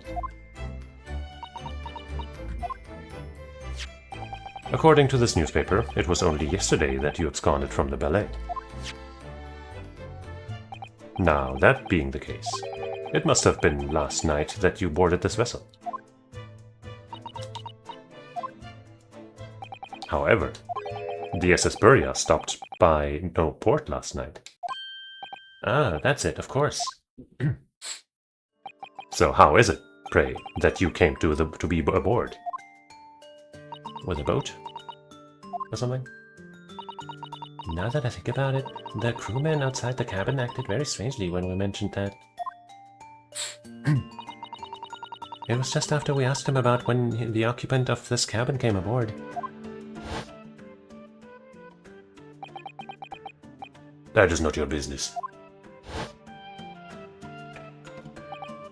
Yes, you're right. He did seem to be hiding something.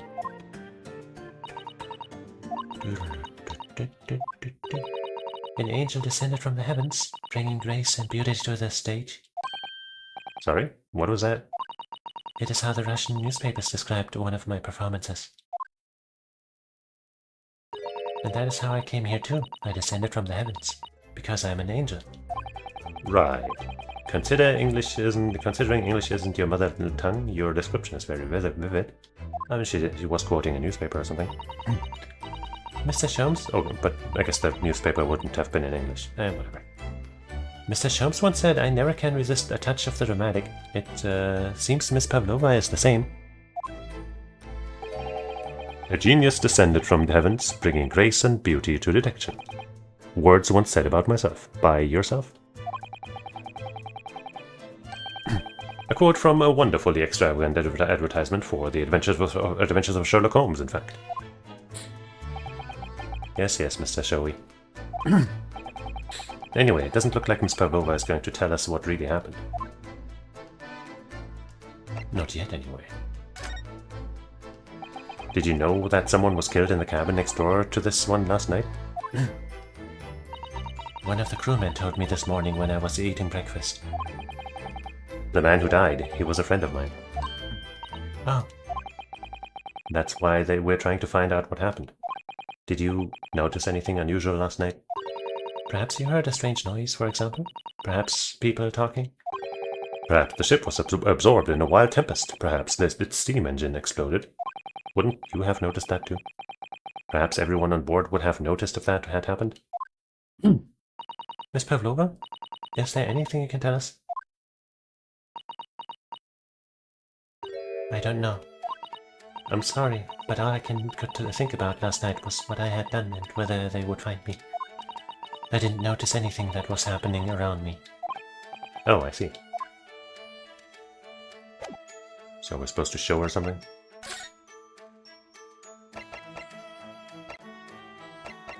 I mean, we could just show that again, but I don't know. I guess I'll try that. Miss Pavlova, about this article. You look so beautiful, like a fairy. Or an angel.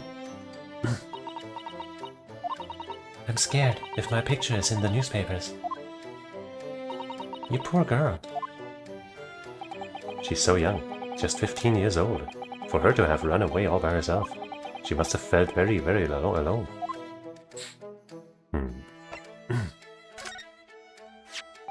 Miss Pavlova, about this article? Did you know about this merciless revolutionary already? No. But when I saw the picture, I couldn't believe it. He looks just like me in my disguise. Kinda. Huh? Am I the only one around here with eyes? The other man, the one wearing the brown, he also said so. He said we looked the same.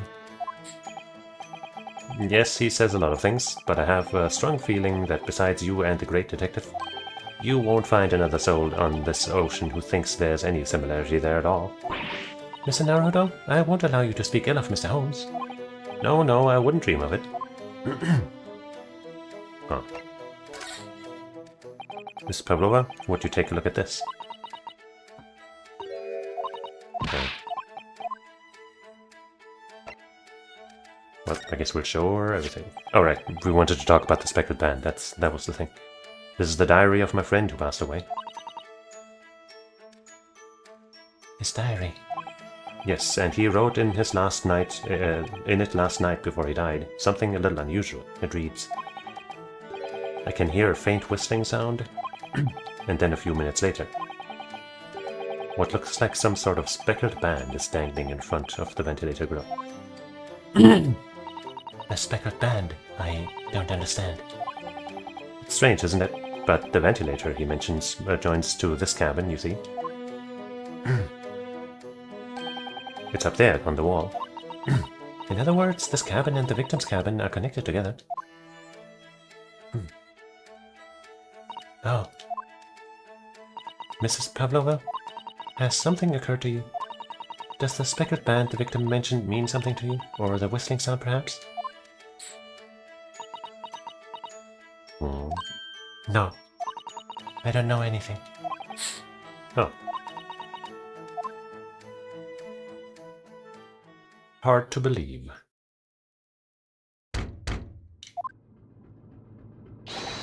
Excuse me, Mr. Roylott. Yes, what? Wow, she's fast. Captain would like to speak with you. You must come to Captain's quarters at once, please. All right, I will come now.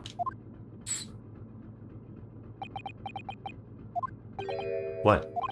You must leave, now. Oh no, it's fine. Don't mind us. Yes, please don't worry about yourself, Mr. Roylott. Get out! The passengers said out. Or do you want me to throw you out? It looks like we'll have to leave investigating this cabin until later.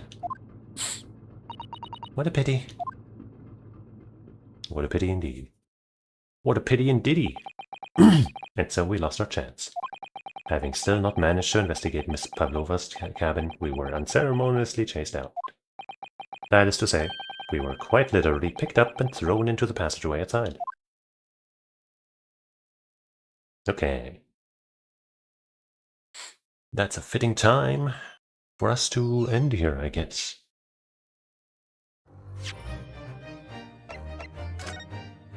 Dun. Okay. Mysterious case for sure. How does all of it fit together? I'm pretty sure our Miss Pavlova is not the culprit. But surely her pet is probably a snake. But I guess we'll need to find out next time. But yeah, the deduction game, so to speak, the deduction dance with Holmes is a very fun looking mechanic.